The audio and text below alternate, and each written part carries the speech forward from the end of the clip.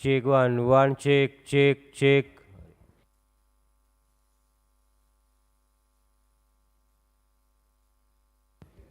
Check, check, one, check.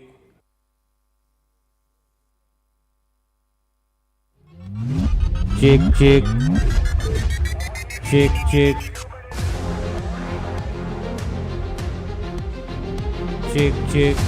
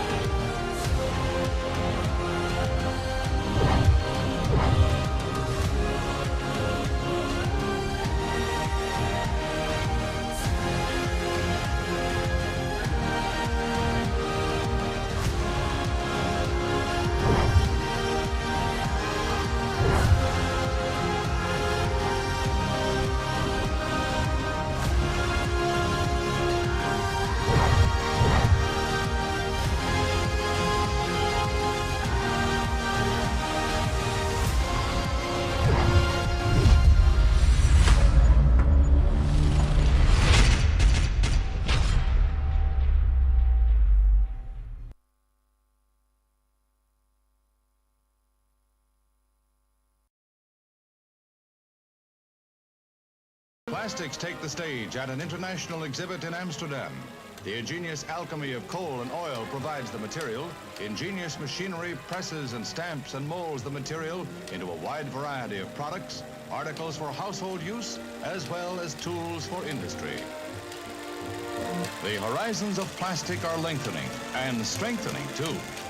In the world of tomorrow, plastics will certainly call the tune.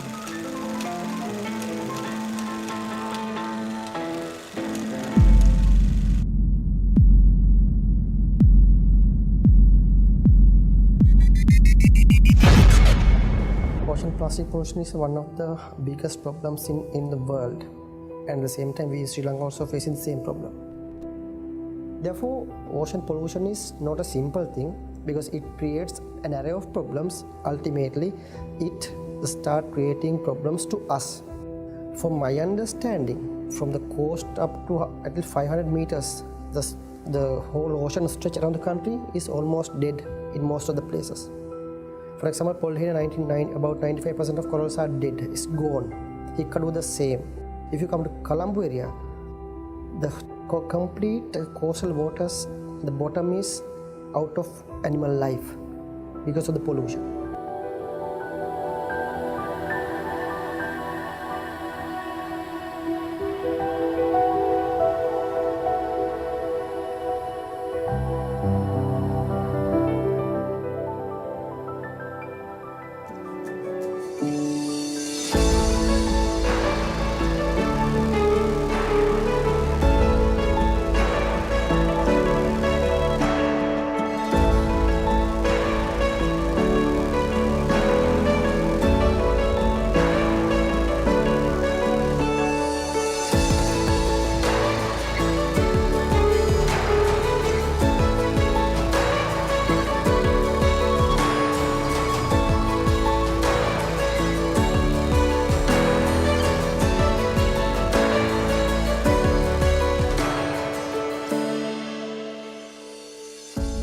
Every day, we'll collect the massive amount of plastic waste from the beachfront by their morning routines or day-to-day beach cleaning programs. The collected plastic waste we brought up here to our plastic recycling project. In here, the plastic recycling project, we sort, we clean, and we process these plastic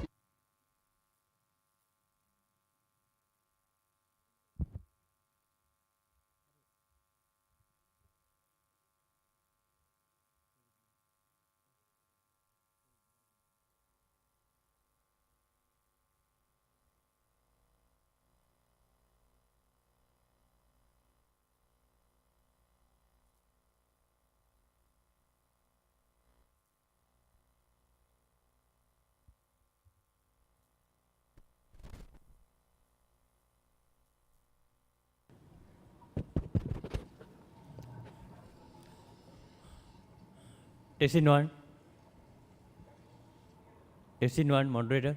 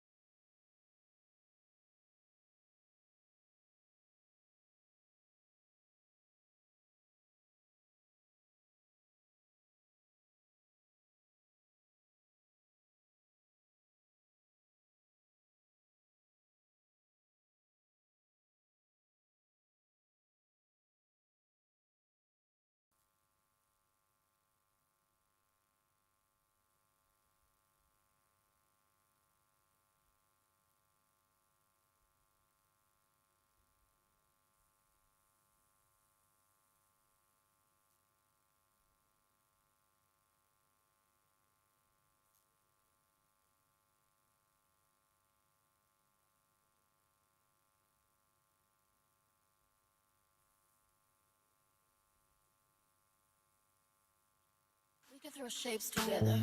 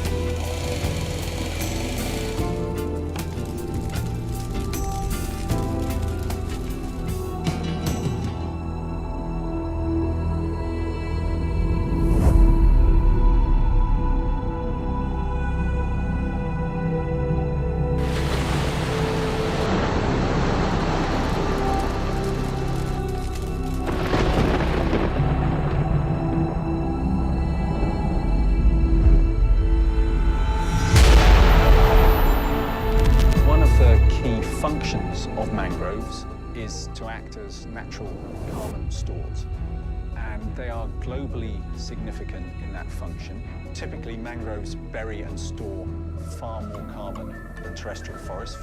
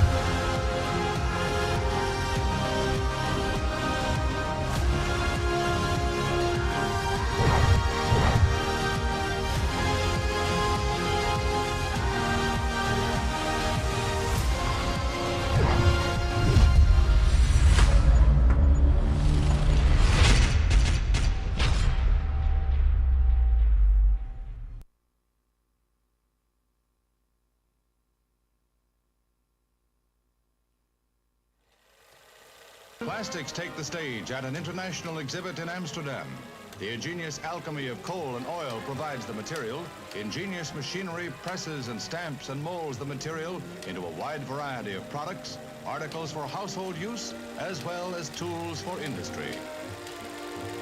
The horizons of plastic are lengthening and strengthening too. In the world of tomorrow, plastics will certainly call the tune.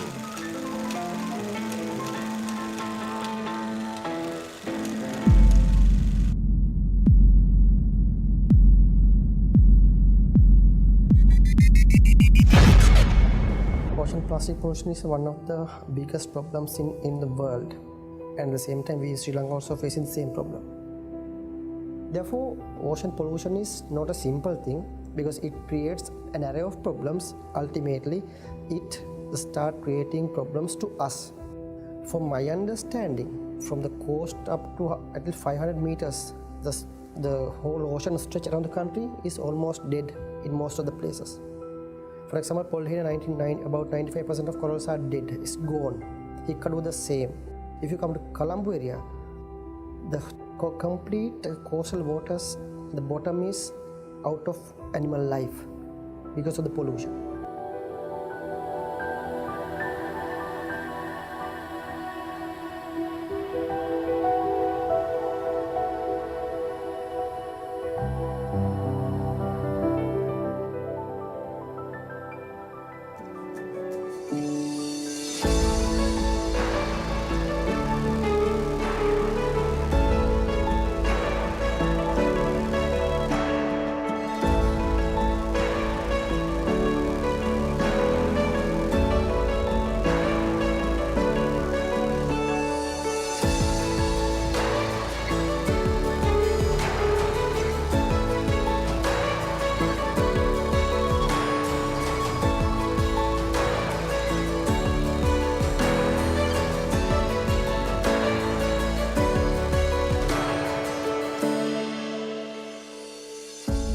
Every day, we'll collect the massive amount of plastic waste from the beachfront by their morning routines or day-to-day beach cleaning programs.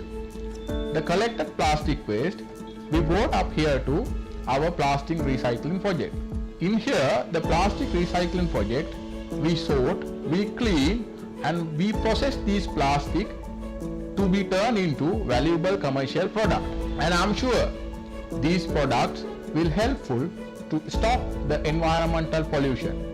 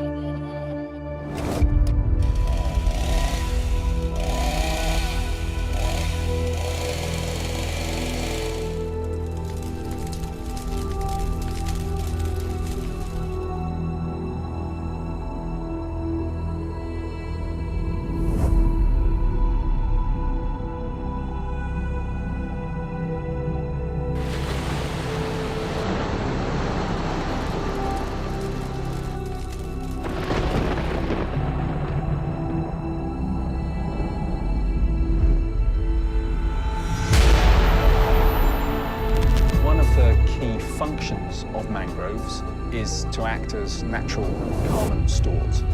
And they are globally significant in that function. Typically, mangroves bury and store far more carbon than terrestrial forests.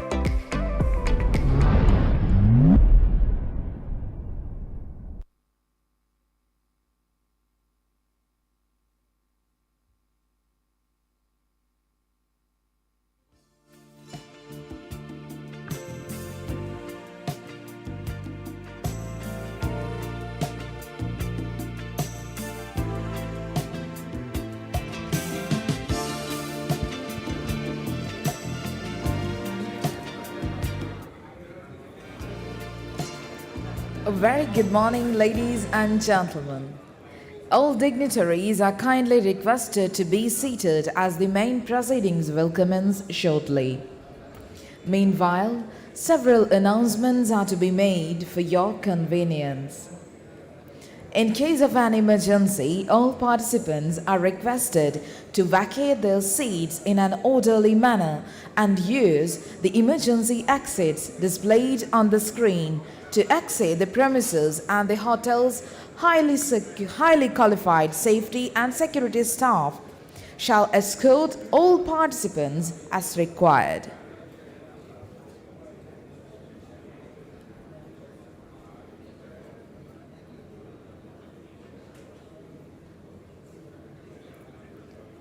If you wish to raise a question at the end of each session, please hold the top section of your identity card on top of the media box as shown on the screen. If you wish to raise a question at the end of each session, please hold the top section of your identity card on top of the media box as shown on the screen.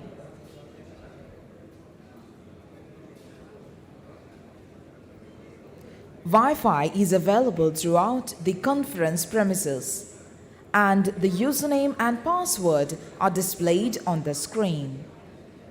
Wi-Fi is available throughout the conference premises, and the username and password are displayed on the screen. Thank you.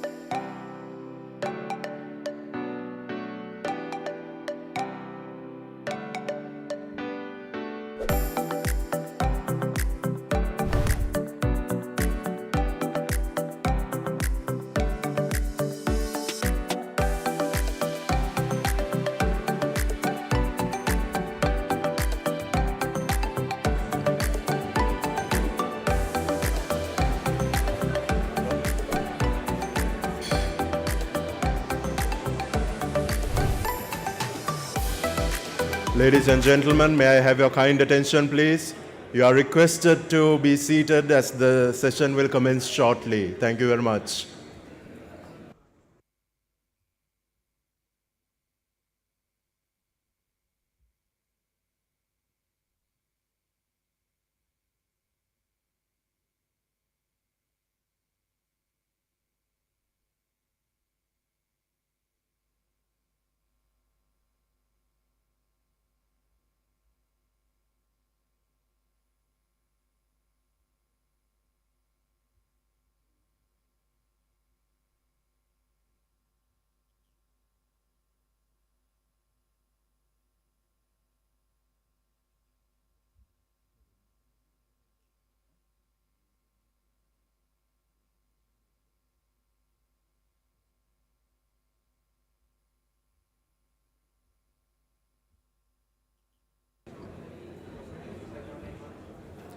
Your Excellencies, distinguished guests, ladies and gentlemen, good morning.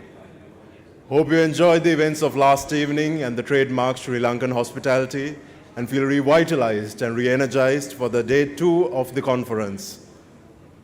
On behalf of the Command of the Sri Lanka Navy, I would like to warmly welcome back all the dignitaries present here for the 3rd session of the Galle Dialogue International Maritime Conference 2023. I'm sure the scholars and the intellectuals who are lined up to speak on the audience today will be enlightening you on the emerging new order on the Indian Ocean. To briefly summarize the events that transpired yesterday, our accomplished panelists and moderators detailed in maritime security concerns as well as maritime synergy to foster blue economy during the first 2 sessions. This session is dedicated to discuss maritime environment protection for collaborative maritime prosperity, and the session will be moderated by Professor Jeffrey Till, and 4 speakers are lined up for this session, which will precede the tea break. Professor Jeffrey Till is a British naval historian and the director of the Corbett Centre for Maritime Policy Studies and emeritus professor of maritime studies in the Defence Studies Department of King's College, London. Beginning a lifelong journey of academia, his first appointments were at the Britannia Royal Naval College, Dartmouth, and the Department of System Science at the City University, London. Subsequently, he moved to the Joint Services Command and Staff College, where he served as the Dean of Academic Studies, a position he held concurrently with his King's College London chair and headship of the Department of Defence Studies until September 2006. Where he received a fellowship of King's College London. He also has been a visiting professor at many defense universities and academic establishments. He has written extensively on maritime history and strategy. Notably, Professor Till was appointed the Officer of the Order of British Empire in 2023, New Year Honours for service to defense. With great pleasure, let me now invite Professor Jeffrey Till to take the seat as the moderator and also request the 4 distinguished speakers, Rear Admiral Pradeep Ratnayaka, Director General Operations of Sri Lanka Navy, Rear Admiral Khurshid Alam, Bangladesh Navy retired, Secretary, Head of Maritime Affairs Unit, Ministry of Foreign Affairs of Bangladesh, Ms. Sarah Lou Ariola, Regional Director of International Organization for Migration for the South Asia and Pacific, Admiral Pial De Silva, Sri Lanka Navy retired, former commander of the Sri Lanka Navy and former ambassador for Sri Lanka to Afghanistan, to take their seats beside the moderator. So please. Ladies and gentlemen, please give them a round of applause.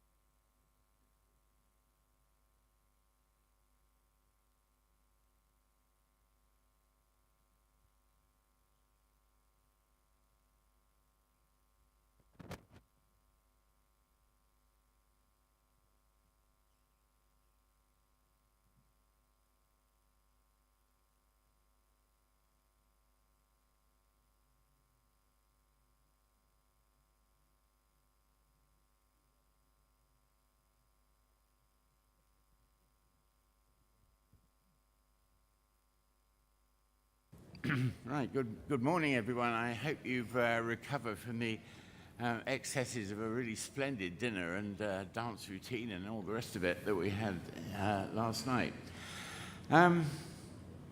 You've heard enough from me already, but I just can't resist making a few points just before we start. I read this morning that there's a report from the International Maritime Bureau talking about worrying increase in piracy in the Gulf of Guinea and some signs that the same might be happening in the Straits of Singapore. On top of that, there's apparently a dark tanker stuffed with Russian oil that nobody quite knows who owns, adrift in waters just off Indonesia. And also this morning, there's been a report showing that the nitrogen oxide emissions from even modern merchant ships is a lot higher than anybody thought. I'm sure there's other stuff as well that's come out this morning, but it shows just how topical maritime security actually is, and also how very diverse. I mean, it operates at 3 different levels. There's safety, where you're dealing with inanimate threats like pandemics and climate change and things like that. There's maritime security proper, where we're dealing with maritime crime and in some cases negligence at sea and that kind of thing. And then there's the top level, defense, where you're defending maritime interests against potentially hostile countries. Now, of course, we're not dealing with that last one, but we are dealing with the first 2. But even when you just narrow it down to something like piracy, it gets very complicated because there's no single solution to a problem like that because it's diverse. It takes different forms in different places. Piracy in the Gulf of Guinea takes a different form from piracy in the Straits of Malacca, which suggests that what we're talking about is important, it's topical, and it's difficult.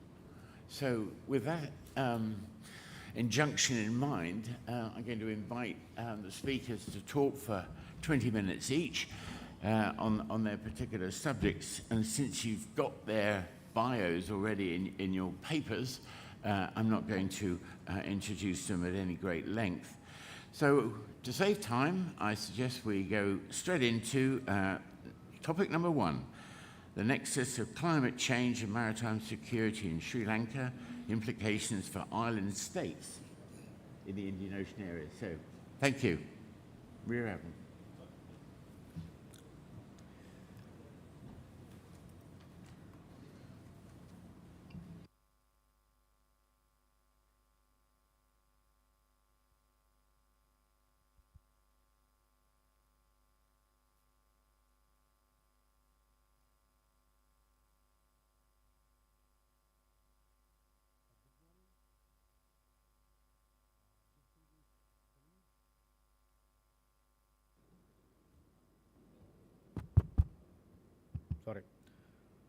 Good morning, distinguished colleagues, chiefs of navies, prominent scholars and attendees. I am Sri Lanka Navy Director General Operations, Rear Admiral Pradeep Ratnayaka, presenting this paper at Galle Dialogue 2023 Maritime Conference is a privilege. Did you know that climate change is changing our globe and island states' security in the Indian Ocean region? Today, I'll discuss the complex relationship between climate change and maritime security in the Indian Ocean region, using Sri Lanka as a case study.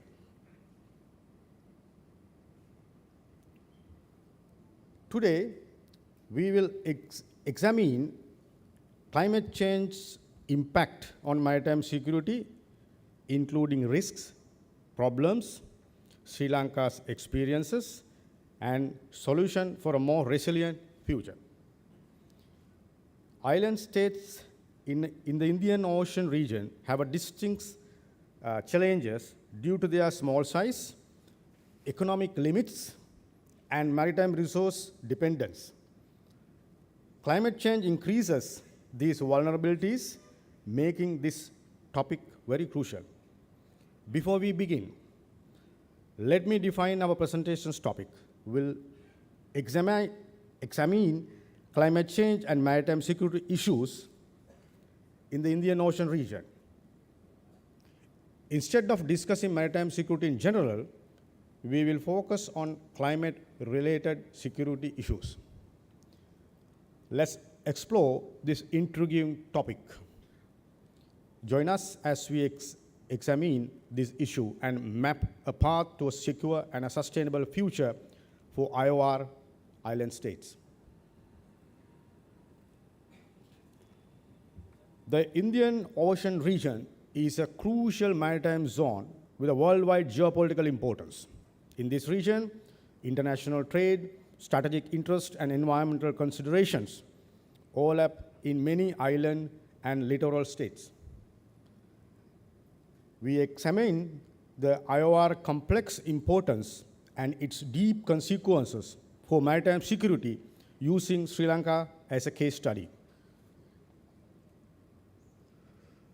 A complicated trade route network links the Middle East, Africa, South Asia, and Southeast Asia in the IOR.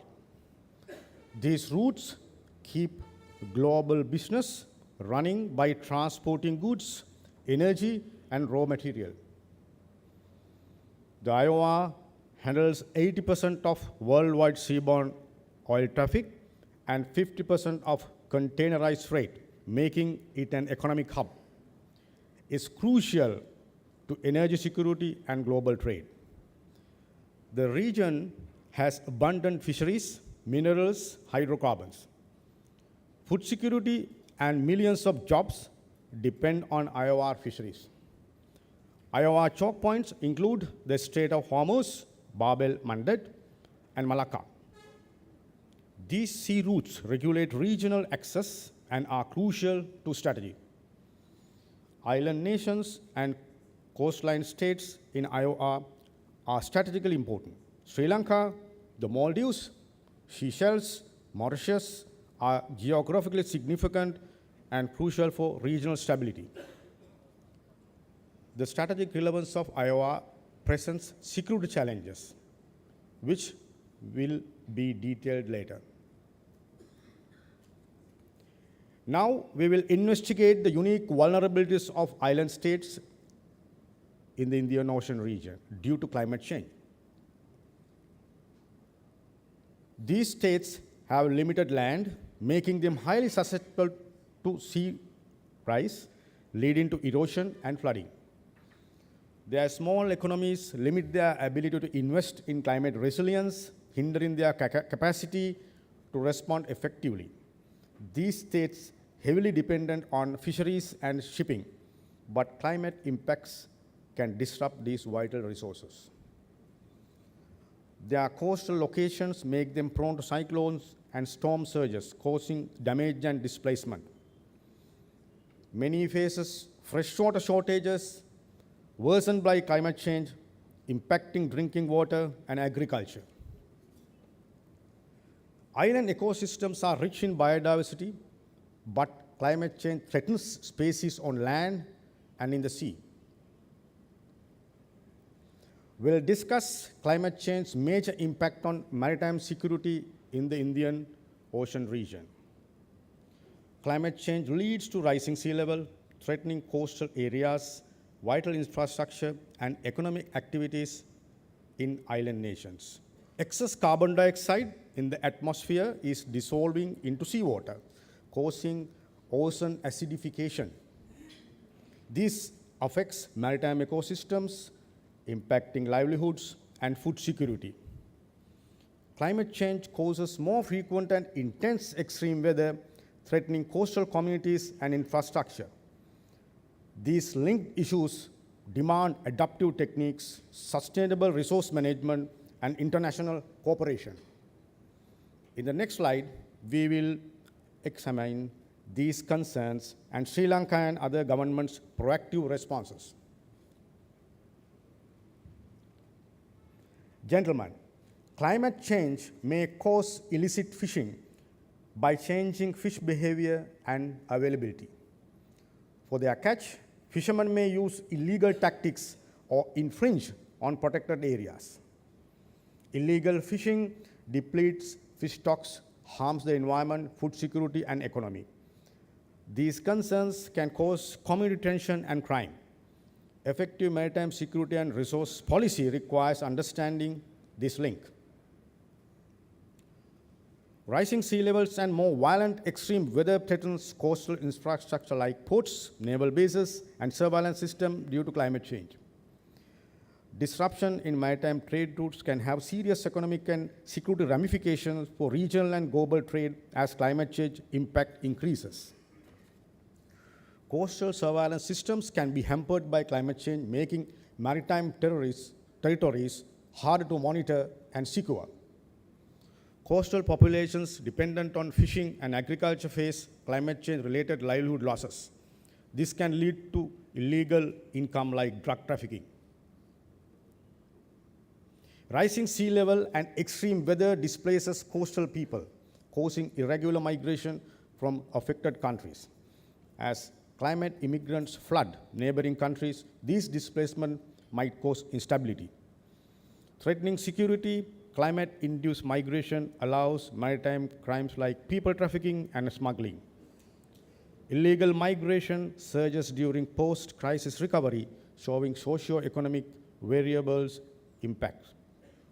Illegal migration increases with climate change, complicating the maritime security.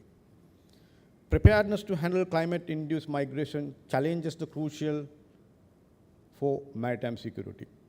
International organizations and neighboring states must work together to balance maritime security and humanitarian requirements. Rising seas are encroaching on coastal areas, causing territorial disputes between neighbors.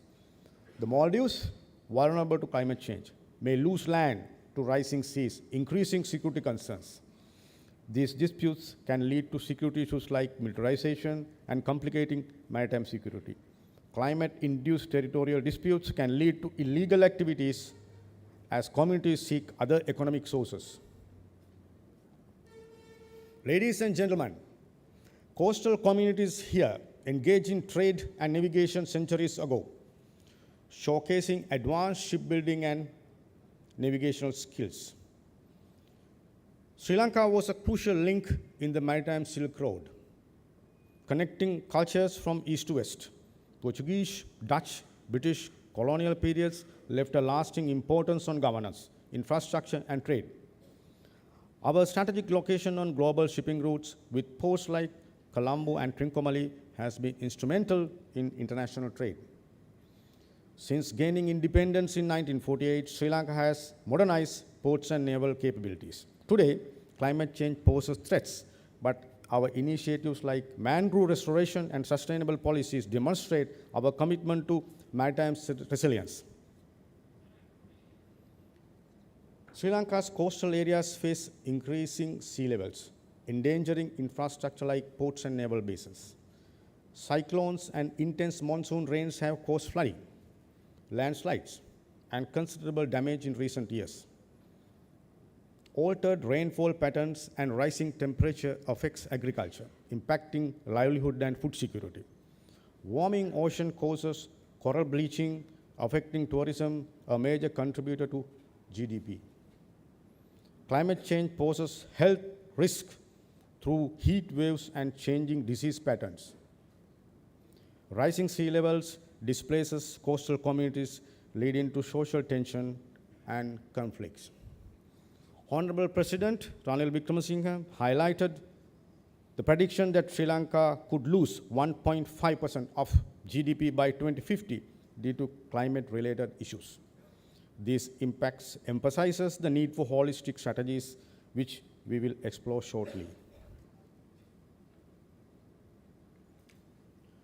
Let's take a closer look at Sri Lanka's climate action efforts.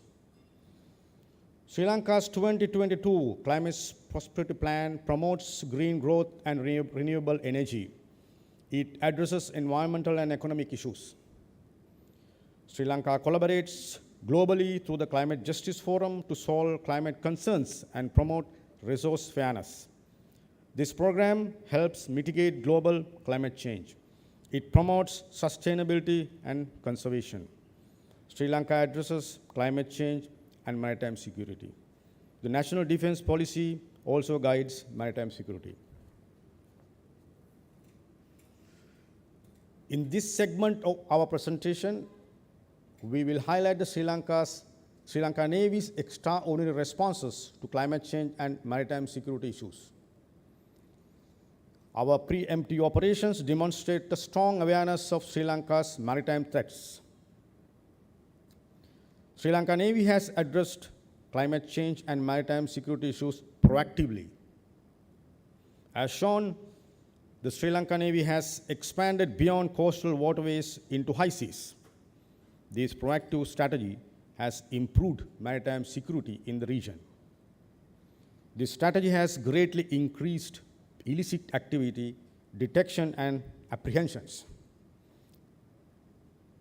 In 321 interceptions, Sri Lanka Navy has seized 3,867 kilograms of heroin. We also confiscated 1,072 kilograms of ice in 162 cases, among other drugs. These operations disrupted drug trafficking networks and showed Sri Lanka's dedication to fighting transnational maritime crimes. These proactive patrols and surveillance have shown the Sri Lanka Navy's agility and adaptability in addressing climate change and maritime security challenges. How does Sri Lanka Navy handle illicit fishing? Sri Lanka's food and economic security are threatened by illegal fishing. Dynamite, IUU, and forbidden net fishing damage marine habitats and fish populations. Every year, Sri Lanka Navy intercepts hundreds of illegal local fishing boats and IUU bottom trawlers in vulnerable areas. They go beyond legal enforcement to defend coastal livelihood and maritime environment. Climate change has forced irregular migration from Indian Ocean coastal settlements. The Sri Lanka Navy intercepted illegal migrants from 2009 to 2023, and this era, we saw 6,148 illegal migrants were intercepted by the Sri Lanka Navy. Human smuggling increases with climate displacement, threatens maritime security. Ladies and gentlemen, let's review Sri Lanka's coastal resilience measures. Sri Lanka's priority is mangrove regeneration along fragile coastline. Coastal woodlands are magnificent and fight climate change. How? They effectively remove carbon dioxide, reducing greenhouse gas emission. Second, their intricate root systems stabilize soil sediment, protecting critical infrastructure from storm surges and erosion. The Sri Lanka Navy planted 200,000 mangroves in coastal lagoons between 2020 and 2023. Mangrove forests needs monitoring and maintenance, not simply planting. Sri Lanka Navy divers replanted more coral reefs. These efforts expand marine habitat and stabilize climate change affected fish population. Sri Lanka Navy collected 60 tons of trash from 2021 to 2023 while cleaning beaches. These actions avoid coastal erosion, manage waste, recycle, and preserve the ecosystem. Sri Lanka is improving maritime security through training and cooperation. Sri Lanka attends UNODC anti-piracy training. These projects train our Navy to counter piracy, strengthening Sri Lanka's transnational maritime crime defenses. Human trafficking, smuggling are serious. Thus, our sailors get counter-trafficking training. These measures strengthen Sri Lanka's maritime crime responses and human security. Search and contraband training is essential. This training is needed to intercept drugs and weapons. Fighting international maritime crime requires these skills. Search and rescue are priorities in Sri Lanka. This training is crucial for maritime emergencies. Our global alliance help us coordinate maritime rescue. Our sailors are also prepared for humanitarian and catastrophe help. This training helps Sri Lanka Navy respond swiftly and effectively to coastal natural disasters and emergencies, improving maritime security and resilience. Finally, our plan requires multinational naval exercises. Naval cooperation and interoperability should increase. Sri Lanka's participation improves maritime security and regional partnerships. Comprehensive foreign agency capacity building strengthens Sri Lanka's maritime security. Training its naval forces boosts Sri Lanka's maritime defenses and regional security. Ladies and gentlemen, let's get to the core element of strengthening the Indian Ocean region. These solutions address climate change, maritime security issues. We recommend regional cooperation first, enhance Indian Ocean Rim Association partnership. We can seamlessly share essential information and build regional response to our new security problems. The second suggestion urges Indian Ocean governments to strengthen data exchange, research collaboration. Together we can identify our region's weaknesses and improve strategies and policies. Our third suggestion is to integrate climate change and maritime security into national and regional policies. We must address the interrelated issues holistically. Our next suggestion emphasizes community-based adaptation. Local participation in adaptation strategy, creation and execution improves resilience and social cohesion. Fifth, we recommend sustainable fishing and stringent control. Indian Ocean region state must cooperate for marine biodiversity and food security. Sixth, prioritize renewable energy and strengthen the maritime security. The seventh recommendation is to build strong infrastructure to withstand rising sea levels and bad weather. The Maldives Hulumale reclamation highlights the significance of innovative infrastructure. Our eighth suggestion is to strengthen integrated coastal management to address climate change, environmental and socio-economic implications. Addressing coastal management deficiencies and local engagement are essential. These suggestions help Indian Ocean region, its vulnerable states, to become safer and stronger. Finally, I would like to say, in the vast expanse of Indian Ocean, let us chart a course of resilience and cooperation. Whether waves of climate change meet the shores of maritime security for a sustainable future. Thank you very much for listening.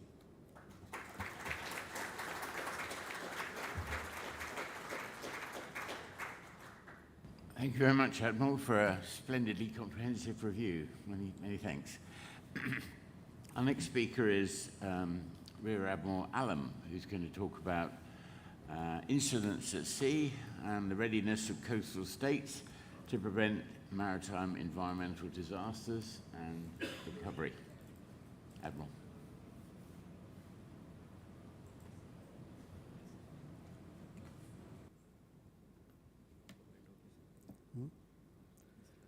This one, okay. Thank you. Good morning, respected moderator, Professor Jeffrey Till, who was my teacher in Greenwich in 1982, and the commander of the Sri Lankan Navy, chiefs of the other navies, admirals, other senior officials of the Sri Lankan Navy and navies from all other countries present here today, Excellencies, ladies and gentlemen, good morning to you all and welcome to my presentations today at Incidents at Sea, the readiness of coastal states to prevent maritime environmental disasters and post-recovery. Well, this is one of the probably common topics, but topics relates to an area where yesterday we discussed about the global commons. You know, in most of the global commons, nobody looks after what is happening, and the sea is not an exception. 71% of the earth is water, and there, managing the environmental disasters is definitely a difficult task. If we can look at this slide, even in the sky, where it is a global commons also, there are more than 500,000 satellites are roaming around, and nobody knows when the junk will come down and how it's going to affect the earth itself. The sea actually contains the 97% of the water of the world. And it also produces 50 to 80% of the oxygen. It captures 30 to 70% of the carbon dioxide globally, and also absorbs 90% of the heat. It says without the sea, life on earth would cease to exist. So that means sea is, no doubt, is very important to us, but less we realize that in the very beginning. The maritime environment is a complex environment here. The temperature and pressure, always temperature goes down and the pressure increases as you go down in the sea. And you know, only there are 2% of fresh water in the glaciers and 1% fresh water in the 29% of the land we have. So there is a complex, interaction between the seas, oceans, and the land itself, which we need to appreciate before going into this. If you look at this one, there are 118,000 ships all over the world. You can see starting from Malacca Strait, passing through all the white dots are ships, passing near the Colombo. Some of them, of course, are going to Bangladesh as well. And then some of them are going straight, others are going to Hormuz, and from Hormuz to Bab el-Mandeb. And of course, from the Red Sea, passing through the Suez Canal, is going to the Mediterranean Sea, and then of course is onward passes to the Atlantic. So the ships actually carry almost 11 billion deadweight tonnage of cargo every year. So that's a huge amount of cargo. Without this, it would have been difficult for us to carry out this trade and commerce between and among the countries which we are doing now. And in the process, as we have seen, we carry fuel, and there are problems. There are mother vessels carrying almost 24,000 of container ships. And also, there is a ship carrying the other ships, And these are probably one of the important causes of the disasters at sea. And in the past, we have seen this sort of oil spill, either because of collision, weather conditions, and others. And these are very common these days, and it also affected a lot of the sea creatures and other animals. So environmental impact of the maritime incidents. Yes, oil spills, we all know, they are very notorious, and it has affected ecology of the seas as a whole. Toxic chemicals and hazardous materials also can have long-lasting and devastating effects on the environment. The destruction of coral reefs, pollution of beaches, and the fishing industries, and also the socio-economic consequences. Lot of biodiversity, habitat destruction, and also severity and duration of the environmental impacts depend, of course, on the factors like spill size, location, and of course the response efficiency. There are ships everywhere, we simply can't probably avoid the ships out at sea or in the harbor or near the coastal waters, especially like country like Sri Lanka. So there is always risk about the maritime safety. So maritime safety, when you talk about, it encompasses the whole range of practice, including ship design, navigation procedure, crew training, which should be aimed at reducing the likelihood of incidents at sea. Of course, primarily the responsibility comes to flag state, who actually prepares the ship. And also the risk assessment of the potential hazards should be a continuous process, vulnerabilities, and helping to identify what safety measures we could take. ISM, International Safety Management Code, do help us in some way, but basically there are risk assessment models as well. A proactive approach to maritime safety is crucial to prevent incidents with lessons learned from the past accidents, including safety measures in inclusion. Environmental risk assessment in the maritime context evaluates the potential impacts of incidents. It considers factors like oil spill location, volume, types of pollutant, sensitivity of the environment, EIA and hazard identification risk assessment help in estimating the likelihood and consequences of environmental incidents. Environmental risk assessment guide, of course, provide development of the response plans as well.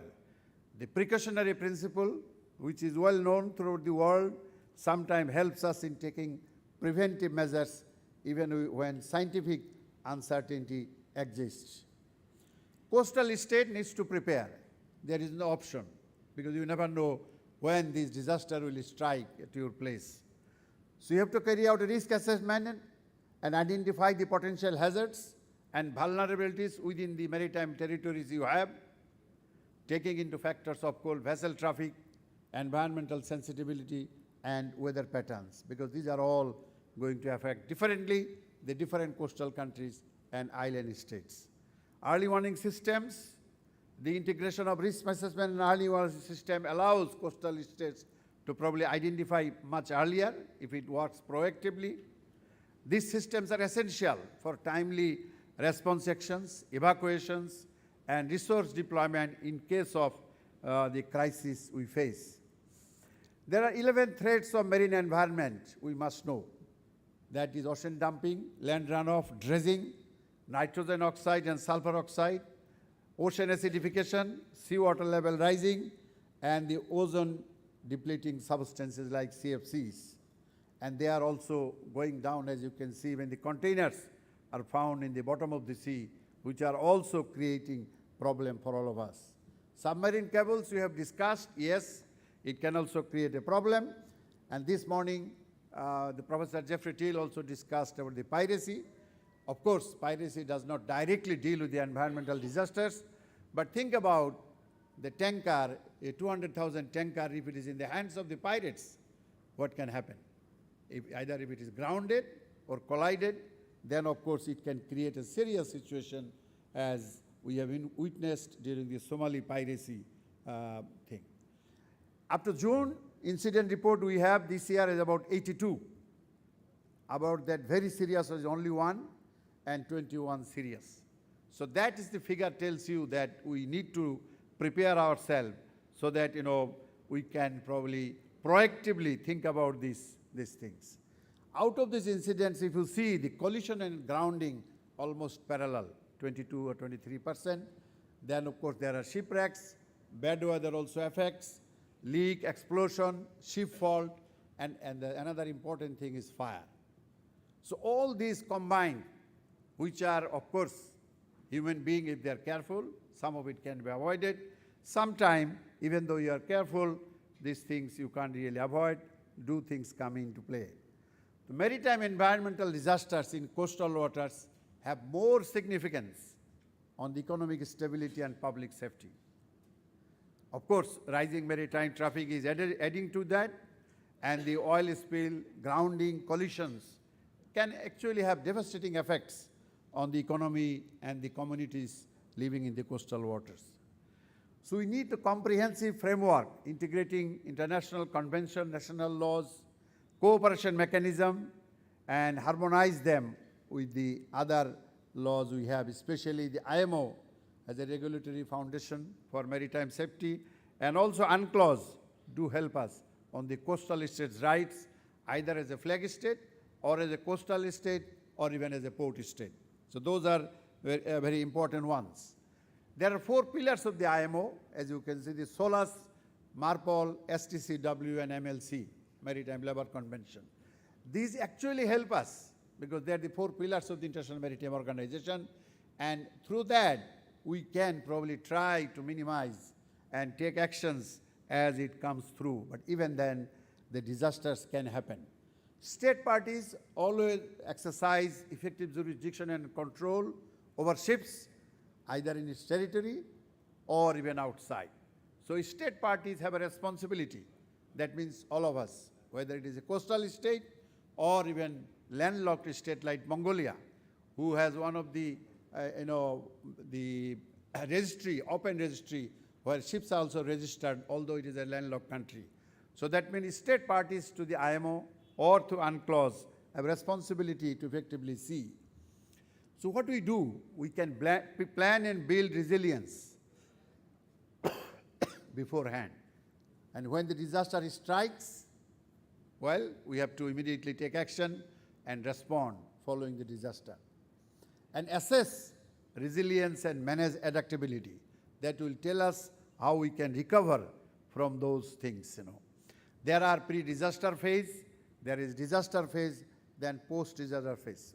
What you do, these things are available, more or less all coastal countries will do that, but I'm not going in detail just to tell you because of lack of time, but I can tell you that these are the factors we in the Navy as well as in the Merchant Navy on the ports and the coastal areas, we do have pretty good idea about this, what is to be done, what time it is to be done, and how do we recover from this.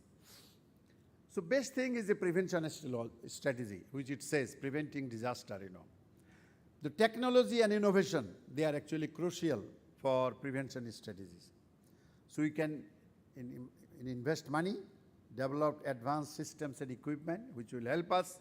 Remote sensing technology can also help us, drones and satellites for real-time surveillance in the maritime areas.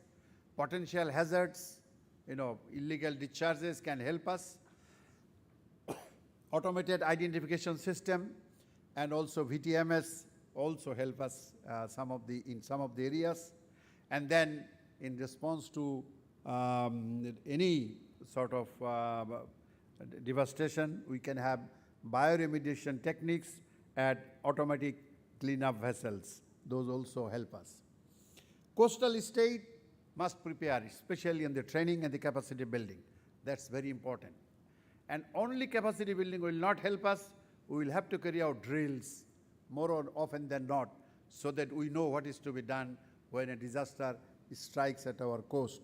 Capacity building projects are designed to develop expertise in incident command, environmental impact assessment, and use of response equipment. And that is a continuous process we must do. International collaboration and information sharing, that is another aspect which we must. Like sea, you cannot control.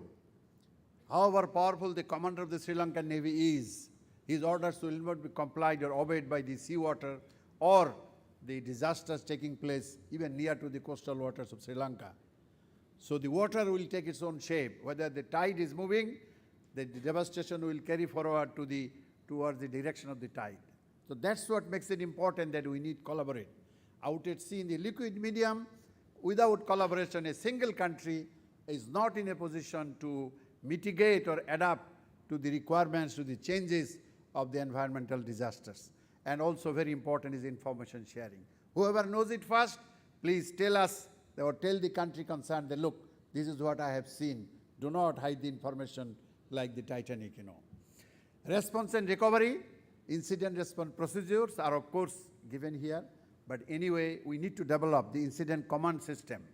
That's very often we don't take this very seriously, but otherwise when the disaster strikes, it is difficult for any coastal country to look back and see things to be done, We also need to carry out EIA, Environmental Impact Assessment. And that is also important when a disaster has stricken. We must find out what should be the EIA, that is the assessment of the environment as a whole. And that actually tell you how much you should do right now and how much you should leave it for the later stage for the recovery plan and everything else. Search and rescue operations, yes, that's also important to help us, and also satellite-based tracking enhances efficiency in this respect if we can have. Pre-positioned equipment, command structure, specialized teams we need, and especially for the hazardous substance moving. If it's moving in the Indian Ocean, this hardly we can have these means to know. There are only 2 IFC fusion centers, one in Singapore, one in Delhi. Only they know if there is a ship carrying hazardous substance entering the Indian Ocean, either from Malacca or from the Bab el Mandeb side. Other countries we do not know. So until and unless we get this information from these 2 countries on a mutually acceptable basis, it's very difficult to find out that the hazardous ships are moving here. Response strategies and techniques also vary depending on the environmental damage it has caused. You need specialized equipment, for this type of things, and also humanitarian assistance is also required. Environmental protection and restoration is a very difficult task. It needs data collection, impact evaluation, prioritizing the interventions, assessments, habitat restoration plans, and ecosystem resilience, and everything else.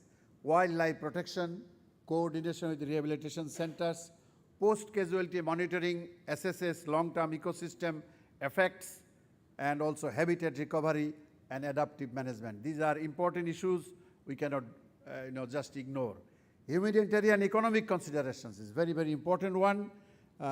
We must need to carry out impacts on fisheries, tourism, infrastructure for the targeted recovery in time. Food, water, psychological assistance. Yes, that's another area which we must look into.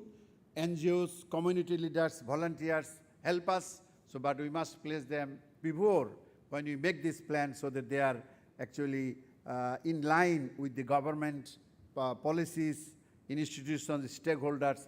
They try to help in a holistic manner, that's important. Sendai framework, yes, is one of the disaster management framework which can also help us in the long way. Ecological impact, that's another very important area. We take long time to find out what is ecological impact because it is underwater, how the biodiversity is affected, that's what is ecological impact. If we do not look into this ecological impact, then there are of course serious implications on us. Like, if our rivers and the seas gets actually polluted, we can produce fish, but that will not be the fish worth eating. And there are also long-term consequences of this one, both ecosystems, biodiversity, and other aspects. So we would also look into the long-term systems. Response and recovery, there is a provision for compensation and liability. Of course, in the International Convention on Civil Liability for bunker oil pollution damage, and also there are other international conventions about which the team in the country, the headquarters in the country must be aware of, because there are procedures you simply can't apply and get these things done. Challenges, of course, there are technical or technological limitations for all of us, especially for the developing countries like us, but we must try to make it up as much as possible, because when the disasters comes, nobody is ready to come with oil booms or speakers or dispersion to help us, right at that time. It will take time. So initial actions you got to take, that is what is important. And that's why awareness among the people and public is important. But unfortunately, you see, we in the naval community, we see what is happening out at sea if you look at this one. But this figure, that how many ships are operating out at sea, why they are operating, whether they are research ships, they are fishing ships, they are merchant ships, or they are, there are rigs for oil and other things. It is very difficult to make this figure understand to our political masters, because they hardly visit the sea areas. They are quite, actually busy with the land system and also the governance system and also the democracy and whatever else, and the welfare state and everything else. But to take them to the sea to understand how difficult the situation is probably sometimes very difficult. So let me also say that in the Sustainable Development Goals, if you look at 3-story cake, wedding cakes, the last one, the main base cake is goal 14. That is the water below the sea. That actually is the base of the cake. If the base of the cake is not correct, then you cannot make the second stair, which is society, and then the economy.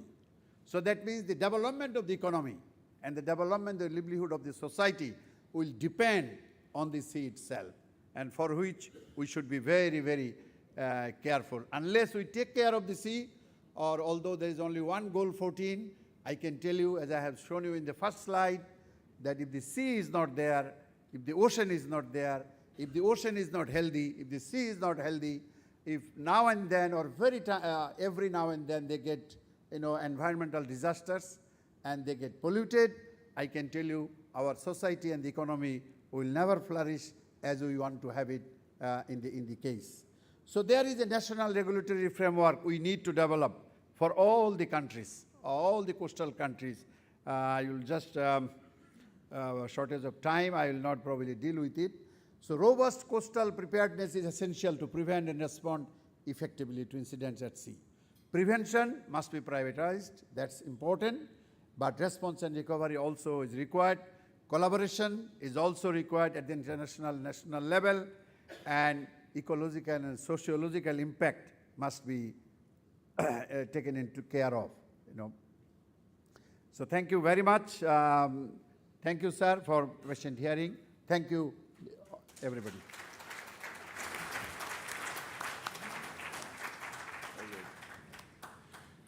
Thank you very much, Admiral. That was another very comprehensive and thought-provoking response.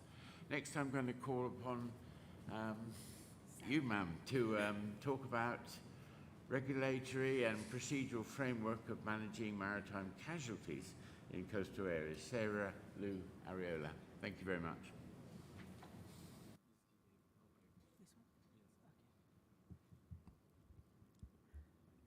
Good morning, Excellencies, ladies and gentlemen, distinguished delegates.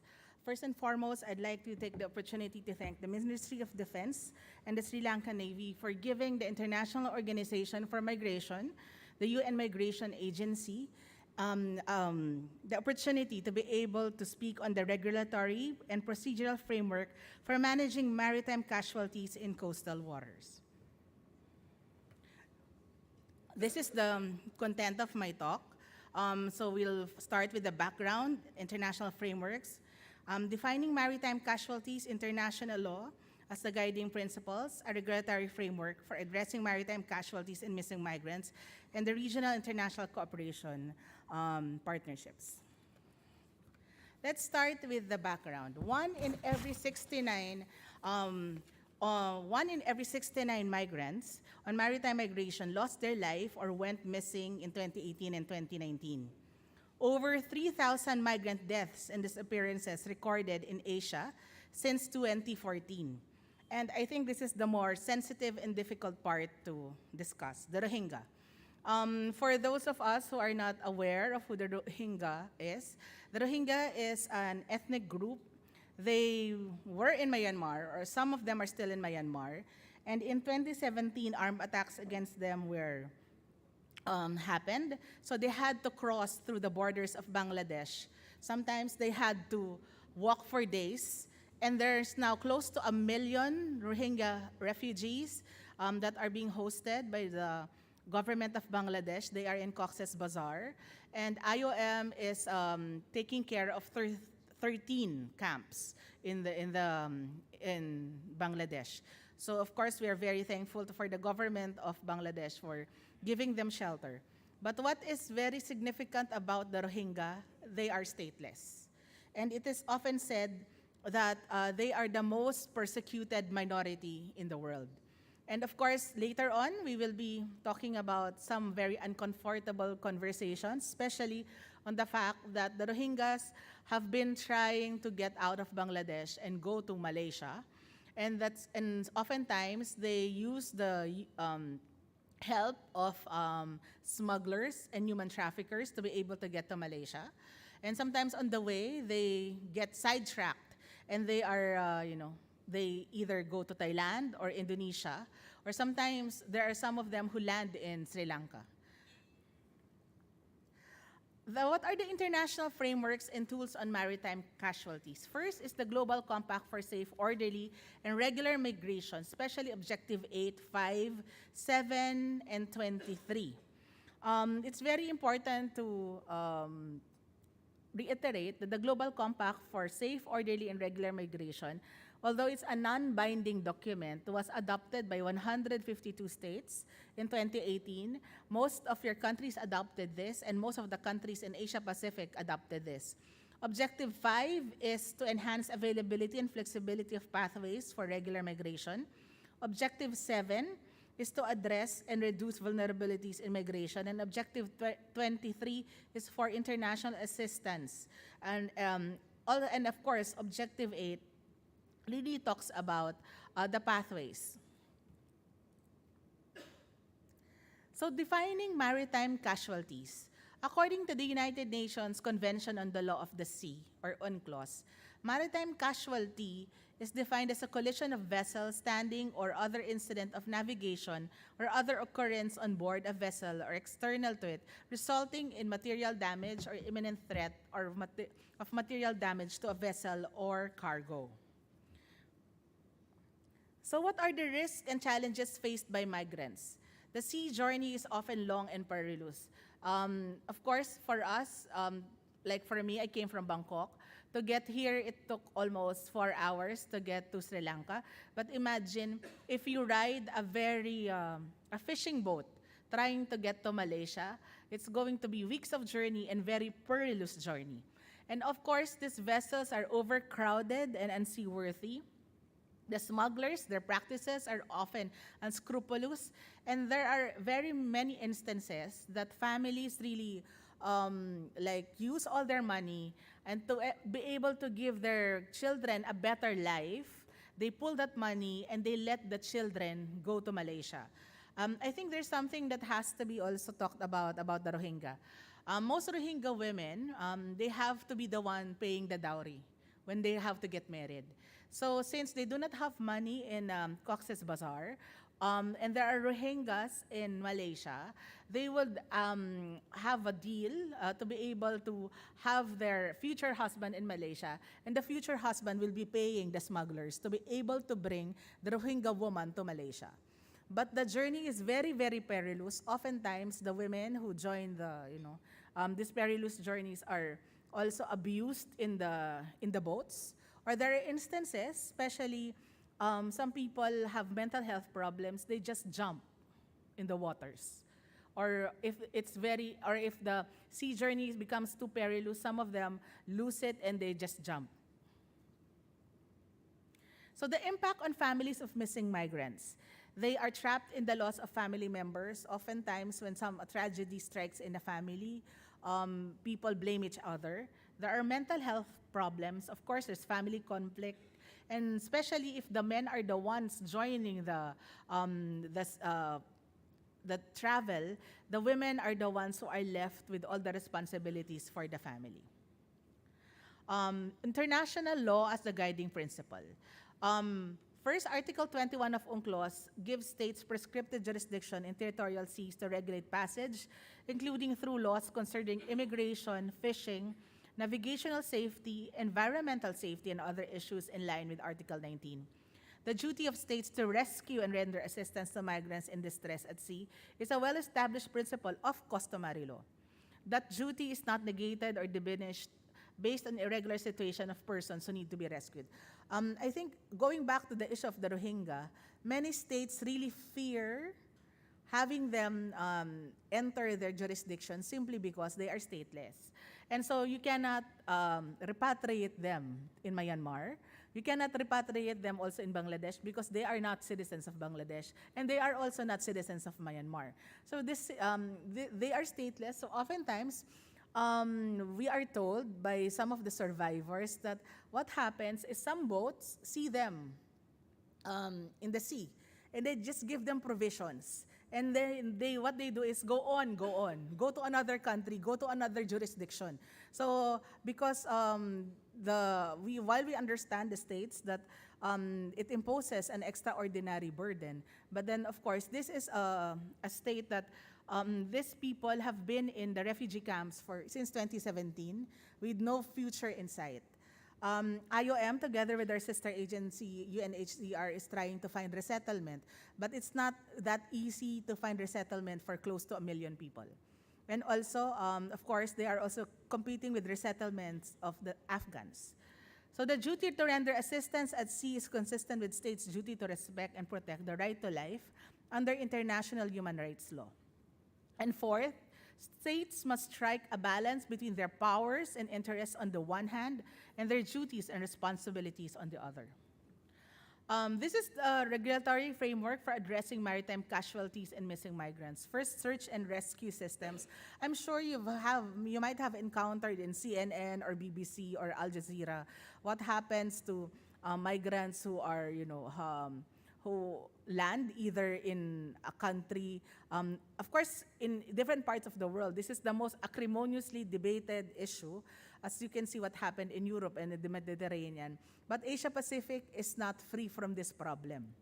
There has to be a coordination at the national and local level. There's transnational participatory coordination mechanisms and the need for the capacity building for state officers. Because to a certain extent, there has to be a clear state policy on how to help migrants in distress at sea.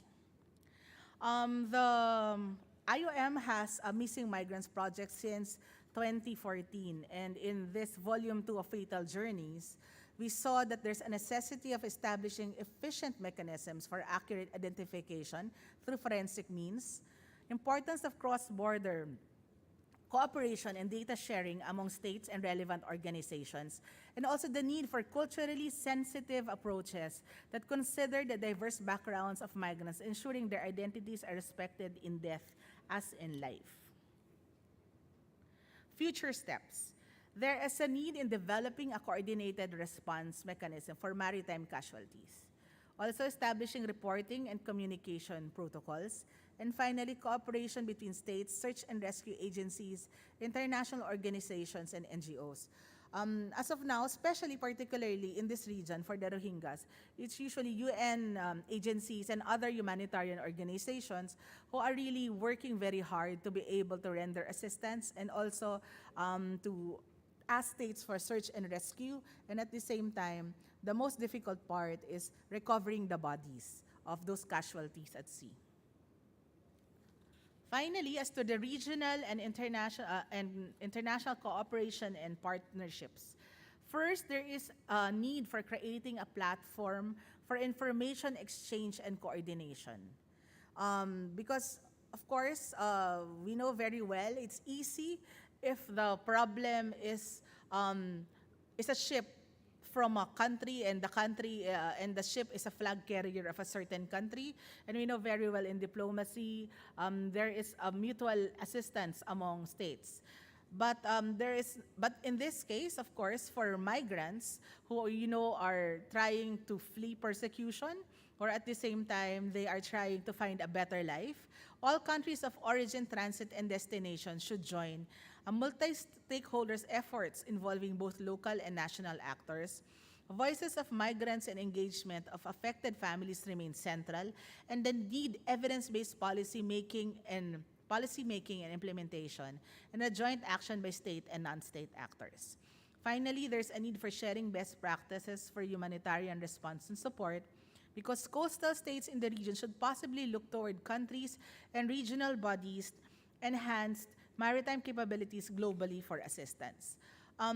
For IOM, and together with their sister agencies in Cox's Bazar, like UNHCR and the World Food Program, this is like something that is very heavy for humanitarian organizations in Cox's Bazar, considering the funding is getting lower, and of course, since the migrants, since the Rohingya are not allowed to also work, they are wholly dependent on aid. And this is also adding to their desperation to get out of the country. Just imagine yourself to be fleeing persecution, and you're in a country where you are confined in just a camp, where you cannot study or you cannot work, and also you don't see a future ahead of you. And that's why that desperation, and there are more and more and more boats that are leaving Bangladesh, trying to go somewhere else, because for them, the journey is worth the risk to be able to find a better life. And of course, at the end of the day, we very much rely on the states, the cooperation of states, and especially the arm of the states is really their Navy. And I'd like to end this speech by a quote from George Anderson about the Navy. The Navy has both a tradition and a future, and we look with pride and confidence in both directions. So with this, ladies and gentlemen, thank you for your time and indulgence.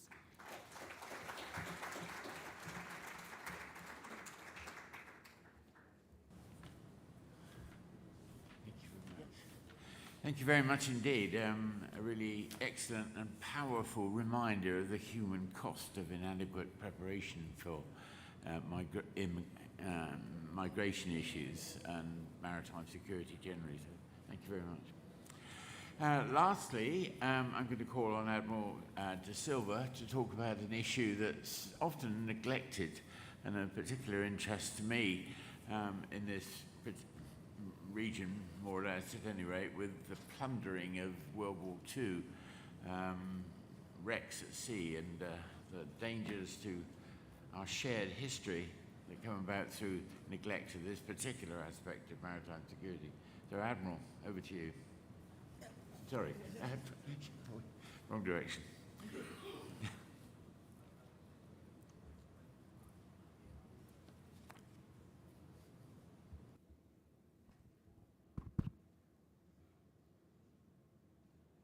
Excellencies, distinguished participants, ladies and gentlemen, good morning to all of you. I thank Commander of the Navy, Vice Admiral Priyantha Pereira, and organizing committee of Galle Dialogue for inviting me to attend this important event and deliver presentation on shared prosperity through preserving and protecting underwater maritime heritage, a topic befitting the theme of this year's conference. I must tell you at the outset that I am going to use a lot of images to signify the values of underwater maritime heritage. Some of the pictures, some of the images are from my own underwater photograph gallery, whilst others were obtained from the internet and the Marine Archaeology Department of Sri Lanka. I hope that the images will speak louder than I do. Well, the world's underwater maritime heritage consists of a vast and diverse array of underwater archaeological sites, ecosystems, shipwrecks, submerged cities, and ports. All across the world, there are notable examples to highlight the rich underwater maritime heritage.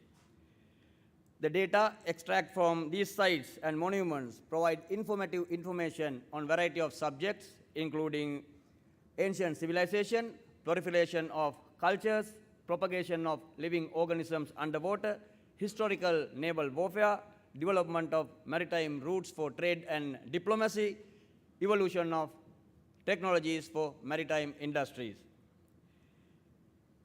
Archaeologists, conservationists, environmentalists, historians, and scientists all try to preserve and protect these underwater sites and monuments for the future generation while engaging in further research on them. Shipwrecks are probably the most well-known examples of the underwater maritime heritage.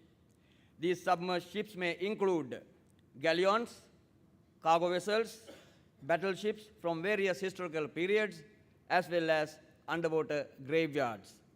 Examples such as the oldest shipwreck, which is believed to be constructed in 3rd century BC, recovered of Kyrenia in Cyprus, 2,200 years old ship Dokos of Turkey, 2nd century BC ship discovered from Godavaya, Sri Lanka, late Bronze Age ship Uluvaran discovered from Mediterranean Sea, the world's best preserved ship on land, Vasa in Sweden, 16th century Royal Navy flagship Mary Ross in England, early 20th century cruise ship Titanic, and 108 years old yacht Endurance discovered from Antarctica. Rising sea levels and geological shifts due to natural disasters have caused entire landscape, including towns, cemeteries, and infrastructure to be inundated. Two noteworthy examples are the drowned Greek city of Pelvopetri and the ancient Egyptian metropolis Alexandria. These underwater cultural landscapes reveal details about former civilizations. Miscellaneous societies have used sinkholes, caves, canopies, and tunnels as burial grounds, freshwater sources, and places for religious rituals. These underwater sites frequently contain both human remains and antiques in excellent condition. Numerous underwater locations are linked to all trade routes that use shipping to link various parts of the world, such as Silk Road and ancient Dutch trade routes. The coral reefs are one of the most important and diversified ecosystems in the world and an important aspect of life evolution on the earth. These reefs have evolved over thousands of years, represent a distinctive ecological legacy. They serve as nurseries and breeding grounds for numerous fish species as well as housing for a vast diversity of marine animals. Since coral reefs are so diverse, they are frequently referred to as rainforests of the ocean.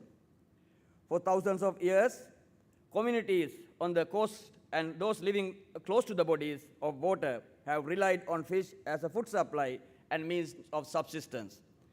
A component of underwater legacy includes the history of fishing methods, equipment, and customs. Fish has played a key role in many different civilizations and culinary traditions throughout the world. The evolution of cultures and their integration with aquatic environment can be better understood by understanding these historical features. Corals, fish, and many other aquatic resources coexist with underwater sites all over the world. Some nations have built underwater museums to display their maritime heritage by placing underwater sculptures and art installations in areas where people can dive and see them. Mexico's underwater museum at Cancun is an example. The Sri Lanka Navy also established 2 underwater museums in Trincomalee and Galle. The main attraction at the Trincomalee site is a collection of artillery cannons from the colonial era. The majority of scuba divers who travel to Trincomalee choose to dive their first dive at the underwater museum. I had the privilege of taking pictures and videos at the museum about 2 months ago. It was fascinating to see a gun being exhibited has become the habitat to a large size white and black spotted moray eel. It may be a former colonial artillery gunner who continued to perform his duties to keep the armament safe. It is noteworthy to mention that this underwater site has become a very famous dive site for local and foreign divers. Recently, I got a count. On one particular Saturday, over 100 people had come to dive at this site to see the underwater beauty.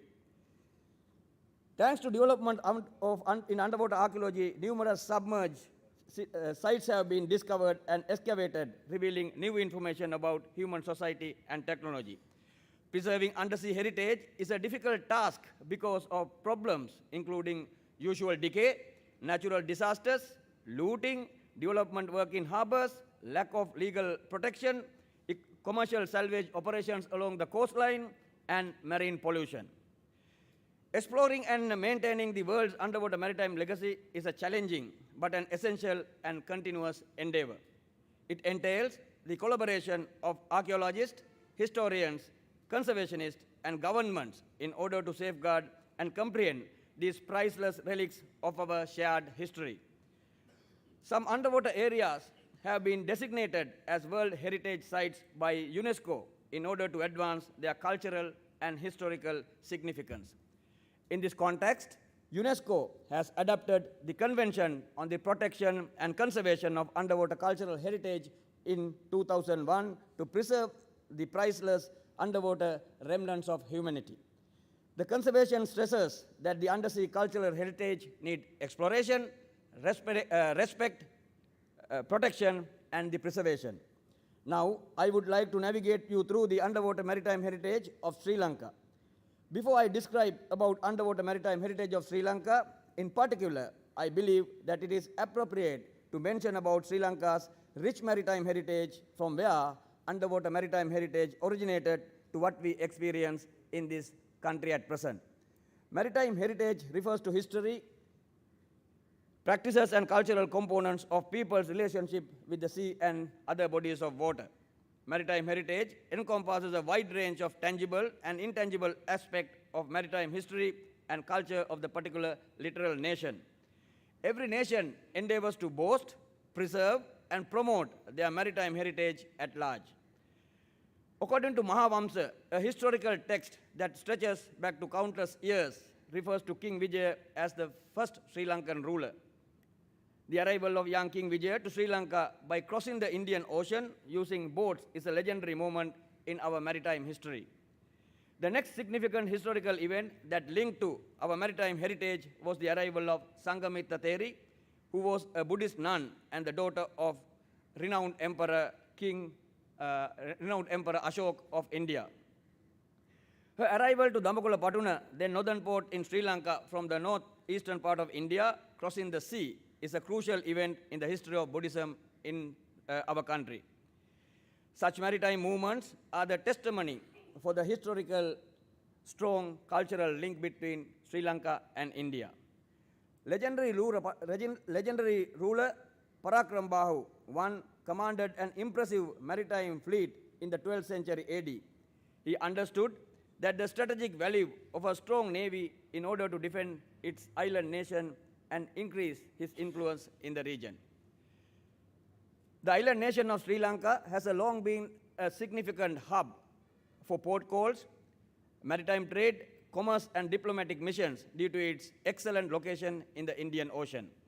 Numerous well-known Chinese travelers to Sri Lanka are mentioned throughout our history. One of the earliest visitors was the Chinese Buddhist monk Fa Hien, who traveled to Sri Lanka between 399 to 412 over the Silk Road to India and then by boat to Sri Lanka in expedition of Buddhist literature. A Chinese expedition was dispatched to Sri Lanka in 1284 by the great Mongolian Emperor Kublai Khan. In this particular expedition, Marco Polo was on board as an agent of the emperor. Admiral Cheng He, the greatest Chinese navigator, visited Sri Lanka with a fleet of 317 vessels and 27,000 sailors in his expedition of Indian Ocean in 1405, around 100 years before the arrival of Portuguese to Sri Lanka. Between 1405 and 1433, Admiral Cheng He has visited Sri Lanka 6 times and became a friend of the country, engaging in trade and diplomacy. Sri Lanka's favorable location has had a tremendous impact on both its maritime history and its geopolitical relevance. Sri Lanka had a variety of natural harbors along the coastline, including Colombo, Galle, Godavaya, Trincomalee, Jaffna, and Mena. For centuries, naval activities, maritime trade, protection of ships from storms have all taken place in these harbors. Construction of fortresses by colonial powers in the proximity of such harbors is a clear testimony for the interest in maritime trade and consolidating security around the ports. A significant stop on the maritime Silk Road in the 2nd century AD was the port at Godavaya in Hambantota district. According to a stone inscription found at the Godavaya temple that dating to the time of King Gajabahu I in the 2nd century, the custom charges gathered at this port must be given to upkeep of the nearby Buddhist monastery Godavaya Vihara. This tax collection took place at the same time as the Palmyrene tax code, which was the first to be implemented in modern-day Syria. Thus, it appears that Godavaya began collection taxes long before any other nation in the world ever had. Unfortunately, we are still struggling to collect our tax in this country. Sri Lanka has a rich undersea legacy that includes submerged archaeological sites, shipwrecks, coral reefs, and marine life. The coastal areas of Sri Lanka are known to be home to a large number of ships that have sunk throughout the history. Because of the good underwater condition, some of these wrecks are in good shape. Another indication of the island's reputation for being strategically located close to important trade routes in the Indian Ocean and its historical connection to different civilizations in terms of trade and culture are the number of shipwrecks that have been discovered over the years. There are 114 recorded shipwrecks around the country. There could be many undetected shipwrecks as well. 38 wrecks are recognized as historical shipwrecks, which are properly protected by the Navy, Coast Guard, and other law enforcement agencies. The Godavaya shipwreck was the oldest known shipwreck found in Sri Lanka. The Godavaya shipwreck is more than 2,300 years old and is thought to have sunk in the 2nd century BC. It was discovered in 2008 by 2 civilian divers engaged in conch shell collection. 26 shipwrecks can be found off Galle Harbour, including sailing vessel Avonster, which was launched in 1659. A thorough investigation of the wrecks in Galle Harbour was conducted by the Marine Archaeology section of the National Cultural Fund in partnership with UNESCO. Renowned Arthur C. Clarke, who was popular as a science fiction writer and futurist, along with two other sport divers, Rodney Jonklers and Mike Wilson, unexpectedly found the silver coin wreck close to the Great Bass's lighthouse in the early 1960s. Another shipwreck essential to be mentioned is HMS Hermes, a Royal Navy aircraft carrier that served during World War I and World War II. This vessel now is resting on the seabed at a depth of 58 meters off Batticaloa in the eastern part of Sri Lanka. Furthermore, the wrecks such as MV Tricolour, MV Conch, SS Perissus, Clark's Barge, MV Peacher, British Sergeant, SS Rangoon, and Tug Nilagiri, etc. are really good dive sites with ample marine biodiversity that benefit both fishery and tourism industry in the country. Sri Lanka is renowned for its coral reef. This submerged history has been present in Sri Lanka for a very long time. Coral reefs are extremely significant ecosystems that have helped both the environment and human societies in Sri Lanka in a variety of ways. For thousands of years, human settlements and the coral reefs surrounding Sri Lanka have coexisted. They have consistently provided resources for tourism, coastal defense, economic development, and food production of the country. Unfortunately, due to natural and human action, most of the famous coral reefs do not exist as they did before. While some of the coral reefs are diminishing, I'm happy to mention that new coral reefs are emerging. The coral reef emerging at Port City Breakwater, and the coral reefs already emerged around the country in the eastern and the northwestern part of the country are some of the examples. Boat construction has a long history in Sri Lanka, both inland and along the shore. A 30-feet long boat recovered from Kuru River in Ratnapura has revealed that boat construction skill in Sri Lanka dates back to 2nd century AD. Wooden fishing boats and catamaran have been constructed by skilled craftsmen for decades. Evidence of rich maritime heritage of Sri Lanka can be observed by visiting the Maritime Museum located in Trincomalee, Galle, Colombo, and Naval Dockyard, Trincomalee. These museums house a number of exhibits to demonstrate our long-spanning underwater maritime heritage. Whether in Sri Lanka or anywhere else in the world, several steps are to be taken to preserve and protect the underwater maritime heritage. These steps include lawmaking and regulation, inventory and documentation, protection and conservation, education and public awareness, research and collaboration, preservation of items, public access and tourism, monitoring and enforcement, international collaboration, finally, the funding and resources, that is the most important aspect. The underwater maritime legacy I have described thus far is a wealth that may be strategically shared for economic development and progress that benefit all members of a society rather than just a select few. Proper utilization of such wealth can underpin living standards of the community while making sure that everyone has access to opportunities in order to minimize income and wealth disparities. A combination of economic, social, and political action is needed to achieve shared prosperity, which is a difficult and complex process. I had the privilege of diving at this particular dive site in Malta about 4 months ago. This dive site is called P29 wreck, which is recently new. I'm happy to mention that the person who initiated the action of deliberately sinking this vessel after its service at this particular location is here with us. He's Mr. Martin Cauchi, who was the former Maltese Navy commander. So he has taken the initiative to sink this vessel at this location. So he gave me the opportunity to go there and dive at the site. So this site is located about 35 meters down the surface, And interestingly, at the bottom of the wreck, the temperature is about 12 to 15 degrees Celsius. So anyone diving there must wear either dry suit or the wet suit to enjoy the underwater beauty. Otherwise, the cold is so severe that diving cannot be carried out.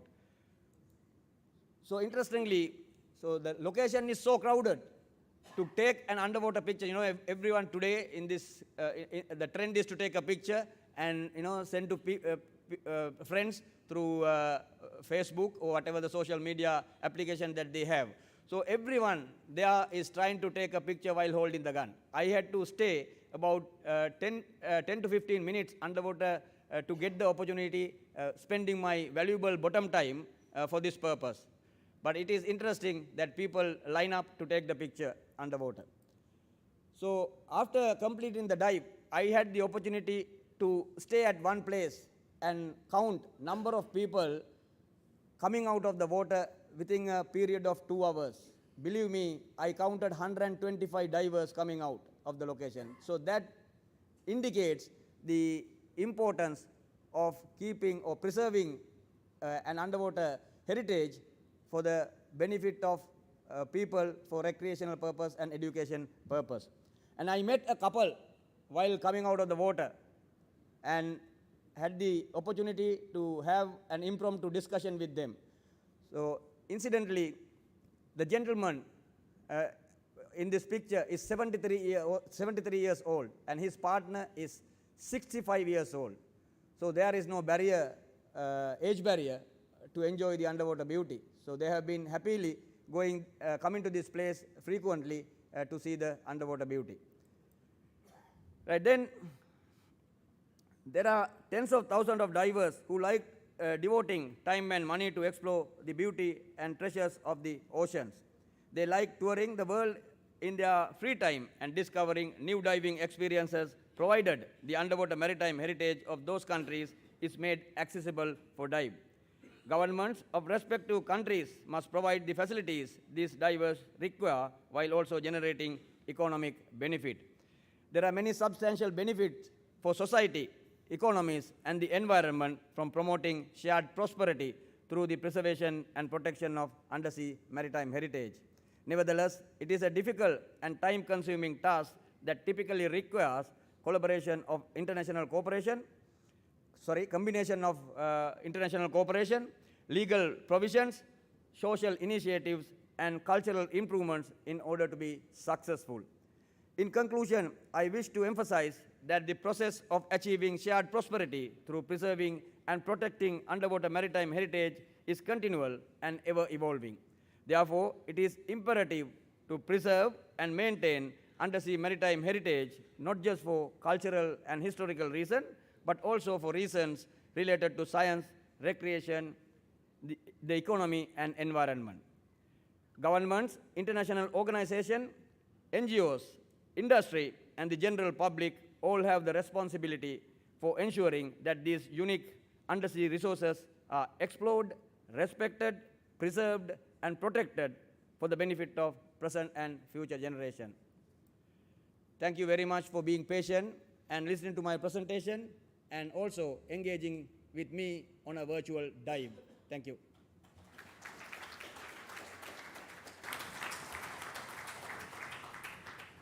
Thank you very much indeed. Some remarkable pictures, I think, in that presentation, so thank you. I must confess to a personal interest in it too, because one of the wrecks you mentioned, HMS Hermes, my father served on that, so yeah, really interesting. An important but often neglected aspect of maritime security. Well, ladies and gentlemen, you've been listened to what I think are 4 really excellent analyses of aspects of maritime security, but it was a deluge of information that you have to process, and probably you need a bit of time to get your thoughts together and formulate a few interesting questions.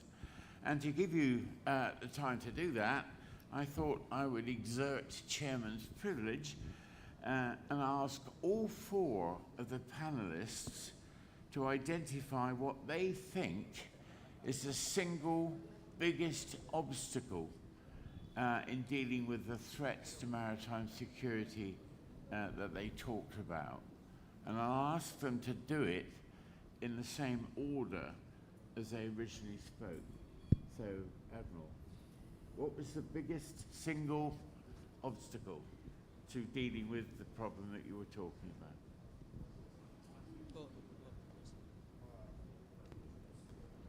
Thank you for the question, sir. I think the single biggest problem for the topic that I was talking about, as per my understanding, is the finance. Whatever we discuss in the forum that we have put forward, and you would have seen these are being debated around the world. And at the same time, the countries like third world countries, I would not say third world, developing countries like us, we always have big plans. But when it comes to implementation, we always find the financial restriction, as we are right now undergoing a lot of difficulties. Even though I put out certain suggestions for the region to implement, it's extremely difficult because of the finance. So who is going to take the lead? So that is what I think is the most single challenge today. Thank you very much. That's an interesting point. Who's going to take the lead? Who's going to pay for it? Admiral. Thank you, sir. Well, I would think that, the connect of the maritime domain awareness between the naval requirement or what is happening at sea and that with the politicians or the decision maker is the main problem of the sea. If we can connect these two groups, the statesmen, the policymakers of a country, with the maritime domain awareness, then of course much of the problem, I would say, that would be resolved in a much better way than what we are in, sir. Thank you, sir. Ma'am. Okay, thank you, sir. While the duty of states to rescue and render assistance to migrants in distress at sea is a well-established principle of customary law, this becomes a challenge, especially when the migrants in distress at sea are stateless or in an irregular status. That's why it's very difficult to prevent casualties at sea.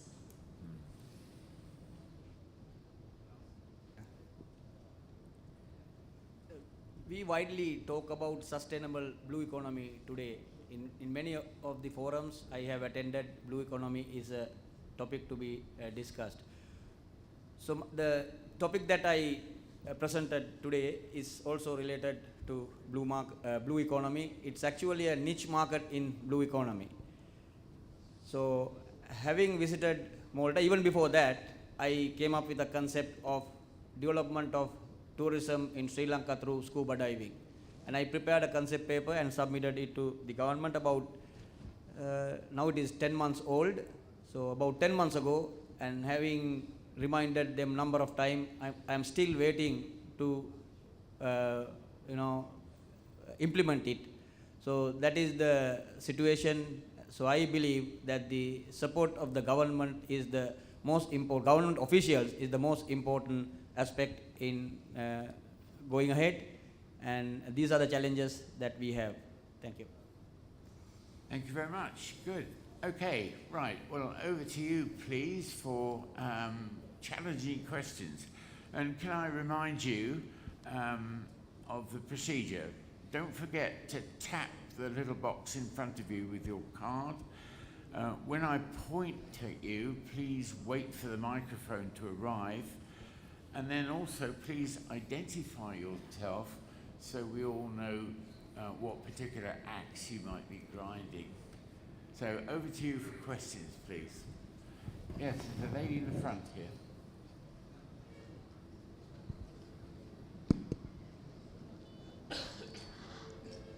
Medhati Alvis, attorney at law. I have two quick questions, one for Rear Admiral Alarm and one for Ms. Sarah Louis. about you spoke, Rear Admiral Alam, you spoke about the MLC, the Maritime Labour Convention, which Sri Lanka ratified in 2017 and entered into force the following year. And I think Bangladesh did that a few years ahead of us. So then, since then, it has been 5 years for Sri Lanka and around 8-9 years for Bangladesh. So what have the two states, and actually particularly the two navies of Sri Lanka and Bangladesh done, in addition to just have normal procedures? What legal enforcements have they pushed for? And within the navies of Bangladesh and Sri Lanka, what have they done, particularly with regard to the regulation 4.1, which is a mandatory regulation on recruitment and replacement. Then for Ms. Sarah, the Rohingya crisis, which is something very dear and close to my heart, which I observe and study almost on a daily basis. We talk about the casualties for the immigrants. However, the gang violence that's erupting and very, very prominent currently in Cox's Bazar, especially once the UN agencies leave in the Dark Falls, and also the potential Rakhine ethnic group violence that can come up, that there is a probability in that because there is a lot of strong tradition in the region on ethnic violence. Thank you. Thank you very much.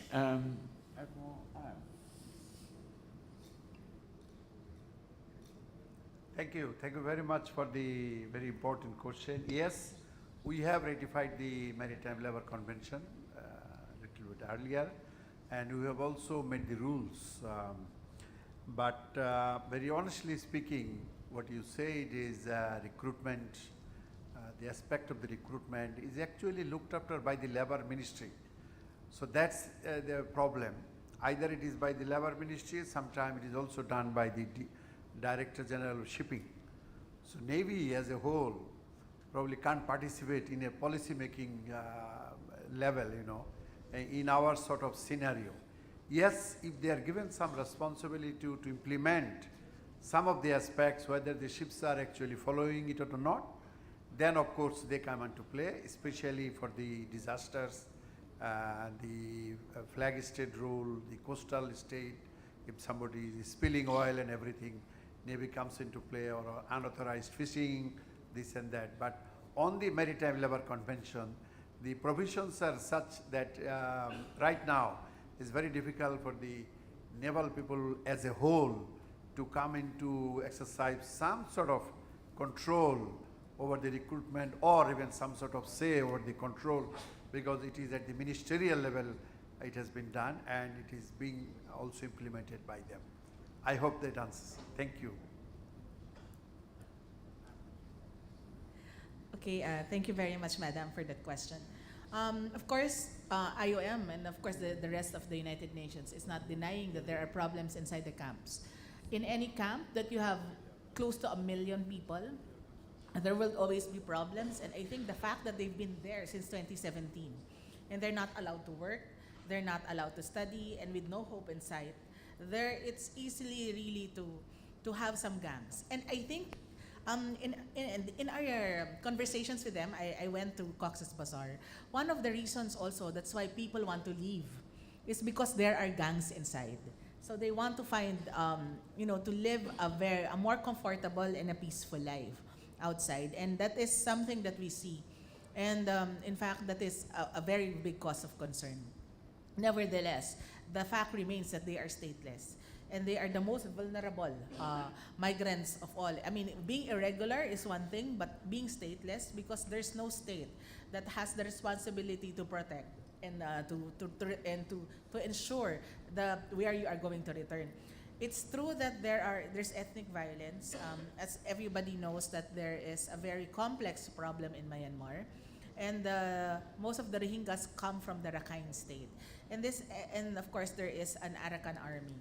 But it does not mean that the Rohingyas are part of that army.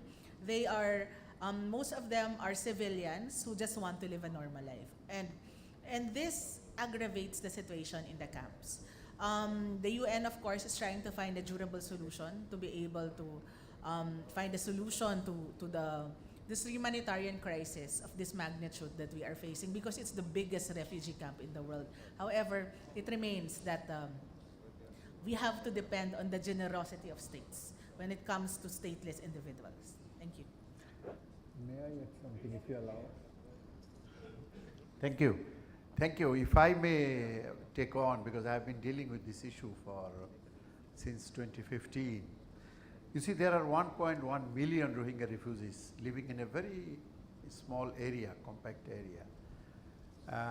You see, the problem is the Myanmar, as a state, has been fighting with insurgency since its creation, 1948. There are 20 different, insurgent groups who are fighting the Myanmar government. They were never at peace either within themselves or with their neighbors. These Rohingyas have not come for the first time in Bangladesh. They came first time in 1978. Of course, they took them back. In 91, they again came 250,000. They took them back. But this time is most whole of the community, the 1.1 million are there. So we have signed a bilateral agreement with them so that we can send them back. But the international community, especially UNHCR, tells us that they must go honorably in a dignified way, and also must have enough safety and security on the other side. And that guarantee is not being given by the Myanmar. Rather, as the IOM has said, the Rakhine army, they are fighting with the Myanmar army, and Rakhine is the place where the Rohingyas live.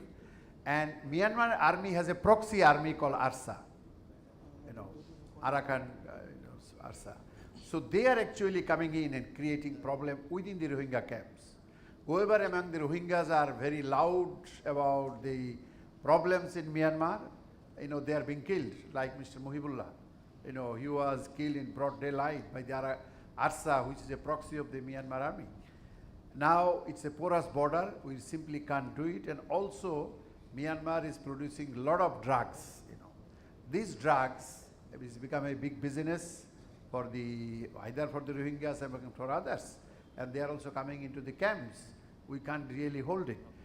International community is behaving in a fashion that Bangladesh has done a mistake by giving them the refuse, So all the compulsions, instructions are coming to us. Okay, give them education. We agreed. Okay, we give them education, but in Myanmar language, not in English, but what they will do in Myanmar. Now they have come up that, okay, give them vocational training. We are also giving them vocational training. But if you look at the international community as a whole, they are business as usual with Myanmar, Everybody is doing normal business. America has given some sanctions. But if you go to American restaurants, you will find Myanmar shrimps packaged by Singapore and exported to America, There is no problem with that. So it's all happening as usual, Myanmar is given arms by Russia, by China. Even India has also given a submarine to them. So it's business as usual, and nobody is pushing Myanmar to actually act as a faithful neighbor, as a responsible neighbor, as a responsible state. Rather, they are helping them with their money and everything to buy more arms and carry out more oppression on its own people, as well as not accepting the Rohingyas to be taken back. Of course, UNHCR is also finding it very difficult. The donation by the international community has come to a meager amount of, say, $1, less than $1 per day, for their feeding, which was quite high when the people came. So the Rohingyas are also losing impetus on the world stage as a whole. But how long Bangladesh can take it on? You see, the UNDP, the lady in charge of the UNDP is now in Myanmar. She is trying to sign an agreement with them which has expired with the Myanmar government. But the last 6 months, they could not sign an agreement.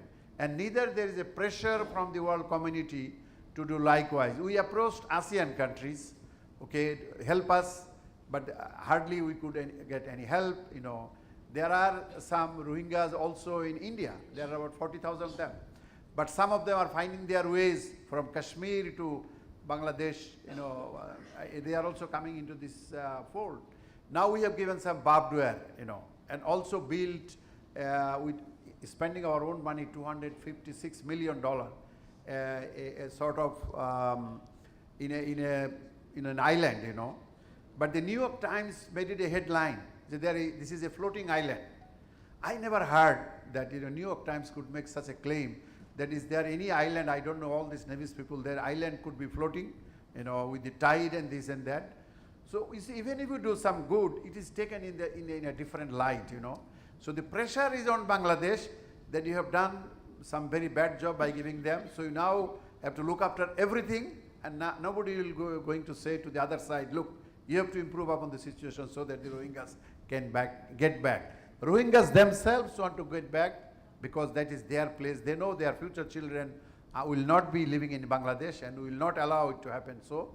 So what they are going to do? So they don't see a future as bleak as anybody else. So earlier they get back, the IOM can make the arrangement, the UNHCR, Bangladesh should be happy, but we are training them, educating them so that they are a useful manpower once they go back to Myanmar. Thank you, ma'am. Thank you. Actually, of course, thank you very much, Admiral. This is a very complex situation, even in ASEAN, and that's because there's a 5-point consensus now with Myanmar. But of course, Myanmar is still not allowed to go on the political dialogues, but only on the technical level. We don't know how long this will take, and of course we thank the generosity of Bangladesh for taking on like 1.1 million individuals, but there has to be a durable solution. But on the part of IOM, we also would there has to be burden sharing, because there's not only one country that can take on this responsibility. And also we of course plea for the generosity of the navies of the different countries when they see these boats like at sea. And because we know very well that the people are desperate, and sometimes people see that it's either, they have to go through the most perilous journeys just to be able to find hope. And what are these smugglers selling? They're selling hope. So even if they know a 1% chance of making it to another country thinking that it's going to be better, they take that risk, and they risk their lives to do that. Thank you. Thank you very much. A really useful and important reminder that a problem in one country can easily leach through to have implications for the rest of the region, as is happening in Southeast Asia, not least through the fact that these problems are all interconnected. We've seen connections with drugs trade, connections with exploitation of the people who remain, etc. But there are political sensitivities in dealing with this sort of thing, and which make it difficult to deal with it collectively. And it may well be that our next questioner might have something to say about that as well. First Admiral Dr. Tap Leong from Malaysia, I think, wants to ask a question. Good morning, sir. My name is First Admiral Dr. Tay from Malaysia, and thank you for all the presenters for sharing your thoughts. My first question is going to this Admiral Priya, sir. This is regarding to protection of the shipwreck, especially the heritage warships. We do have experience of HMS Repulse and Prince of Wales in Kuantan area, which was reported been routed by some marines or whatever, try to take the metal out from the sea. Is there any way we can, I do not find any law to protect or to prevent these routings happening. Is there anything that you can share with us on this? Secondly is to Admiral Alam. This is regarding the, what we call it, fusion center or monitoring of ships moving around. The ships have been told under the IMO to put on AIS.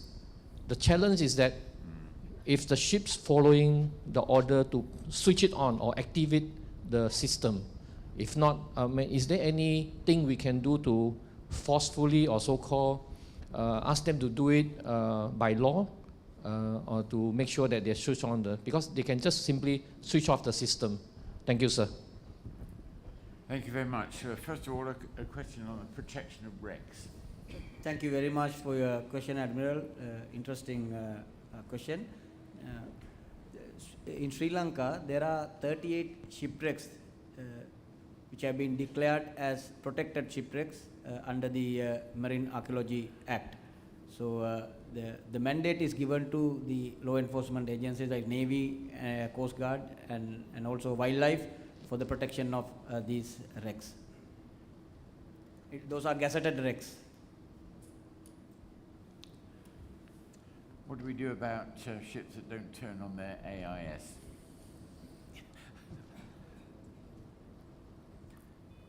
Thank you, Admiral, for well, this is a problem, not of today, since the thing has started, and this is also a problem connected with the registration, flag of convenience, FOC, you know. That means a Malaysian ship or a Bangladeshi ship can easily register with Mongolia, or with Panama, or with Greece, you know. So that leverage allows them to play foul with the existing system, you know. But yes, if you suspect a ship carrying something which is not normal, under the UNCLAUSE, you can always pursue them. So if the ship is not responding to your AIS call through the fusion center, then of course you can either send your maritime patrol aircraft to identify what is the ship, where it is going, or if there is a ship nearby, you can challenge them. Only problem is that if you stop a merchant ship going somewhere else, you know, and then you don't find the suspected item, there is a clause for penalty. So there is a fine line you have to draw, whether how much or how far you can go on boarding a ship and challenging it, then finding nothing is there. So that part is there, but let me tell you, there's a problem that every country sends team to the IMO every year. There is a council session where these things are actually discussed. But somehow or the other, since the experiences we have out at sea with the merchant ships, they're not normally transferred to the Director General of Shipping, who is the authority of a country to represent the difficult issues like this to the IMO. So the IMO normally doesn't listen or doesn't get this feedback as quickly as possible. If they are given, you know, then there is no problem. Like, let me tell you, the PRC Center, Piracy Reporting Center in Kuala Lumpur, and there is also a recap in Singapore. But in Piracy Reporting Center, even I have seen it myself that ships selling their ship's items, say paints or ropes, and buying fresh vegetable or fresh meat, and then making a signal while leaving the port that pirates came on board and stolen these items. Such false reports are frequently being made to Piracy Reporting Center. And Piracy Reporting Center in Kuala Lumpur doesn't have any means to verify, to check, or to identify what has actually happened. But they say to the country council, oh, there are 3 cases of piracy in your water areas. So there is a problem, you know, on those aspects. But we need to probably continue our effort to discuss these issues with IMO and probably get things done so that the ships are obliged to keep their AIS on and respond to the queries made by either IFC or even by other ships and other aircrafts. Thank you. I hope it satisfies. Thank you very much. I now call upon Rear Admiral Paris from Sri Lanka to ask his question.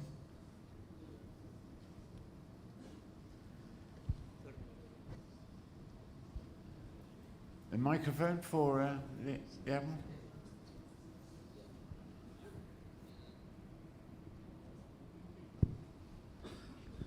Good morning, sir. I am Rear Admiral Nishantha Piris from Sri Lanka Navy, Commander Northwestern Naval Area. Prior asking my question, I have a small comment to Rear Admiral LM information given on the IFCs. In fact, the requirement of IFC in the region brought even to the same forum a few years back, and the government given the approval to initiate IFC center in Sri Lanka with the request from the Navy, and with the approval of the government, the Minister of Defense, I'm happy to inform you that the IFC Colombo, which I established few years back, and which is incorporated with IFC Changi as well as IOR, but with the limited scale. But as of now, IFC Colombo, which is situated at Naval Headquarters, which facilitate 12 local stakeholders to share the informations, and mutually with the IFC Changi and the IOR, certain information. But we have requested to have the fully operation with the international level. We are waiting for the green light from both of them. So it's a good opportunity and a good news for all of us to share with your information at IFC Colombo. And if you search Google through the IFC Colombo, you will get whatever the information we share with the other stakeholders. Thank you. And my questions, which is related to Admiral Kalam, you sir. You have mentioned the ship's accident. Of course, for last couple of years, we were experienced 3 cases.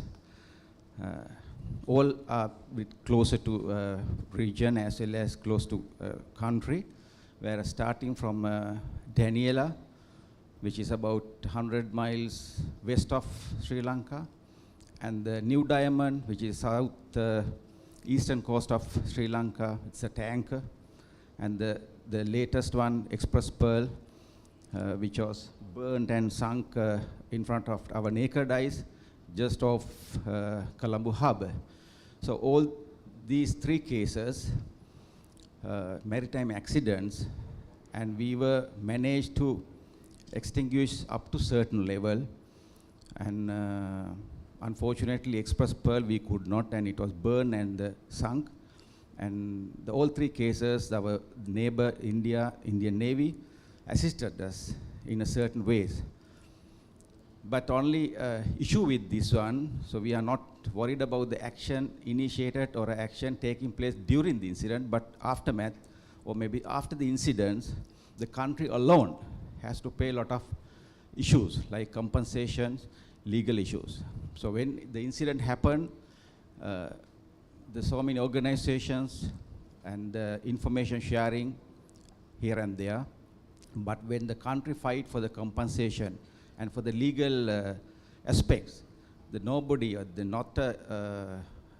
organizations, so-called maritime organizations, shout or speak up in related to the country concern. So is there any possibility to assist in respect to get compensation or a legal aspect to assist the country by the maritime organization regionally or maybe extra-regionally? Thank you, sir. Interesting question. Admiral, looks like you again.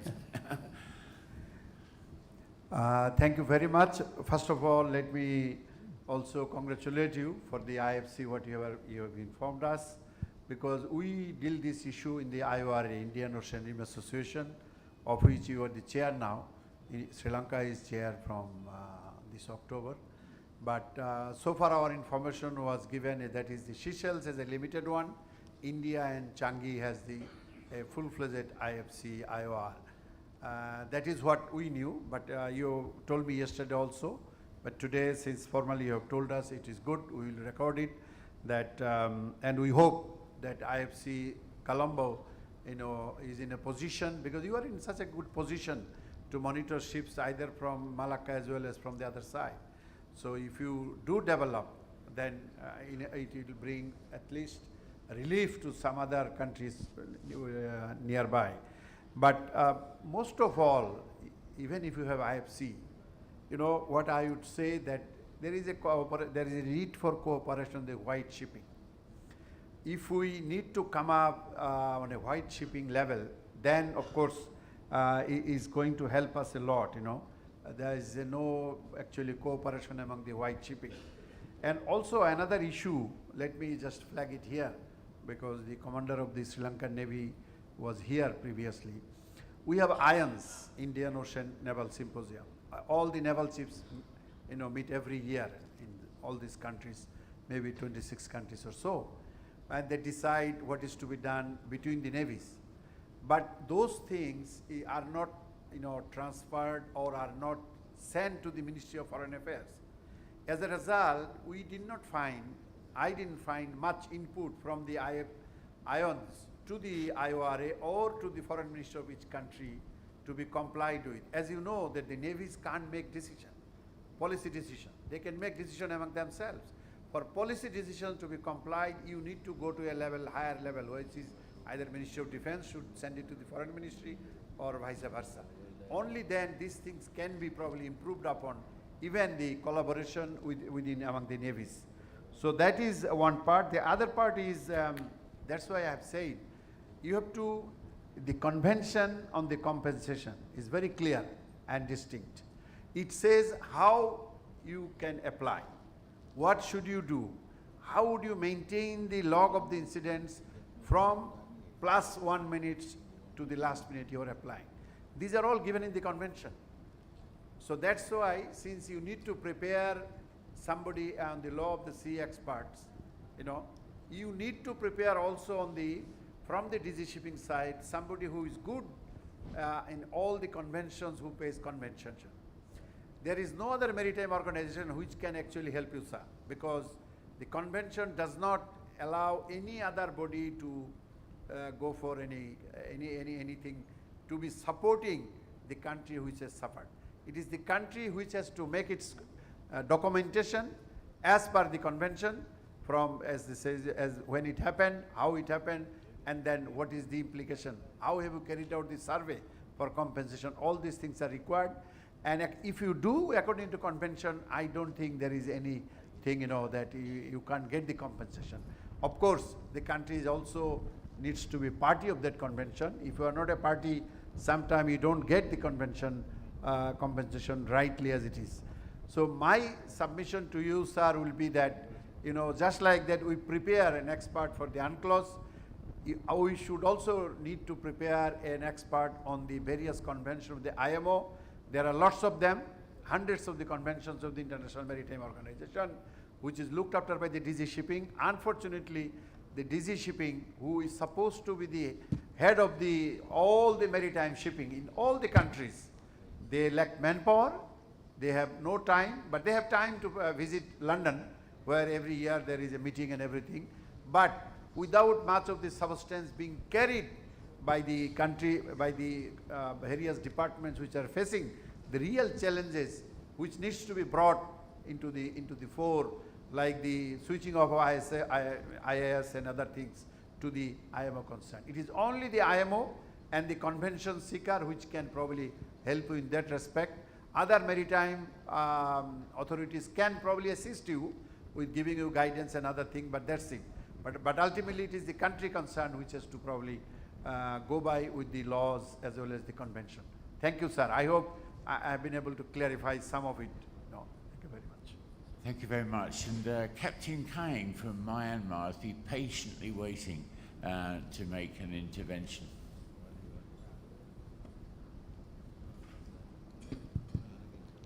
Good morning, sir. I am Captain Chokai from Myanmar Navy. Here, I would like to point you some points here. Firstly, we object the term Rohingya. The Republic of Union of Myanmar officially announced to call them the term Bengali. Those minorities are living along the border with Bangladesh, and there might be a lot of confusion among people. As they share common border, they have same feature, language, culture, and even religion. Some Bengali people fell inside Bangladesh due to riot in 2017. To get the exact number, it needs systematic verification process. Secondly, influence the Bengali people is no longer a security threat to the region. It is just a migration problem between two neighboring countries. The problem has to be solved by both countries. Myanmar also respects the sovereignty of other countries and international law. There are many answers to solve this problem. Both of government agree for the reputation of Bengali people. Myanmar is ready to accept Bengali people after a complete and systematic verification process according to the 1954 citizenship law, and we do respect their rights. And camp have been built for the related people from Bangladesh. Thank you, sir. Thank you. Do you want to comment? No, there's no requirement now. There will be a fight each other. No, it's okay. Just thank you, Captain, for saying so. Let me just tell you that what you are telling is what you have heard from your course mates. If you look at the bilateral agreement signed between Bangladesh and Myanmar, No, cut it off. you know, that's the agreement which we have signed with you. There is no mention of Bengali, We are not which you have tried to probably divert, but officially there is no Bengali in the agreement. And also the UN system, also they have agreed that there is no Bengali written in that agreement. So there is no point in telling something which is not existing on the agreement between the two countries. So I would request you to go through this agreement and then come back prepared. Next time in the Galle conference, we can have a discussion. Thank you. Okay, we'll park the issue there. Thank you, Professor. I am Admiral Ravi Vijay Gunratna. I was the Chief of Defence Staff and the Navy Commander also some time ago, for the last time when we had the Galle Dialogue in Galle, and then in Colombo also. My question is to my friend Pial De Silva. Both of us played for the Navy rugby team for a very long time together, and outstanding sportsman. And if anybody can do 30 sit-ups in 30 seconds, you can challenge Pial. He's on TikTok. And he just won a prize on the morning PT. 30 sit-ups in 30 seconds. Pial, my question is that what we are doing is not seen by the people who don't go underwater. Because as I think long time ago, as one of the leaders said, if you are not seen underwater, you have seen only half of the beauty of this world. And Piali doing a great job by replanting corals. Like forest replanting forest, you can do the replanting of corals. So I am requesting you to give some ideas, because there are so many countries here who will be interested in it, and the success story of replanting corals. And once again, let me thank the Navy Command and the other naval officers from the Sri Lanka Navy who got involved for this wonderful Galle Dialogue. I think out of the sessions, today's session is, you will agree, Professor, is the best one, what you are moderating. Well done, because all four have done fantastic presentations. Pial, for you. So thank you very much for the question. It's not actually sit-ups, it was push-ups. And did it in 20 seconds, not 30 seconds. So thank you for the question in particular. So I started planting corals in 2016 in Jaffna under your leadership. We started the project in Chati Beach in Jaffna, and it was a very successful project. And if anyone go there, will see nicely grown corals on reef balls. So then the experience that I got from this initial project motivated me to engage in further projects. So there's a science in coral planting, but it is not a rocket science. It's a very simple science that you have to apply. So if I tell you this in nutshell, it's like planting grass on on land if you take the interest and if you follow the procedures, right? Even if you plant a vegetable plant at your home, you have to make sure that it is properly treated until it grows. So similarly, underwater, you plant a coral at a particular time of the year and then treat it like you plant a vegetable plant at home. So that's the success story, and I have planted about 2,500 saplings at Port City, and they are nicely growing. And interestingly, this Port City breakwater is going to be the world's longest man-made cum natural coral reef in the future. And by now, we have identified 133 fish species and 73 coral species at Port City. So that indicates the serious biodiversity that is available at that location. So coral planting is not a difficult thing. All what you need is the commitment. So the objective is to restore some of the degraded coral reefs in the country, coral reefs like Hikkaduwa and Kalpitia, because they don't exist as they did before. So there are a lot of damaged areas in this reef. If you take Hikkaduwa reef as an example, 90% of the reef is gone. So that most of the tourists were attracted to Hikkaduwa because of this coral reef during our young time. So I still remember how this reef existed during those days. So the intention is to restore whatever possible coral reefs using the coral that are being planted at Port City or maybe in other areas as well. So it's not a difficult thing. It can be done. All what you need is commitment. Thank you, sir. Well, thank you very much. I have to finish this session now. And I agree that I think this has been we've been treated to 4 very good papers. They kind of underline the point, I think, that maritime security challenges are important, topical and difficult. They all show that threats are already happening or will happen sooner or later, and thus emphasize the importance of anticipation and preparation in advance.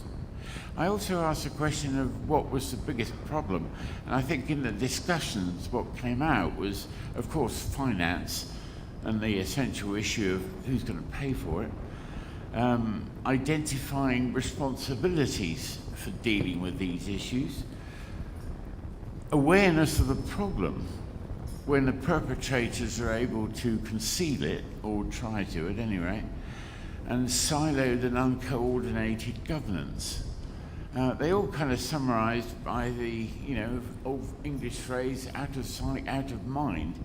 And I think we ought to be grateful to our 4 speakers for at least raising the visibility of the issue this morning. So please join me in congratulating our 4 speakers. Thank you very much. That was really, really good. Brilliant. Thank you. Thank you, sir. Thank you. Thank you, sir. Thank you. Right, okay. Thank you very much, Professor Jeffrey Till, for moderating the panel discussion, and the 4 panelists for their active contribution in presenting their papers. Ladies and gentlemen, may I now take this opportunity to invite the Director General Engineering of Sri Lanka Navy, Rear Admiral Ravi Ranasinghe, to hand over the mementos to the moderator and the speakers as tokens of appreciation for their valuable inputs. Professor Jeffrey Till, the Director of the Corbett Center for Maritime Policy Studies,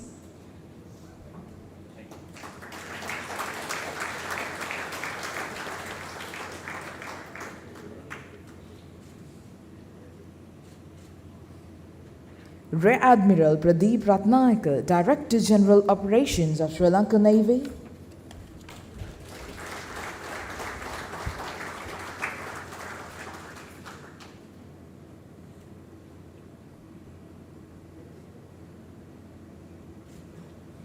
Rear Admiral Khurshid Alam, Bangladesh Navy, retired, Secretary, Heads of Maritime Affairs Unit, Ministry of Foreign Affairs of Bangladesh. Ms. Sarah Lu Ariola, Regional Director of International Organization for Migration for the Asia and the Pacific.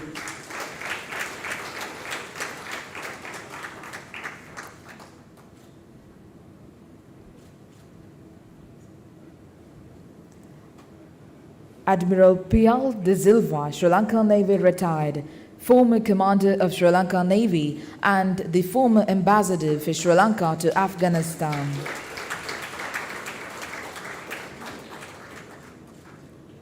Thank you very much, sir. Now, I kindly request all dignitaries to use the entrance at the rear of the conference room to proceed cinnamon room for refreshments. And we shall meet again at 1110 hours to commence the fourth session of the conference, which is scheduled at 1115 hours. Thank you. We are a joint venture with government-owned business undertaking Ratna Arakshaka Lanka Limited, RALL, under the Ministry of Defence of Sri Lanka. AGMS is an ISO 9001-2008 company and signatory to International Code of Conduct and listed as a professional member of Security Association of Maritime Industry, UK.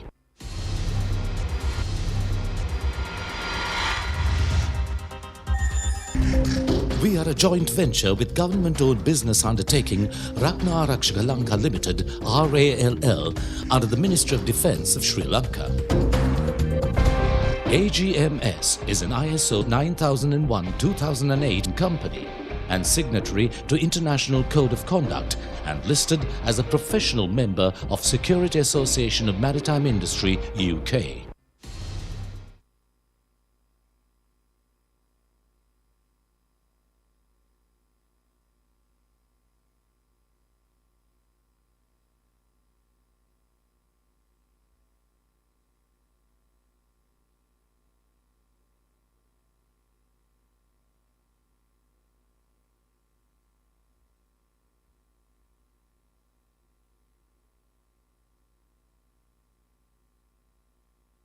#1 global lubricant supplier non-stop for 16 years, serving more than 1 million customers in over 160 countries, with Shell Tellus, Helix, Rimula and Gaddis among the industry's most unstoppable brands. Offering a full suite of premium services, from high-tech on-site support to digital solutions such as Lube Analyst. Oh, did you know that Lube Analyst lets you monitor oil performance on an app? We maintain long-standing tech partnerships with leading OEMs.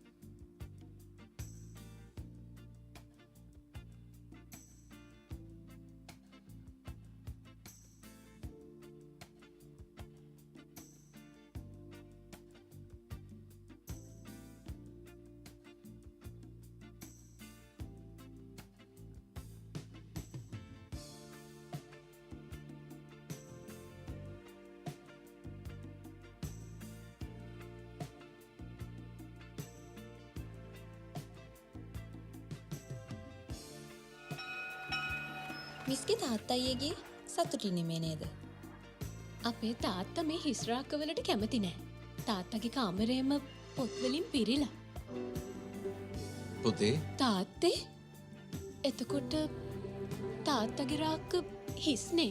දරුවන්ගේ රාක්ක හිස් කරලා මගේ රාක්කේ පුරවගෙන මොකටද පුතේ? අපේ පුංචි සිතුවිල්ලකට පුළුවන් ලෝකේ වෙනස් කරන්න. ලංකා බැංකුව ජාතියේ මහා පහඬම.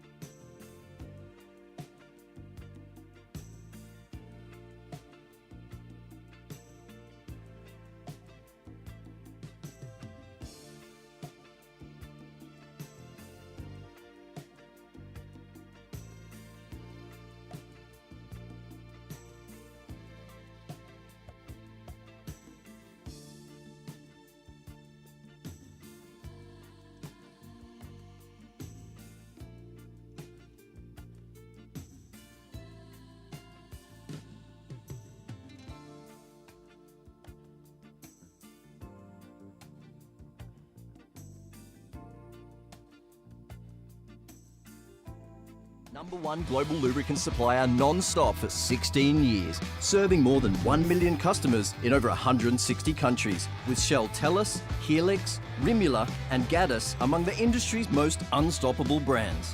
Offering a full suite of premium services, from high-tech on-site support to digital solutions such as Lube Analyst. Oh, did you know that Lube Analyst lets you monitor oil performance on an app? We maintain long-standing tech partnerships with leading OEMs.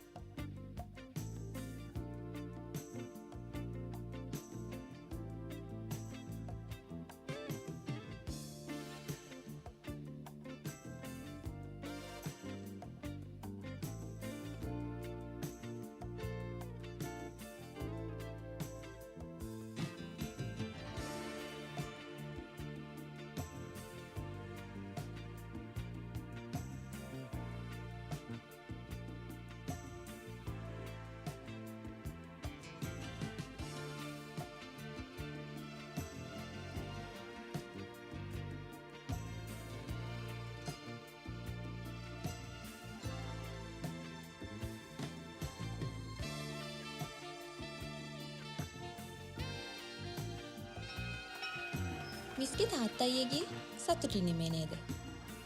අපේ තාත්තා මේ හිස්රාක්කවලට කැමති නෑ. තාත්තගේ කාමරේම පොත්වලින් පිරිලා. පුතේ තාත්තේ? එතකොට තාත්තගේ රාක්ක හිස්නේ? දරුවන්ගේ රාක්ක හිස් කරලා මගේ රාක්කේ පුරෝගන මොකටද පුතේ? අපේ පුංචි සිතුවිල්ලකට පුළුවන් ලෝකය වෙනස් කරන්න. ලංකා බැංකුව ජාතියේ මහා පහඬැබ.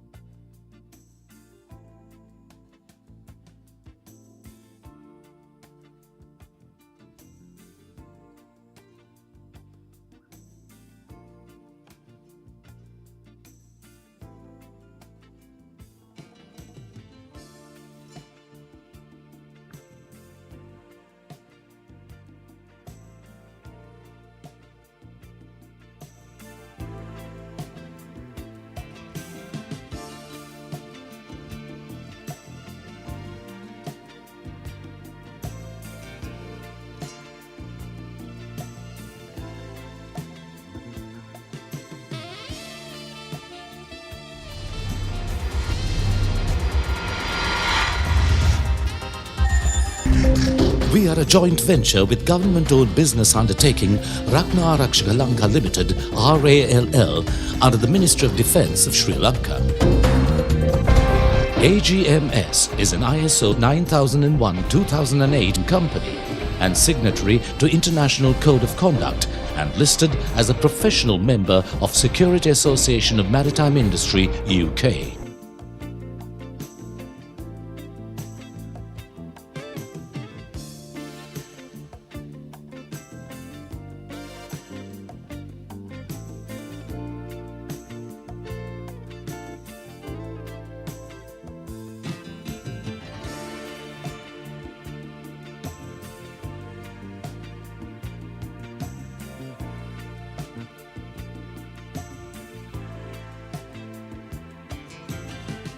#1 global lubricant supplier non-stop for 16 years, serving more than 1 million customers in over 160 countries, with Shell Tellus, Helix, Rimula and Gaddis among the industry's most unstoppable brands. Offering a full suite of premium services, from high-tech on-site support to digital solutions such as Lube Analyst. Oh, did you know that Lube Analyst lets you monitor oil performance on an app? We maintain long-standing tech partnerships with leading OEMs.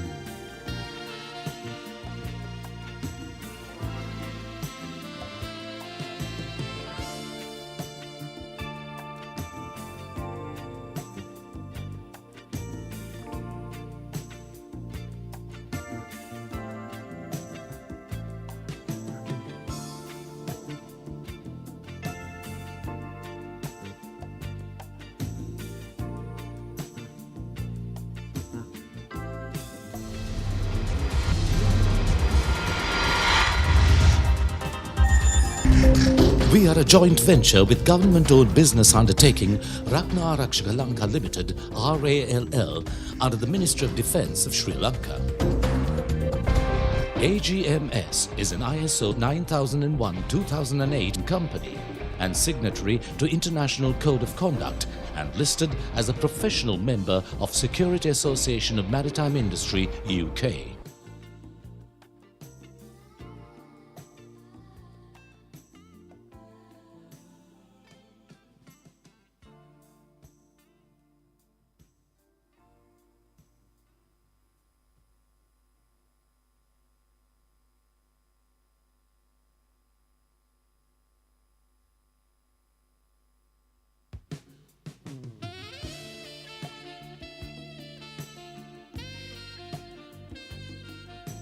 #1 global lubricant supplier non-stop for 16 years, serving more than 1 million customers in over 160 countries, with Shell Tellus, Helix, Rimula and Gaddis among the industry's most unstoppable brands.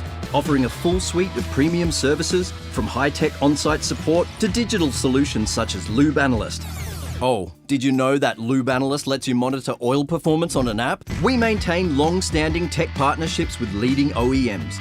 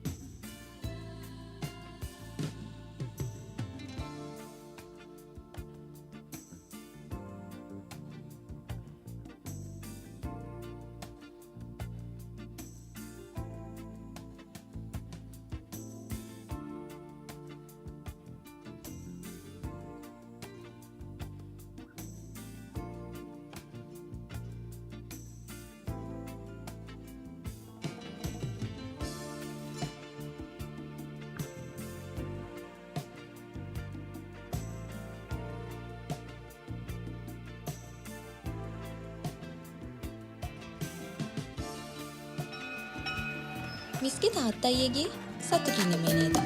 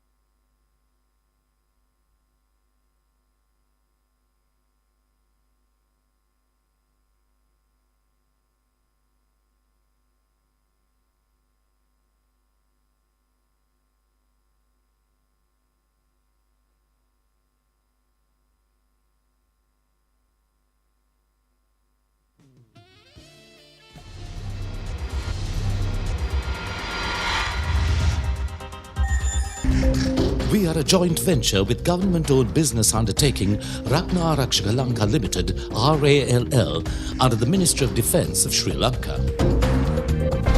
AGMS is an ISO 9001-2008 company and signatory to International Code of Conduct and listed as a professional member of Security Association of Maritime Industry, UK.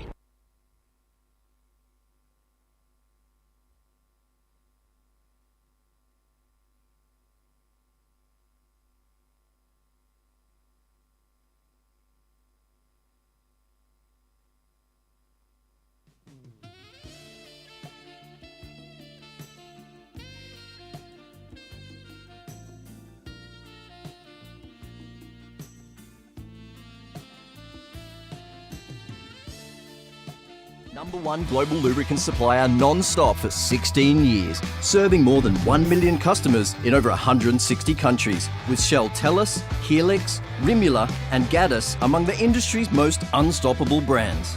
Offering a full suite of premium services, from high-tech on-site support to digital solutions such as Lube Analyst. Oh, did you know that Lube Analyst lets you monitor oil performance on an app? We maintain long-standing tech partnerships with leading OEMs.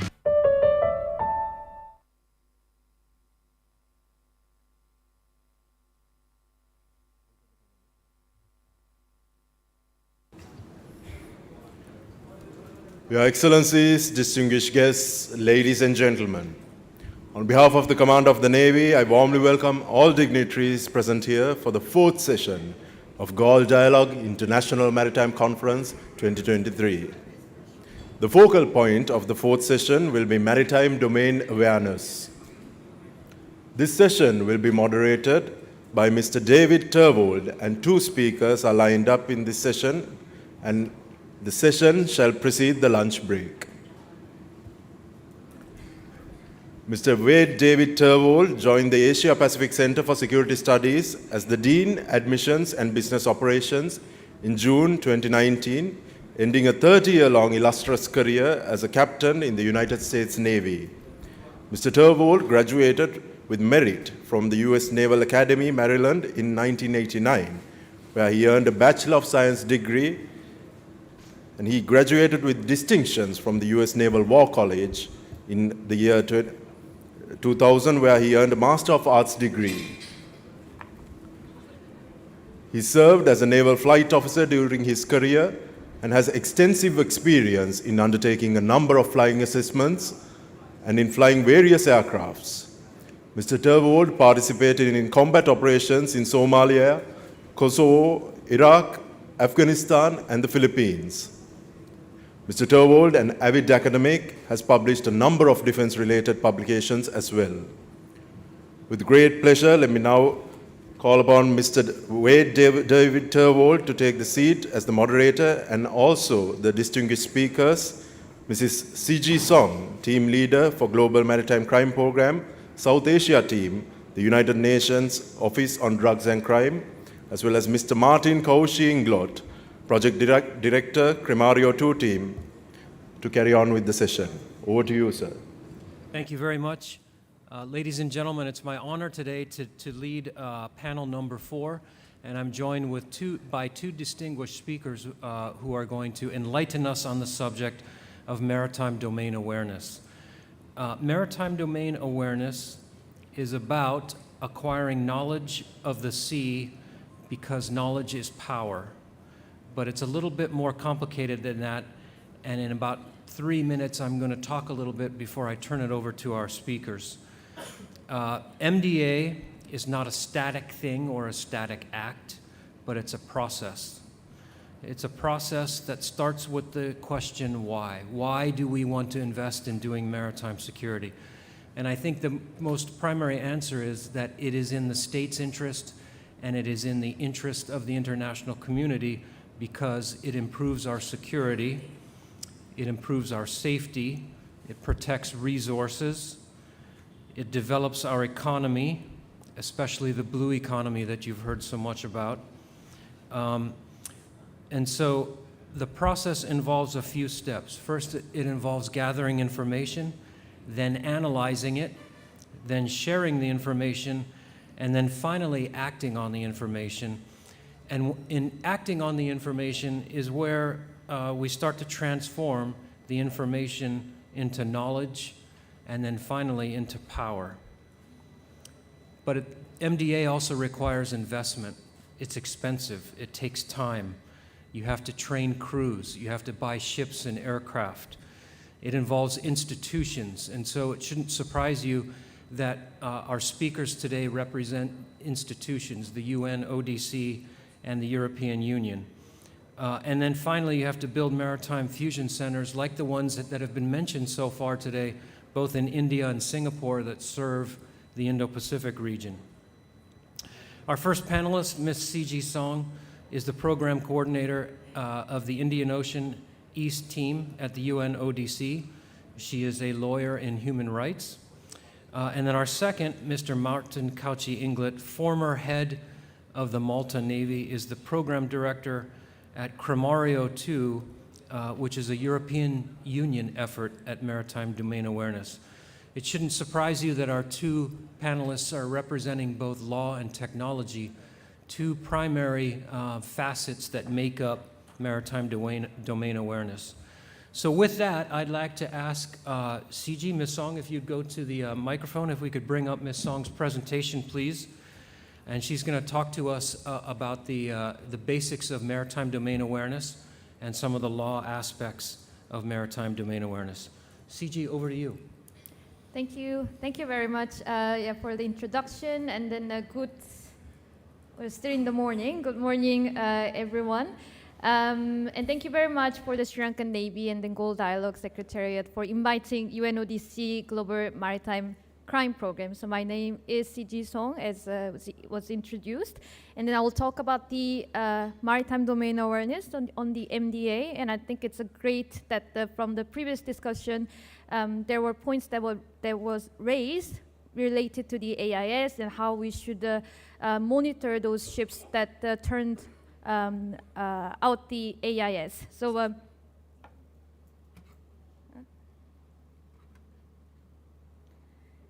yeah, so hopefully my presentation, but also following presentation from Martin, will provide some guideline and then solutions to that.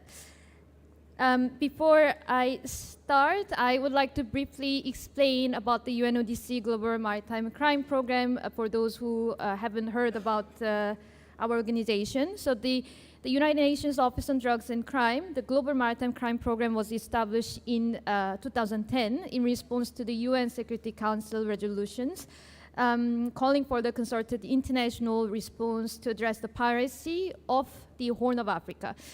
Since then, the program has now expanded, both thematically and then geographically, covering much wider spectrum of maritime crime within 6 oceans, spaces, globally, and having established its program in a total of 61 member states. And so what you see on the top is basically our mission. We do support the member states in strengthening the capacities to prevent and combat the crimes at sea through the support of the entire criminal justice chain. So this would include starting from prevention, deterrence, detection, interdiction, investigation, prosecution, and finally detention of those individuals involved in crimes at sea, and lastly, of course, on the regional law enforcement and the regional judicial cooperation, as maritime crime is a transnational nature. In this presentation, we will focus on detection as we talk about the MDA as well as the regional cooperation side. At sea, there are the various threats to the, first on the security, so like such as piracy, maritime terrorism, but as well as on the safety, as we saw from the previous session, those migrants smuggled by sea using the unseaworthy vessels, but also drugs smuggled into the countries are the safety issues. We do see regular seizures from the southern opioid trafficking route since 2018, and an increased use of drugs, especially those synthetic drugs. This is also threats to the economy, as we know the illegal fishing, such as the number of foreign fishing vessels in your country's EEZ, It will have a consequences, of course, as a depletion of the fish stock and food security impacting the local economy, as well as the environment, of course, threat to environment, such as the express per case for Sri Lanka, but also the Wakasio in case of Mauritius. So how could we better detect these security threats? Our ocean is vast, human resources are limited, deploying in other maritime and air assets associated with the fuel cost is very expensive. So how we could better detect these security threats? And this could be done so by the use of the MDA. So as our moderator mentioned, the MDA is to actually have the effective understanding of anything associated with the maritime domain that could impact the security, safety, economy, or environment. And then MDA enables maritime law enforcement authorities, not just the Navy and the Coast Guard, but the other law enforcement authorities as well, to make the informed decision to ensure safe and efficient maritime operations. So MDA in overall will help you in scoping the problem. If you see the left slide, these are what we know. So as you can see, those are the EZ from Bangladesh.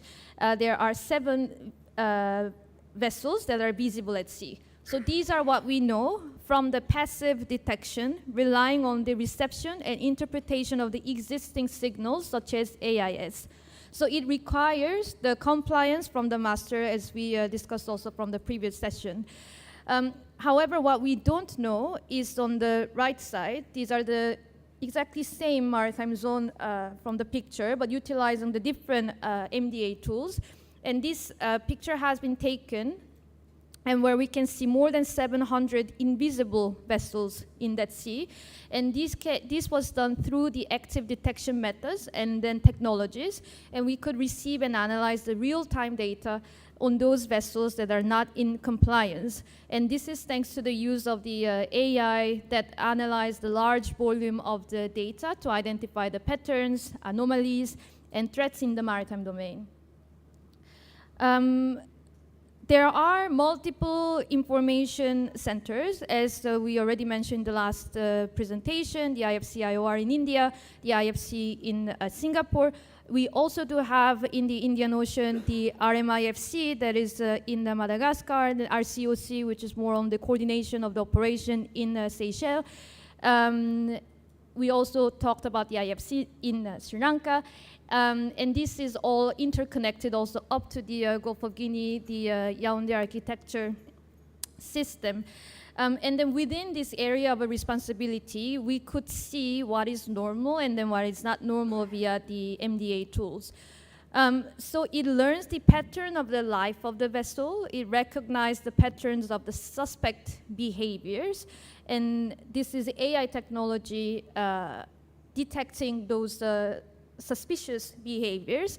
And then, of course, I also believe that Martin from Crimario will go more in details into this during the next session. But I believe the picture is a little bit too small. But in general, we can see the maritime traffic on the right side with the yellow and then orange color. But there is one little boat going through the river of the Bangladesh, which is identified as a blue. And this will be, so this is a system that is sending the information center potential suspicious behavior. And of course, then the analyst within the IFC will need to go through and then analyze, yes, this is indeed the suspicious behavior. So UNODC GMCP's overall approach to address to strengthen the maritime domain awareness. So the left side is all the data. These are all maritime domain awareness, the AIS, satellite imageries, the VMS for the fishing vessels, the radars, also the partners, as we mentioned, the different IFCs.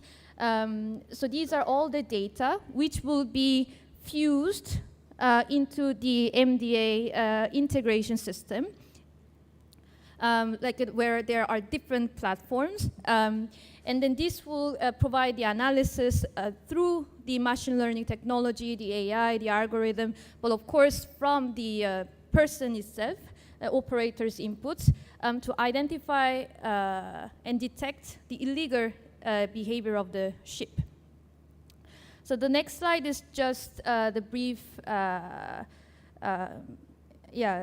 mechanism to explain how that would work. So for example, the AIS provides the position info, the suspect AIS data, where there is also a MDA tool called Skylight. The Martin will go more in detail, which can provide a history of the dark rendezvous. And also we can work together, of course, with the international law enforcement agencies such as the Interpol Watch List to identify the prior sanctions violators. CVision, which is another MDA tool, where you can see the port state ISPS, the frequency. And there is also a close coordination needs to be ensured with the national law enforcement agencies such as immigration in case of the multinational crew, or in order to identify those suspicious vessels and then move on to the investigation. So to make this MDA-led detection successful, so there are various factors that should be simultaneously strengthened at the policy level, as well as the institutional level and technical sharing mechanism modality level, coupled with the training. First, on the strategic and policy framework, it will be the most important to align these efforts with the existing maritime security work plan of the different regional entities. So senior government officials have met within this framework of these regional initiatives and have agreed already on those work plans based on the common threats and priorities. So for the IORA, there is this working group on the maritime security and safety, and there is a work plan already established from 2021 to 22 to 2026. For the Colombo Security Conclave, which is a more operational regional entity, there is also maritime security and safety pillar, and there is a work plan that is already existing. And then lastly, the BIMSTEC has also established this expert group on the maritime security and safety, so it will be important to align the efforts through these different regional initiatives. On the institutional capacity, while recognizing the difficulties and challenges in addressing those each items, there are the opportunities to strengthen the institutional capacity, such as by developing the SOPs for the information sharing at the national level, together with the regional bodies, so with the IFC-IOR, RCOC, RMIFC, with the different agreements.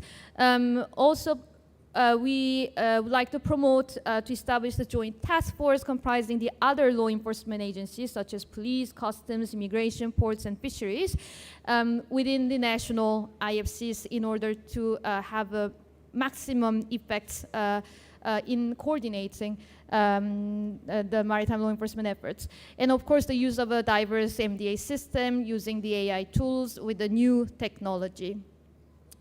Another opportunities on the information sharing mechanism. So we are talking about the data here. And then, of course, this is a sensitive. And then there are also human rights issues that are related when we are sharing these information to the others.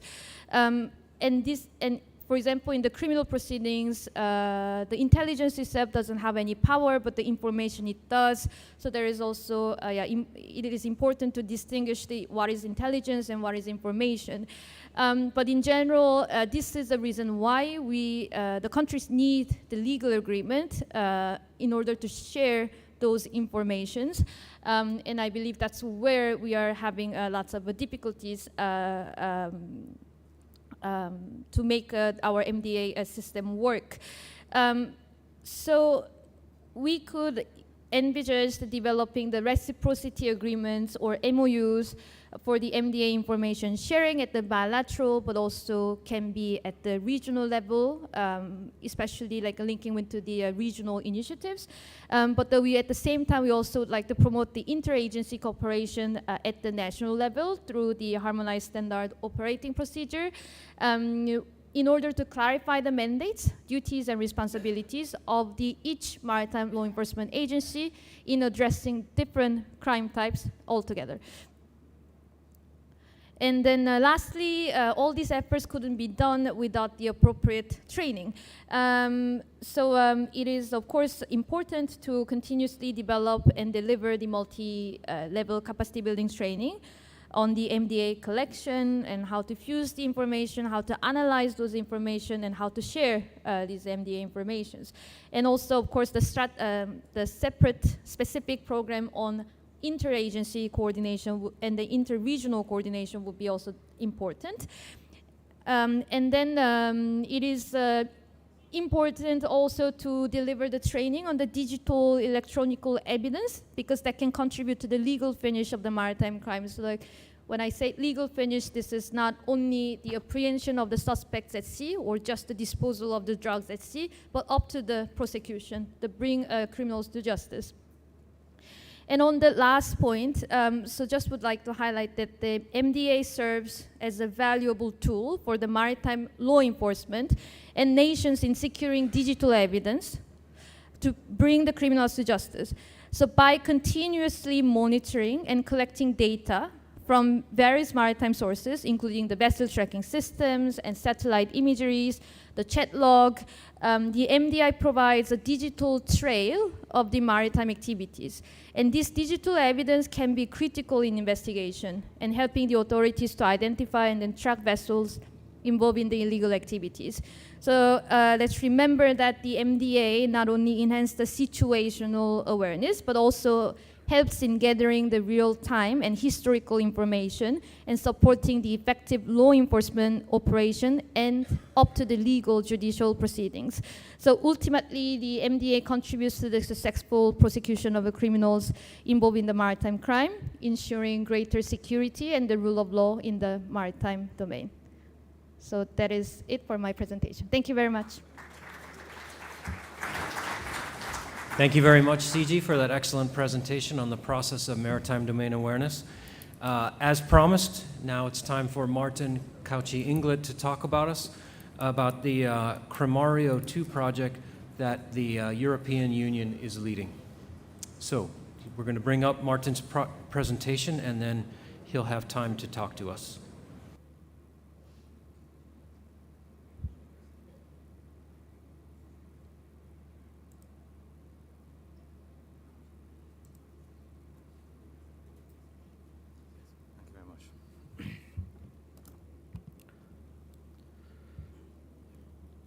Good morning, Excellencies, Admirals, Generals, distinguished guests, ladies and gentlemen. It's indeed an honor and my pleasure to be here presenting the project, the EU project that I lead to this esteemed audience. And I thank the host, the Sri Lankan Navy, for inviting Cremario to this event. And a big thank you also for the wonderful dinner that we had last night, which was such good fun. Cremario, who we are, what we do.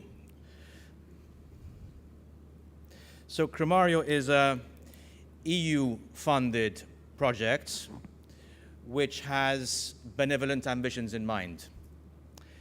It is not a security or defense-oriented project. We are there to support partner governments, enhance maritime safety and security, and address IUU fishing. We're there to support partners enhance their maritime governance, because at the end of the day, if we have safer and more secure trade routes, shipping is safer, trade will flourish, and everyone will win. We are about promoting multilateralism. We cooperate with like-minded countries. We're a facilitator. We work at the operational and the tactical level, and we have a civ-mil approach.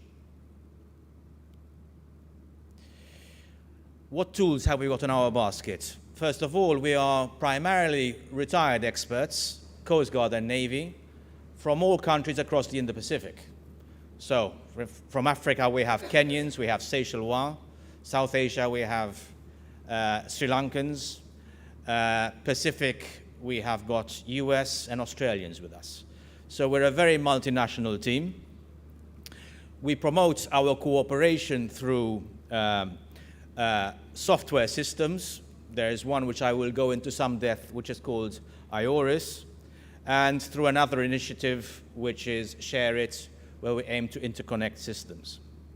We obviously have funds which make our life much easier. So, first of all, I want to go into information exchange. We all know why we need to exchange information. That is clear. That's why we're here. We've heard it 1,000 times. The question is how we exchange information, and this is Crimario's forte. We have gained experience over the last 3 years, and we identify 4 challenges. First is the challenge to change the mindsets, change the culture, because you need to build trust and confidence with one another before you decide to exchange information. And therefore, you need to move from a culture of need to know to responsibility to share. The second challenge is then to convince the political level and the military leadership to engage in cooperation in information exchange. And I can say that when I engage with countries, there's a 90% willingness from the political and the senior leadership to engage in cooperation with Crimario and partner countries in information exchange. The challenge is converting that political will into operational implementation. The third challenge is language, because countries have got obviously different languages, sometimes even in the same country. So how do you exchange information if you don't speak the same language? And the fourth challenge is the complexity of shipping, where you have the port states, the flag states, the coastal states, different nationalities, you have ship owners being different, the cargoes, etc., etc. Extremely complex. So with all this in mind, way back in 2018, Crimario 1 developed the IORIS info exchange and operational coordination tool. So to be clear, this is not an EU system. It is a system that the EU developed to support its partners in the Indo-Pacific interoperate with one another. It is very strong on communications and coordination. And permit me to make a very rudimentary example, but just so that you understand the concept. You can compare this to a very sophisticated and secure WhatsApp, where groups are created according to needs. And the needs can be different. They can be cross-sectoral, interagency, cross-regional. Okay, they can be thematic, i.e. fishing, search and rescue, addressing pollution. And you create these groups according to your need. And the person who creates the group, the administrator, decides who is inside the group. So you're not sharing all the information that you have with everyone inside IORIS. Far from it. It is very secured and very grouped into clusters according to needs. It is neutral, it is secure, it's web-based, so you don't need to buy hardware. You log into the system online. And you can see it very much like a C3 system, command, control, communications, and or even a virtual operation center. It does not do surveillance. It does not do data analysis. So for that, tools like C-Vision or Skylight, which Siji mentioned, are far superior.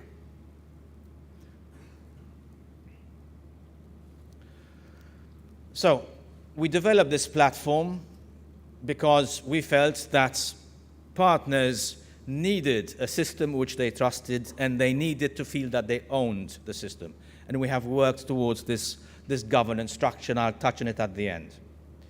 It's a cost-effective solution because instead of every country, every agency developing its own info exchange system, there's a common system which all can plug into. Now, a system like this costs between 2 and 3 million euros. If there are 90 agencies and they all had to develop their own system, look at the costs being saved. Over and above, it's pointless having a system which cannot communicate with another system. And to interconnect two systems, you need at least $200,000. Now imagine, again, all the agencies having their own systems, and then the cost saved by connecting those systems together if iORIS is used. This is what the one group conversation chat, we call it a community area, looks like.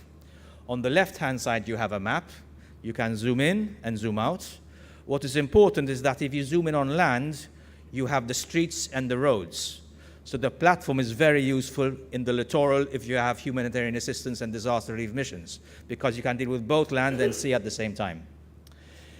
We purchase commercial AIS, so it is raw AIS. It is not information which has been analyzed, but it serves as a reference. On the right-hand side, you have got the messaging.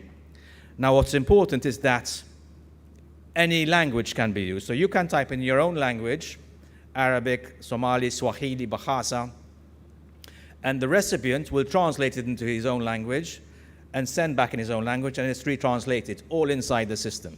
So the language barrier I mentioned before is gone. It doesn't exist. You have other functionalities, but I'll not go on into them because time is short. So the aim is that you create different clusters according to your needs. And these are the different type of clusters which one could go into. If you look at the top half, they are routine exchange of information. It can be single service. So for example, we have the Philippines Coast Guard, which uses iORIS to interconnect with its coastal stations, the Peruvian Coast Guard as well. It can be interagency. So for example, you have the Kenyan Joint Operations Center, which uses iORIS to interconnect with the different agencies. It can be regional. So you have either countries grouping together, or even in a regional organization. And over here I take the example of the Red Sea, Gulf of Oman, Gulf of Aden. There are the Coast Guards and the maritime authorities together exchanging information. But just imagine you're in a small operations center. You already have many screens, sea vision, marine traffic, whatever. How can you see all this information at once if you have different conversations ongoing, different groups on iORIS? The answer is that you could have one screen and you see the blue boxes, and if you could click from box to box, you are moving from community area to community area. You also see on this map exclusive economic zones, which can be switched on and switched off. You can also see a little fish in the middle, so you can actually plot inside the map, search patterns, pollution flows, etc. I now go into a bit of dark targeting because I was asked to also touch upon this subject. So Cremario/iORIS does not do dark targeting. However, we have partnered with a US not-for-profit organization called ALNI. ALNI operate this system called Skylight. Skylight has the ability to pull information from different satellite services, VIIRS, search aperture radar, AIS, and it combines this data, and through AI, it points out those vessels which could be of a dubious nature. In this particular slide, you can see vessels which are doing transshipments at sea, probably illegally. So why am I mentioning this topic? I'm mentioning this topic because we have partnered with Skylight, and now most of your countries have access to Skylight, which comes free of charge because it addresses IU fishing. And we have imported a layer of Skylight onto iORIS. So now, if you are coordinating operations, you can also see information from Skylight on the iORIS screen. Over here you see red and black boxes, crosses. The red crosses are basically those vessels which have been detected by satellite services but are not emitting AIS. The black boxes are those which are emitting AIS and have been picked up by satellite services. So the black squares are probably more legitimate than the red squares. This is information which you can see on iORIS, but I want to underline that This is a service that has been provided by LNI into the IORIS system, free of charge, and all your countries probably already have this already. Here's another slide. The next step is now seeing how we can link IORIS with merchant shipping. Whilst you can create those community areas which are government to government, interagency, there is a third tier, which is connecting merchant shipping going through choke points, for example, with coastal centers. And the added value of this is that now you can create community areas where the shipping community can speak to each other and speak to coastal stations. And we have already tested this with the EU Operation Atalanta and the UN World Food Programme ship delivering food aid to Somalia. And it works perfectly well, from ships to shore and shore to ships. It also offers enhanced maritime domain awareness, because now ships at sea offer eyes and ears to coastal stations. Again, a culture has to be overcome in exchanging information. It is a long journey, but we have already started on this. And so IORIS can be used for maritime security and maritime safety in the civ-mil domain, where, as I mentioned, it can be now used to exchange information concerning piracy, armed robbery, exchanging information on potential terrorist attacks, protecting ports and critical infrastructures, informing company security officers in advance of ships going into perilous regions. It can be used for maritime safety, and I'll come to that next. Vessel traffic monitoring, search and rescue, combating oil pollution, harbor master and port operations. So this is real. It's happening. The French island of Réunion has taken the initiative and has established 2 community areas. One is to deal with interlinking the different maritime rescue coordination centers together. So together they have a common forum where they can show where incidents are happening at sea, and they can coordinate operations together. Think back to the tragic Malaysian Airlines 370 incident. It went somewhere down in the Indo-Pacific. How did the countries, the MRCCs, collaborate back then? It was email, it was probably phone calls, I'm imagining, and then they were all doing their individual plotting.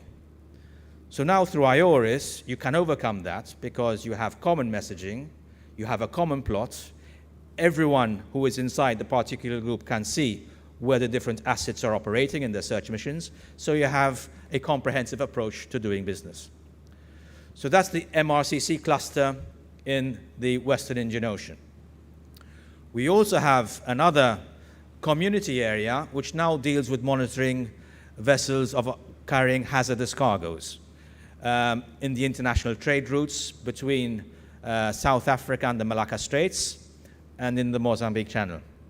And over here, once again, you have now got vessel traffic monitoring centers collaborating with each other and exchanging information on vessels which could be carrying hazardous cargoes. Progression of our work. We go in first by providing training. Our training is in different levels. There is basic, foundation, advanced, then we provide train-the-trainer courses, we provide SOP courses on how to use IORIS. All this training is for free. The EU covers the costs of all this training. And here you can see the countries which have so far received IORIS training and are using IORIS. Very strong in the Western Indian Ocean because that's where we started. Latin America, it's picking up at a very fast speed. The Pacific, we started a process of combined courses last July. We have the next set in November. In Southeast Asia, we have done a lot of work in Philippines, and there are 5 agencies using the system.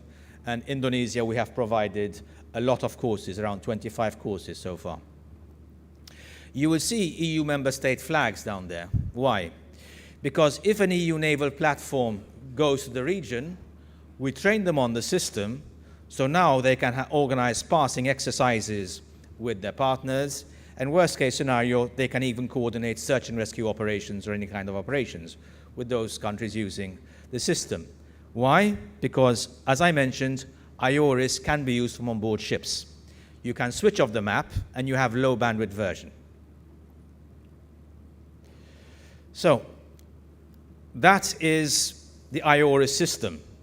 Our ambition is to get the countries to use the system to exchange information for the common good. But once that's in place, we then go into our capacity building element, and our experts organize exercises based on scenarios that the partners would like to practice. Search and rescue, IU fishing, drug trafficking, they tell us what they want to do. We organize the scenario, we provide some refresher training, we conduct the exercise as director, and then we provide forum for discussion afterwards where lessons are learned, they're exchanged, counterparts get to meet each other. This is all done virtually, all from the comfort of the maritime operation centers of the countries, because IORIS has a mirror version just for exercising. We do this with maritime operation centers, fisheries monitoring centers, but we also do this by supporting navies, organizing exercises with their counterparts. This is an example where the Indian Ocean Naval Symposium last year organized this exercise. India and France were co-hosting, and both the shore station and the vessels at sea used IORIS to interface with one another. Today I'm replacing the command of Al Indian, who unfortunately could not make it to this conference today, so Sri Lanka asked me to step in, and he asked me to, just emphasize the point that IONS will be organized again this year between the 6th and 9th of November in the Seychelles, co-hosted by India and France. And IORIS will once again be the system upon which the exercise will be based. Taking this down to an easier level, you could have, for example, a visiting warship going to a country just for a few days. We will train the warship on the system, and we will organize the exercise for just the morning, and it saves the headache of the ship's crew having to plan and conduct an exercise at short notice. Over here, we simulated a drug trafficking case, a ship traveling from Latin America to the Philippines, and we had the French Navy exercising with the Philippines Navy and the Philippines Coast Guard. I mentioned French. 2 weeks ago, we supported Ecuador run a Latin American exercise in which the US Coast Guard participated, and the US Coast Guard also used IORIS to do the exchanges with all the assets at sea around the Galapagos Islands. Governance. I have 4 minutes left, and I'll be able to get through this in good time. The idea is that for IORIS to succeed, we need to make sure that everyone feels that they are a part owner of the system and they need to trust the system. So we had a first meeting last December in the Seychelles, where we brainstormed the idea how to do this, and this led to the first IORIS Governance Steering Committee in Bali last month, where the regional steering committee was established. There are a number of levels with regards to membership of the steering committee. Those countries, agencies, navies which actively use IORIS win more points with Cremario and get more funds to attend more activities, to attend working groups, and to contribute more to the platform. The first sets of working group meetings are happening in Nairobi next month. We have a policy board, an operational working group, legal working group, and technical working group. So your experts can be part of this, can examine the security of the system, can examine policies for taking it forward, and to be part of the overall IORIS community. Very briefly, what happens when there are other systems which are, I wouldn't say in competition to IORIS, but work side by side with IORIS? So Singapore has got its IRIS system, the US has got its Sea Vision system, The Indians are in line for developing their Nishar system, I believe. How do these systems communicate together? At the moment, they don't. So in partnership with UNODC, we started this initiative to create a translator software, and the different kinds of information exchange systems can now plug into this software. And so users of CVision, Iris, and whichever system there is out there can decide to choose which information to exchange with others through whatever system they want. So this gives flexibility to better interconnect all the different systems out there together. And to conclude my presentation, I just want to underline that Crimario is about not only IORIS, but promoting cross-sectoral interagency and cross-regional cooperation. Our products are all neutral and zero cost. We have IORIS, which is centralized, Shared, which is decentralized. Once we have the tools being used, we go in with mentoring, advising, and supporting through exercises, and we're also ready to continue supporting partners implement their strategies and work plans. And this concludes my presentation. Thank you very much. Thank you very much, Martin, for that presentation on what looks to be a fascinating system in development. Ladies and gentlemen, it's now time for question and answers. We have 15 minutes to do that, so I will encourage you to use your badge to place it on that magic box at your table to line up for questions. And while you do that, I will warm up the crowd and our two speakers by asking them each a question in turn. So CG, the first question for you, if I could please. Until recently, maritime surveillance was really the province of the state, right? Only states had the capability and capacity to, in any meaningful manner, collect data at sea, process it, and then use it to effect. But as you and Martin illuminated in your presentations, there are increasing stakeholders and actors in this. States, private companies, IOs, NGOs, non-for-profits, UN agencies have all gotten involved in maritime domain awareness. How is the law going to change, or how does it need to change with the situation that's happening right now with maritime domain awareness? And the same with these institutional or international norms. How do they need to change?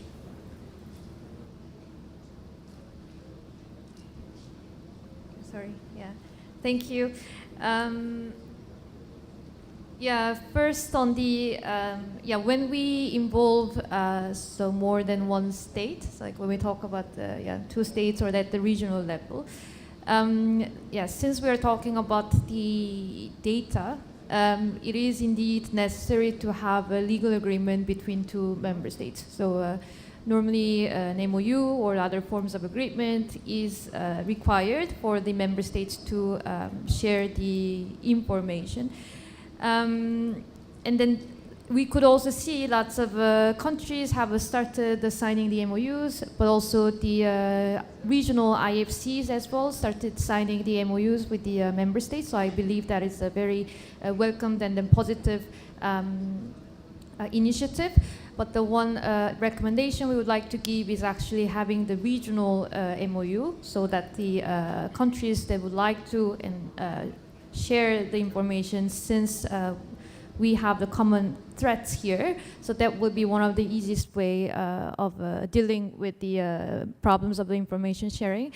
And then, of course, also at the national level, it's not, as I mentioned, it's not only the Navy and then Coast Guard who are responsible of identifying and then sharing the MDA, and then also each entity, department, the ministries, in terms of the data sharing with the other ministries, like it also has a lots of hurdles and then difficulties. So this is also one of the areas that could be strengthened at the interagency level within the country, so that we put the idea and then promote the idea of sharing the information. Thank you. Great answer, thank you. Martin, a quick question for you before we go to the crowd. You gave us a great example of Crimario and IORIS that is bringing technology to developing states and indeed to everyone. Is this the start of technology becoming more accessible and more affordable that will assist us with our MDA challenges? Or the contrary, is it the start of a glut of information and systems that will compete with one another that may make it more confusing for developing states to utilize these systems?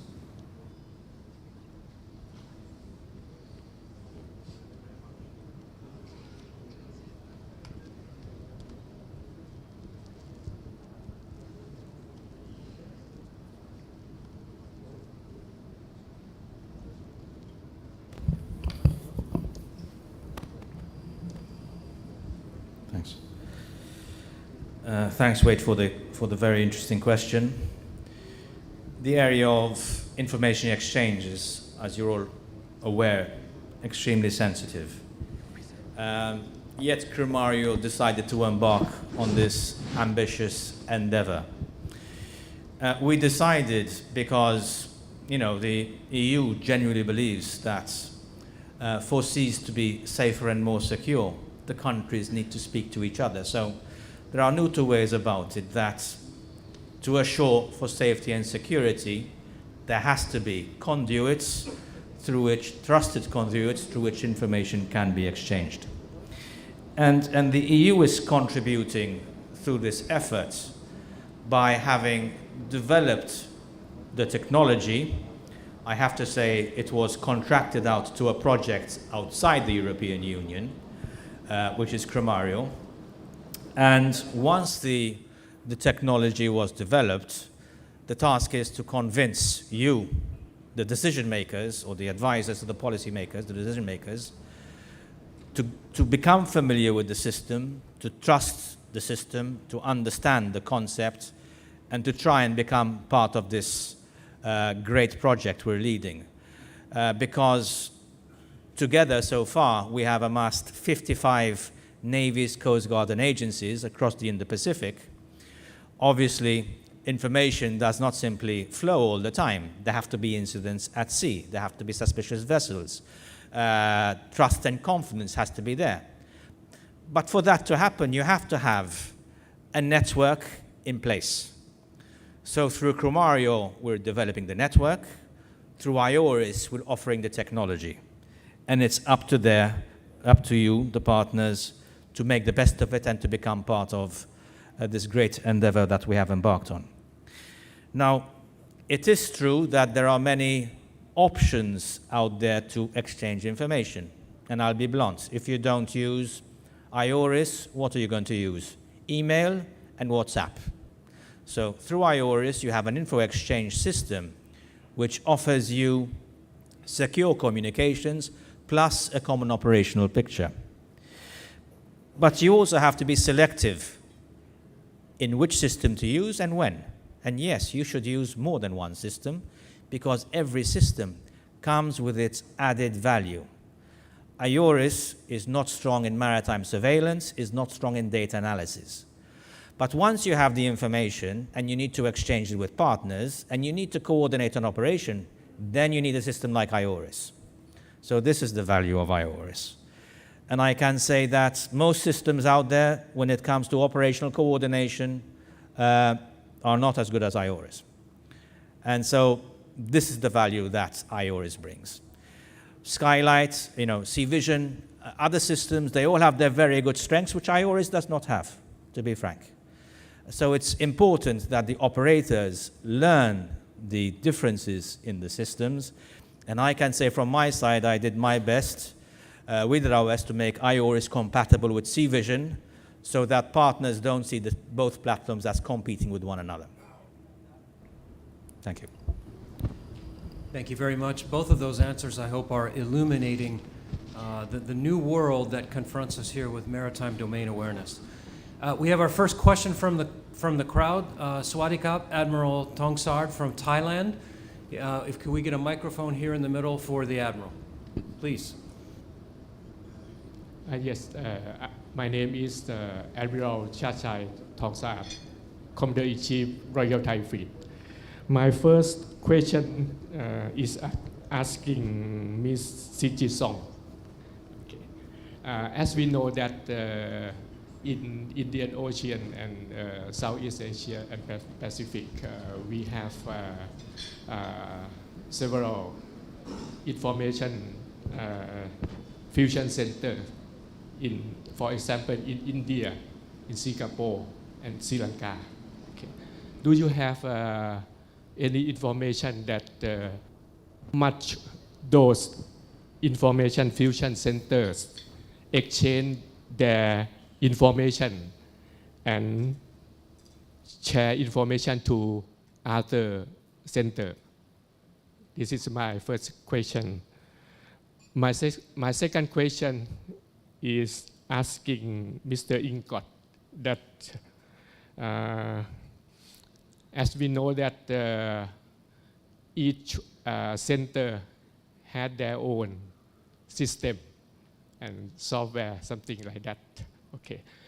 Do you have the recommend of how to increase the cooperation among those center by using their own system as present, but they increase the know-how, training, or SOP by using their own system? Thank you. Thank you, Admiral, for those questions. First to CG. Yeah, thank you, Admiral, for the question. Yes, the question was like how much the IFCs share the informations. So the UNODC, yes, we have conducted some assessments at the IFC-IOR, and then first try to understand how the IFC-IORs, regional IFCs, sorry, not IFC-IORs, the regional IFCs share the information at the regional level. So with the other IFCs, such as in the Singapore, India, RMIFC, RCOC, or even further to the Yaoundé Architecture du Gulf of Guinea. And then the other layers, so more at the national level, so how does the regional IFCs share the information with the national IFCs? At the regional level, from what we understand, there is definitely a communication between, so for the Indian Ocean, the RCOC, RMIFC with the IFC-IOR and with the Singapore. They are aware of the focal points, who to contact, and they do provide the informations. But I believe we have Indian representatives here, and then I believe also the representative from the IFC-IOR. I think they are better suited to respond to this question. But also from my understanding, there are the liaison officers who are within the IFCs, so that will also further facilitate the information exchanges. And then before Vice Admiral speaks, I just would like to add that there also has been increased level of assigning the MOU, so with the countries.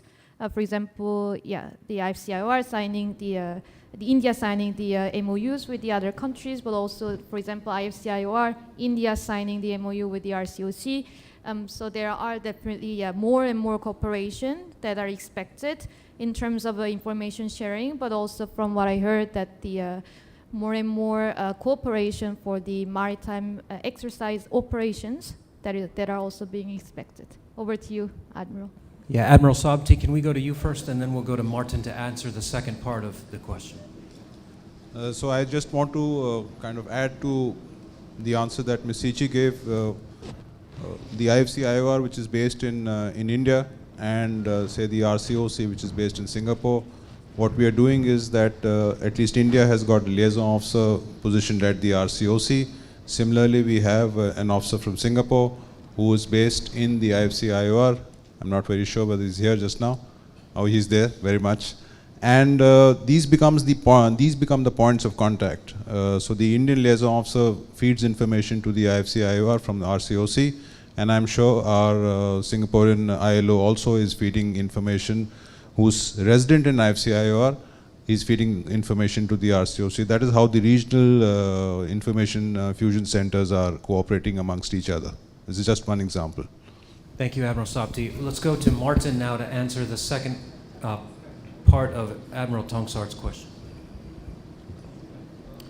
Thank you very much. Building on your point, sir, I mentioned Share It. So Share It, I mentioned, is a system to interconnect the different systems. But it's more than that. It's also a community. And we first organized the first meeting for information fusion centers in Paris in April 1 year ago. January of this year with UNODC in Bangkok, we organized the second Share It meeting, and the third Share It meeting will be held again in Bangkok in the premises of the UN and in partnership with UNODC. Now, who is in this Share It community at the moment? When we started off with fusion centers only. And so we had the RMIFC, which is based in Madagascar. We had IFC IOR from day one, but participating as observers, not full members yet. We had Singapore Fusion Center.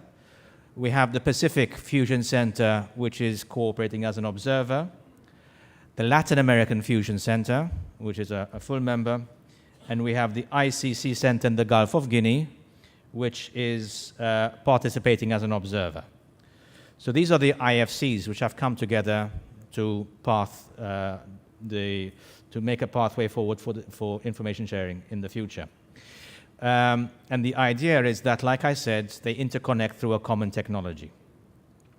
The next step is that we expand now to countries, and we invited 13 countries to join this Share It initiative, and 6 of these countries are Asian countries, and 7 of these countries are countries which have interests in the Indo-Pacific. And all these have been invited to the next Share It meeting in November in Bangkok. Thank you. Thank you. Thank you, Martin. Ladies and gentlemen, we've come to the end of our Q&A time, and I have been threatened with no lunch if I exceed my time for this panel. So for those of you who keyed in, thank you. We'll have to take your questions on the break. It's now time for me to thank the Ministry of Defense, the Navy Command, and all of the organizers of this incredible event for giving us the opportunity, all of us, to be here and to share information with one another, and for us to participate. Finally, I'd like to thank my 2 brilliant panelists who have illuminated the issue of maritime domain awareness for all of us, and thank them very much for their participation here. And so with this, we'll close out panel number 4.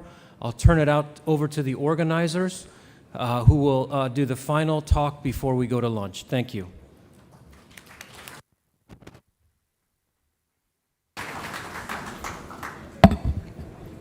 Thank you very much, sir, for moderating this session, and the 2 speakers for presenting their papers.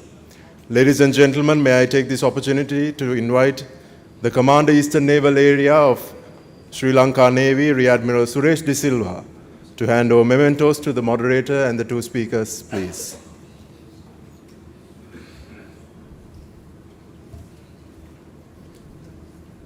Mr. Wade David Turvold, please accept this memento.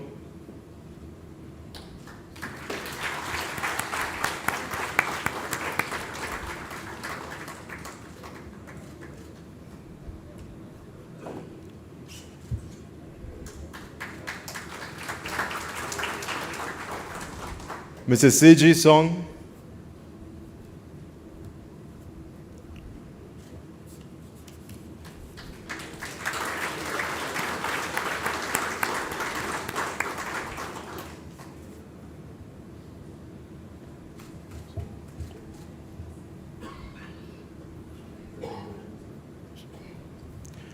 Mr.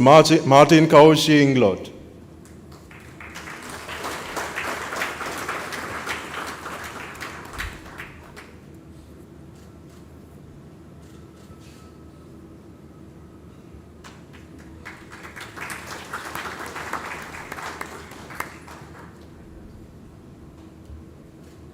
Thank you, sir. Ladies and gentlemen, we shall now break off for lunch and meet again at 13:30 hours for the fifth and final session of the conference. Please be seated by then. Thank you very much.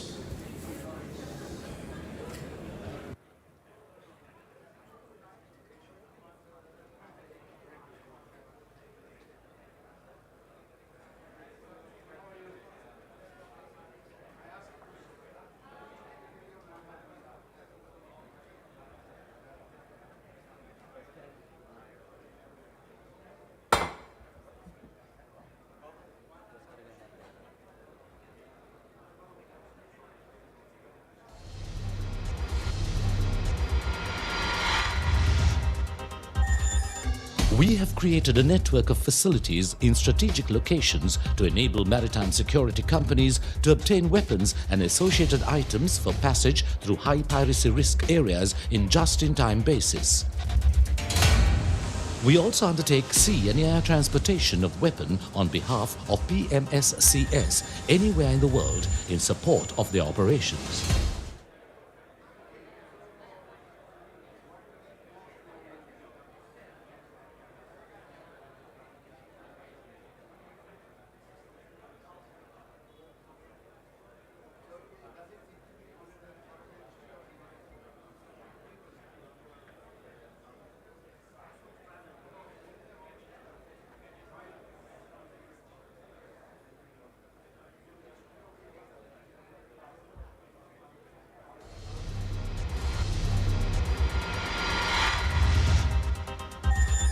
AGMS is enriched by the services of senior officers possessing decades of experience in planning and conducting operations in littoral maritime warfare, including the protection of maritime assets against the most dangerous and unconventional seaborne terrorists the world has ever seen.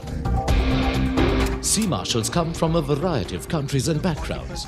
To train these personnel, enabling them to meet any challenge, and for certification purposes, a regular training program is conducted by AGMS in Sri Lanka in the port city of Galle.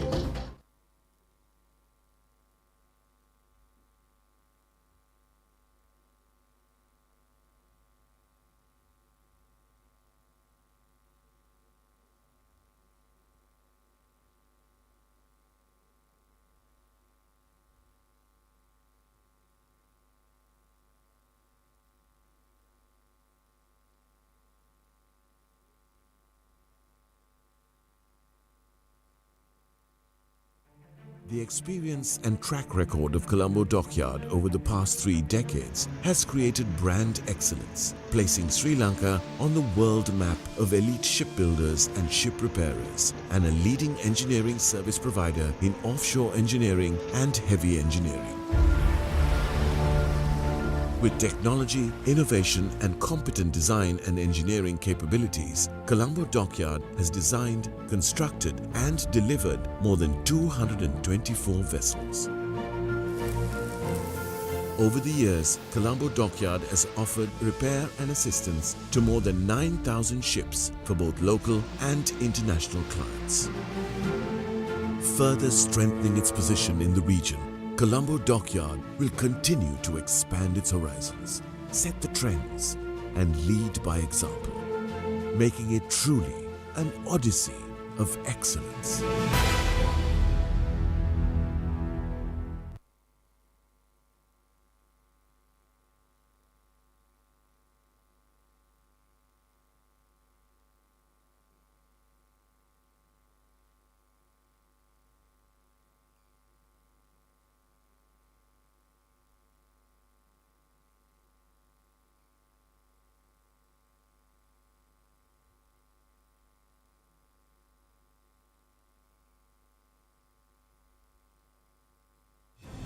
Colombo Dockyard PLC has been a ship repair and shipbuilding center, serving the regional and international maritime stakeholders since 1974.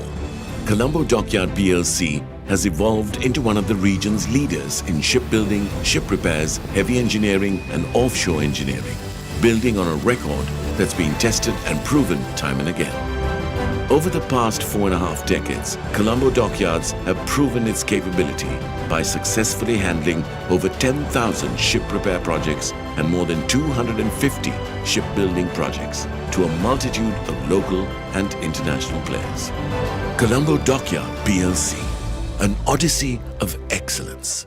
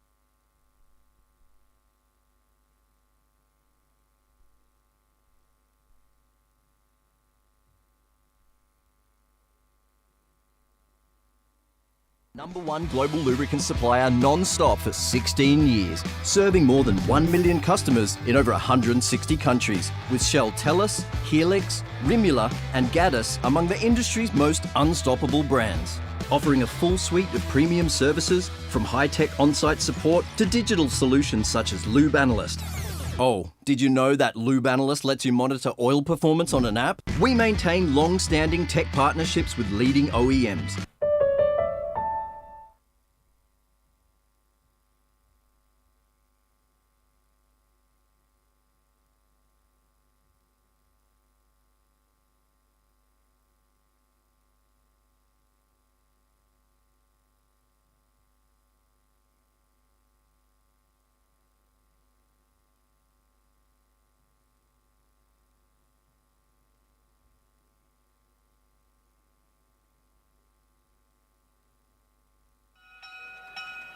මිස්ගේ තාත්තයි ගියේ සතුටින් නෙමේ නේද? අපේ තාත්තා මේ හිස්රාක්කවලට කැමති නෑ. තාත්තගේ කාමරේම පොත් වලින් පිරීලා. පුතේ තාත්තේ? එතකොට තාත්තගේ රාක්ක හිස්නේ. දරුවන්ගේ රාක්ක හිස් කරලා මගේ රාක්කේ පුරවගෙන මොකටද පුතේ? අපේ පුංචි සිතුවිල්ලකට පුළුවන් ලෝකය වෙනස් කරන්න. ලංකා බැංකුව ජාතියේ මහා පහඬැබ.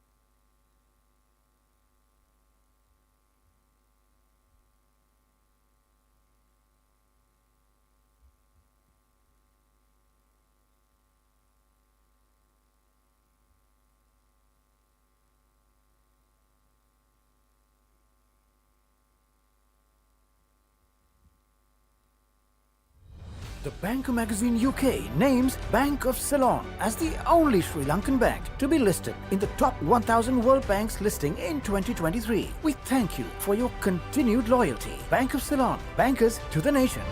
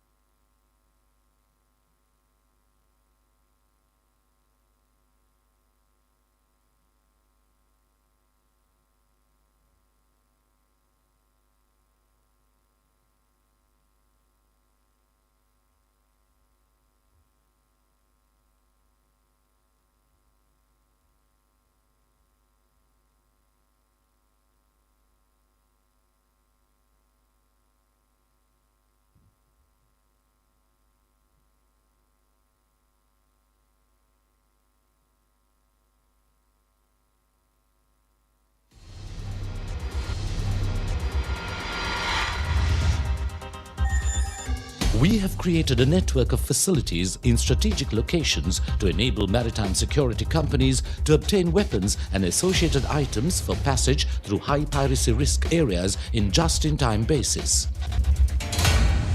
We also undertake sea and air transportation of weapon on behalf of PMSCS anywhere in the world in support of their operations.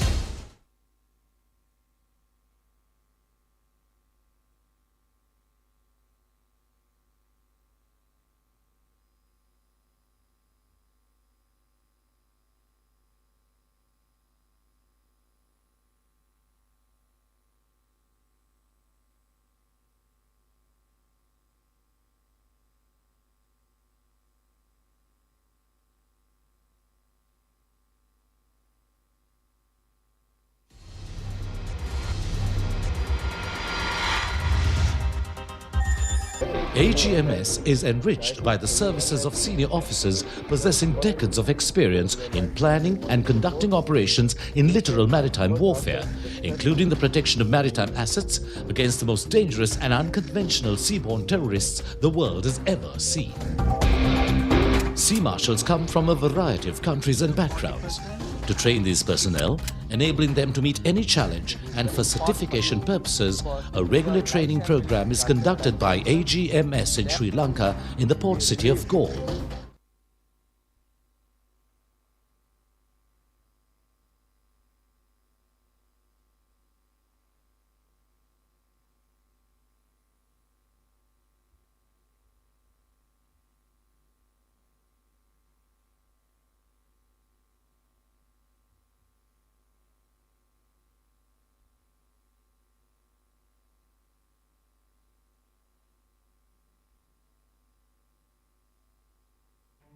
The experience and track record of Colombo Dockyard over the past 3 decades has created brand excellence, placing Sri Lanka on the world map of elite shipbuilders and ship repairers, and a leading engineering service provider in offshore engineering and heavy engineering.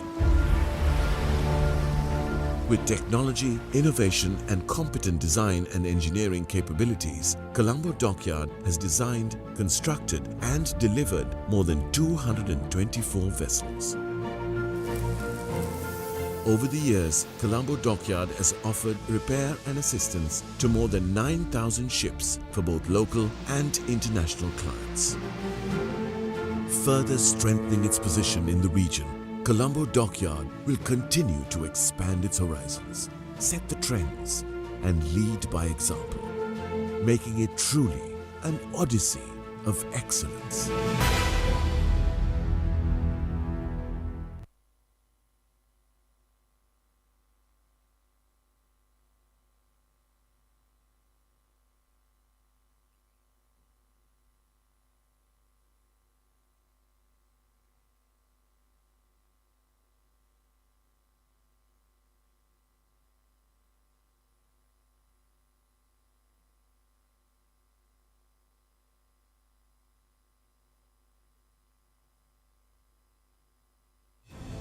Colombo Dockyard PLC has been a ship repair and shipbuilding center, serving the regional and international maritime stakeholders since 1974.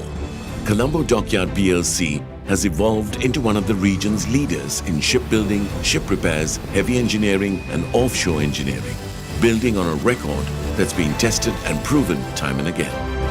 Over the past 4.5 decades, Colombo Dockyards have proven its capability by successfully handling over 10,000 ship repair projects and more than 250 shipbuilding projects to a multitude of local and international players.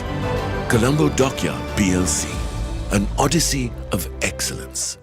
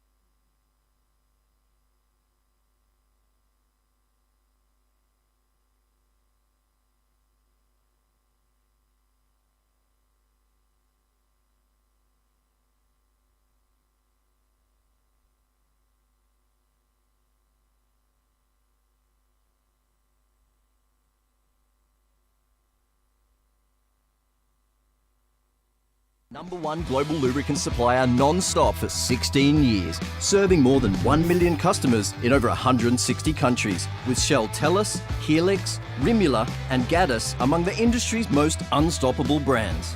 Offering a full suite of premium services, from high-tech on-site support to digital solutions such as Lube Analyst. Oh, did you know that Lube Analyst lets you monitor oil performance on an app? We maintain long-standing tech partnerships with leading OEMs.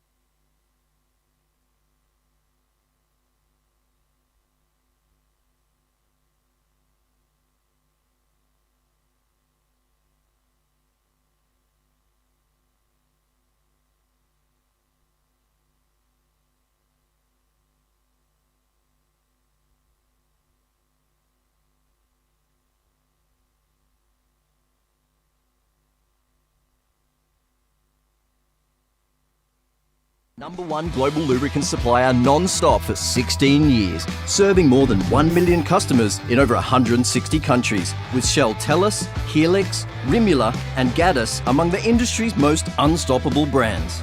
Offering a full suite of premium services, from high-tech on-site support to digital solutions such as Lube Analyst. Oh, did you know that Lube Analyst lets you monitor oil performance on an app? We maintain long-standing tech partnerships with leading OEMs.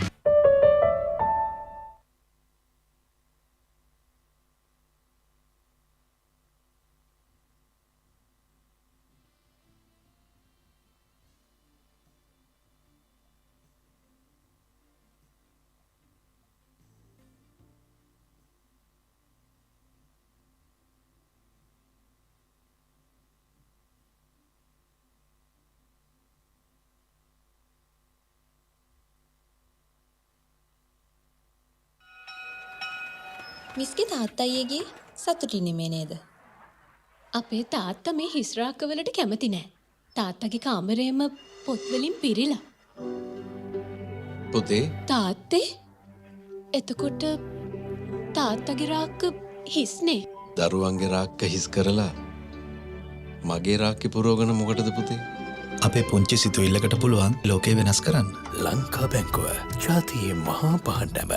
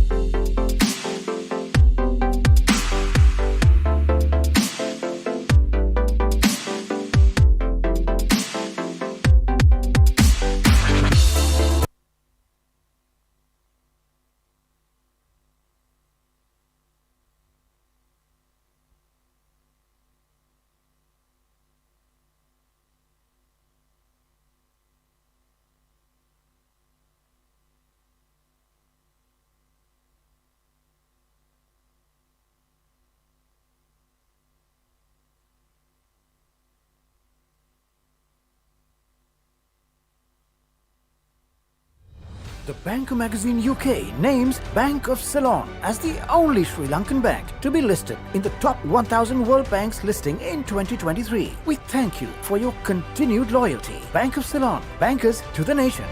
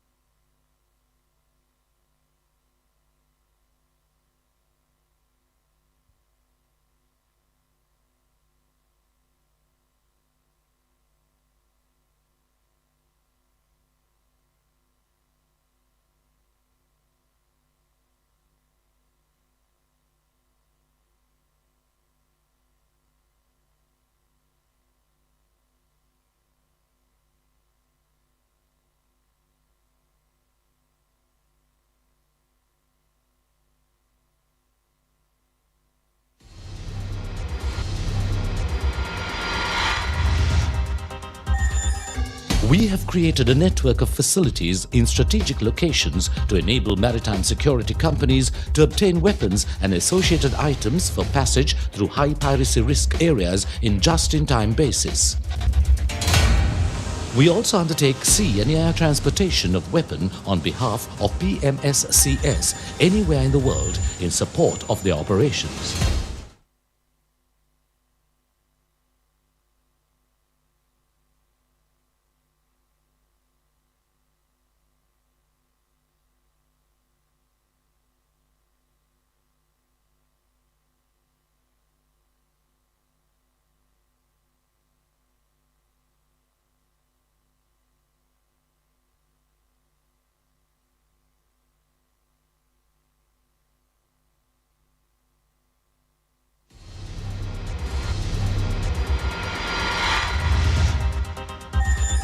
AGMS is enriched by the services of senior officers possessing decades of experience in planning and conducting operations in littoral maritime warfare, including the protection of maritime assets against the most dangerous and unconventional seaborne terrorists the world has ever seen. Sea marshals come from a variety of countries and backgrounds. To train these personnel, enabling them to meet any challenge, and for certification purposes, a regular training program is conducted by AGMS in Sri Lanka in the port city of Galle.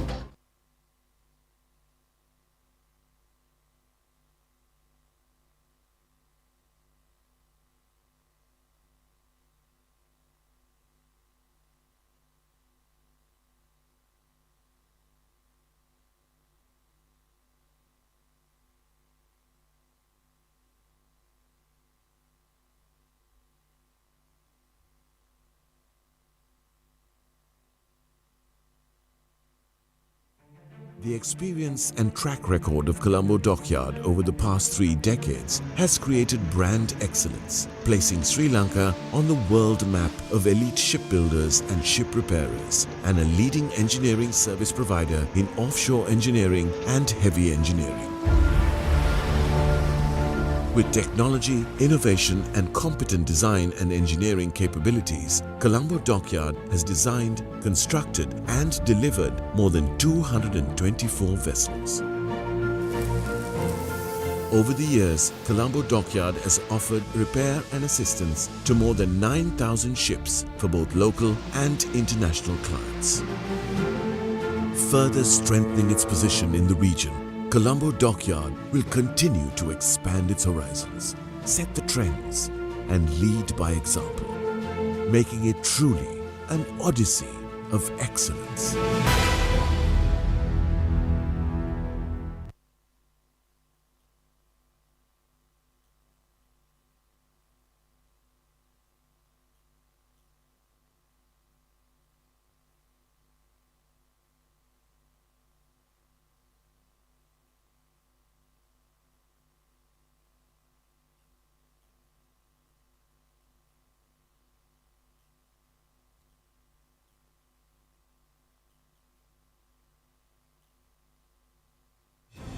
Colombo Dockyard PLC has been a ship repair and shipbuilding center, serving the regional and international maritime stakeholders since 1974. Colombo Dockyard PLC has evolved into one of the region's leaders in shipbuilding, ship repairs, heavy engineering and offshore engineering, building on a record that's been tested and proven time and again.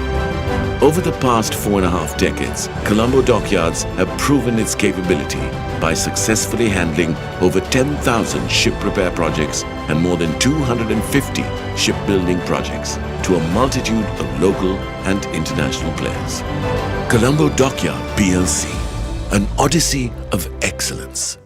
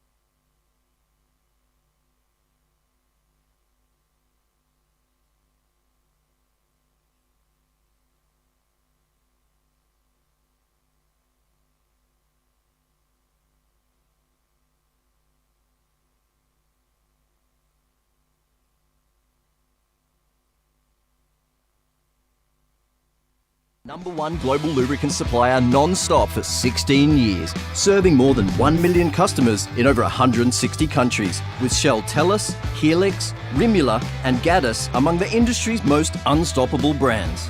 Offering a full suite of premium services, from high-tech on-site support to digital solutions such as Lube Analyst. Oh, did you know that Lube Analyst lets you monitor oil performance on an app? We maintain long-standing tech partnerships with leading OEMs.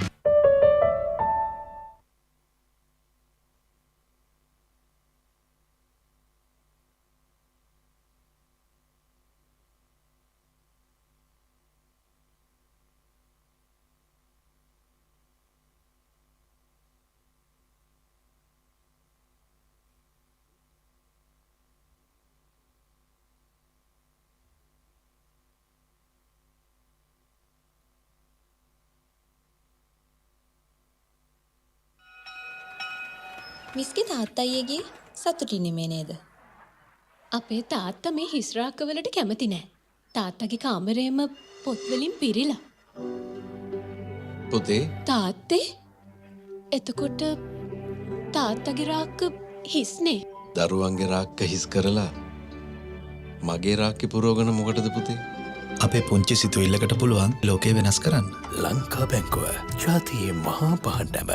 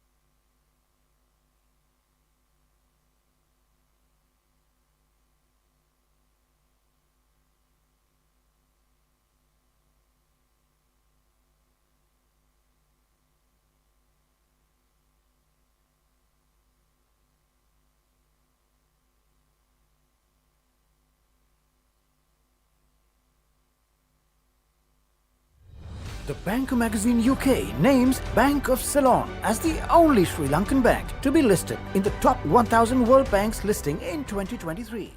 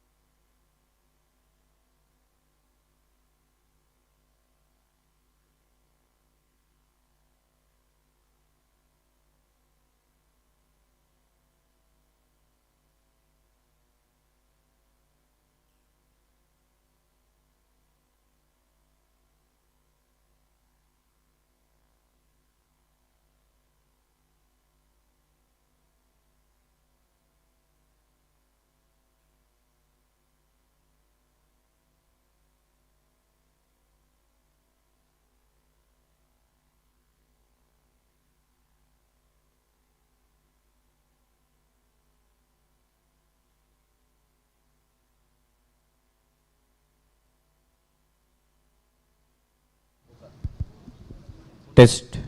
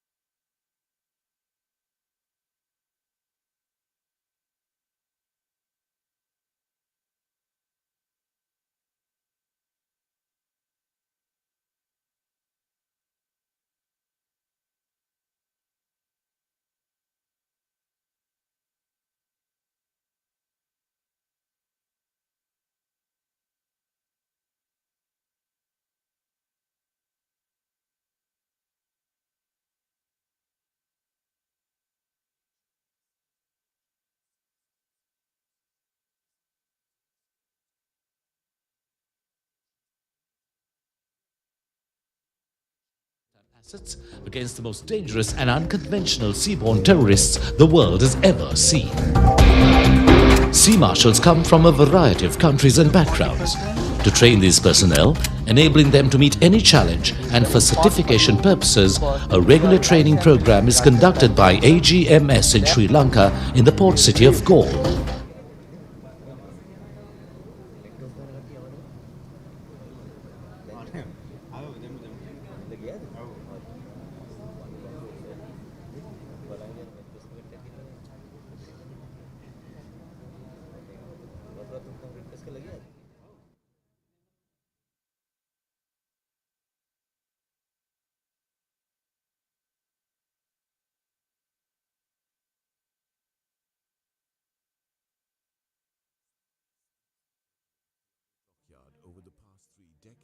has created brand excellence, placing Sri Lanka on the world map of elite shipbuilders and ship repairers, and a leading engineering service provider in offshore engineering and heavy engineering.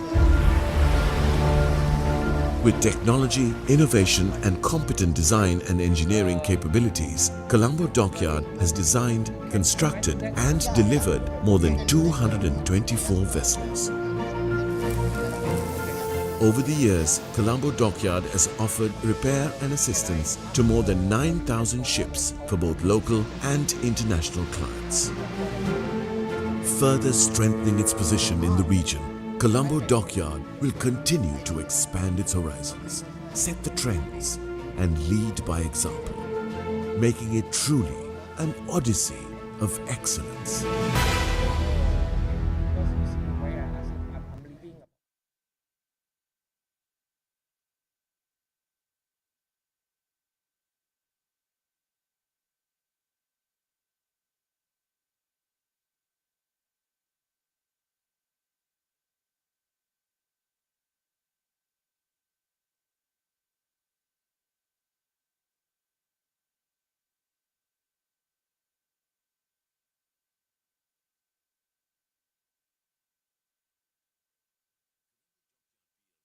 Has been a ship repair and shipbuilding center, serving the regional and international maritime stakeholders since 1974.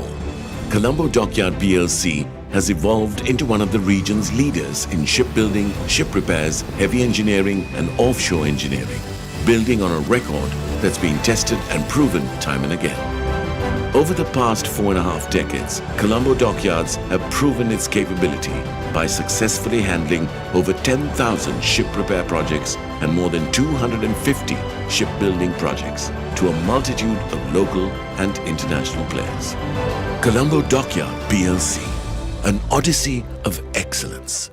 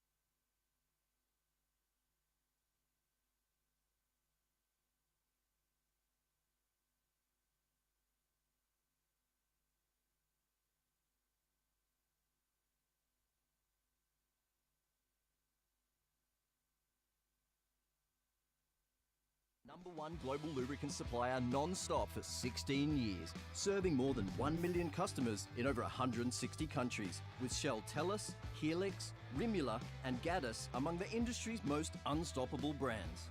Offering a full suite of premium services, from high-tech on-site support to digital solutions such as Lube Analyst.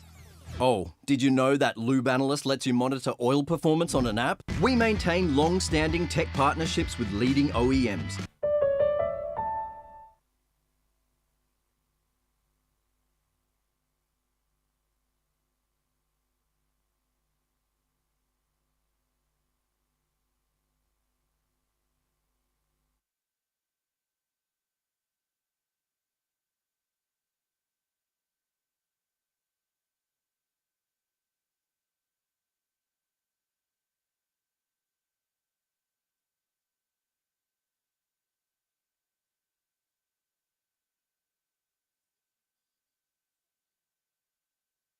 අපේ තාත්තා මේ හිස්රාක්කවලට කැමති නෑ. තාත්තගේ කාමරේම පොත්වලින් පිරිලා. පුතේ තාත්තේ? එතකොට තාත්තගේ රාක්ක හිස්නේ. දරුවන්ගේ රාක්ක හිස් කරලා මගේ රාක්කේ පුරෝගන මොකටද පුතේ?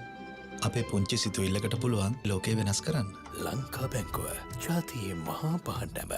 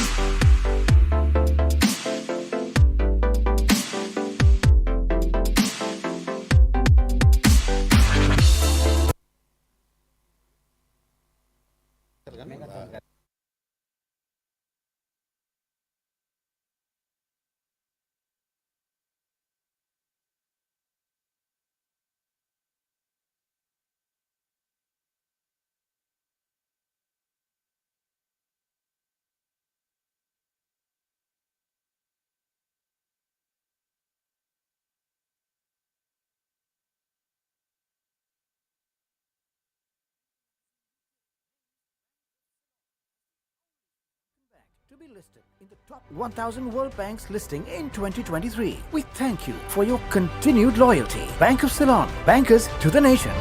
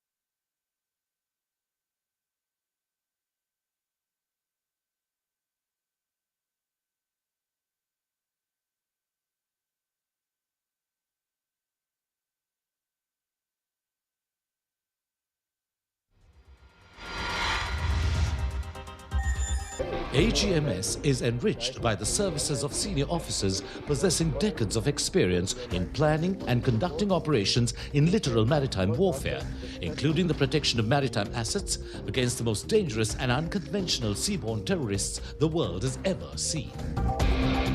Sea marshals come from a variety of countries and backgrounds. To train these personnel, enabling them to meet any challenge, and for certification purposes, a regular training program is conducted by AGMS in Sri Lanka in the port city of Galle.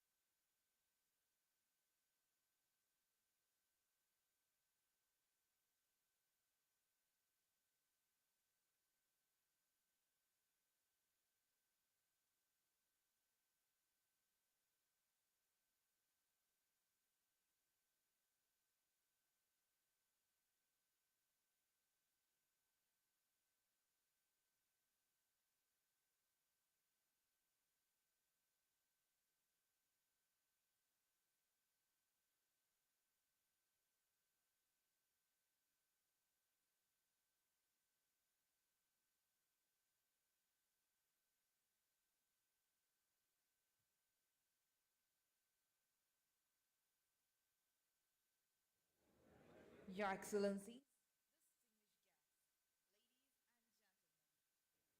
welcome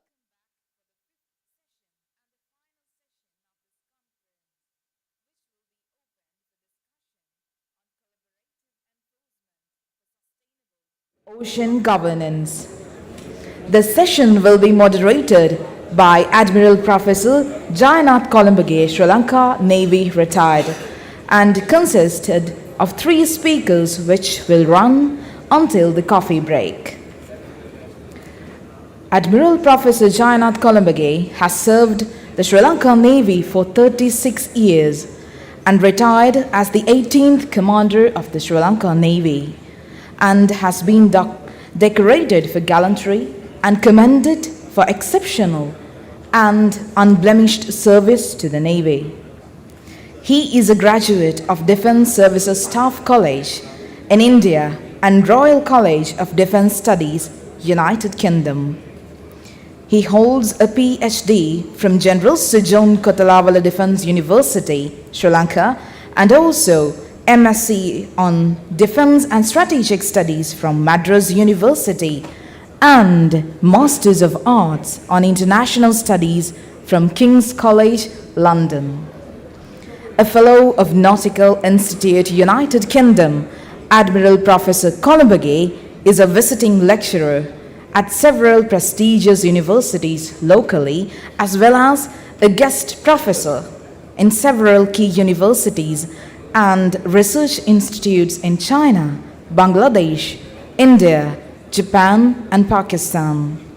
He has also been an editor and reviewer of a number of internationally renowned academic journals. In addition, he has served as the Director General of the Institute of National Security Studies, Sri Lanka as well, and he is currently a PhD examiner for University of Colombo. Admiral Columbage held the portfolio of Additional Secretary to His Excellency the President for Foreign Relations.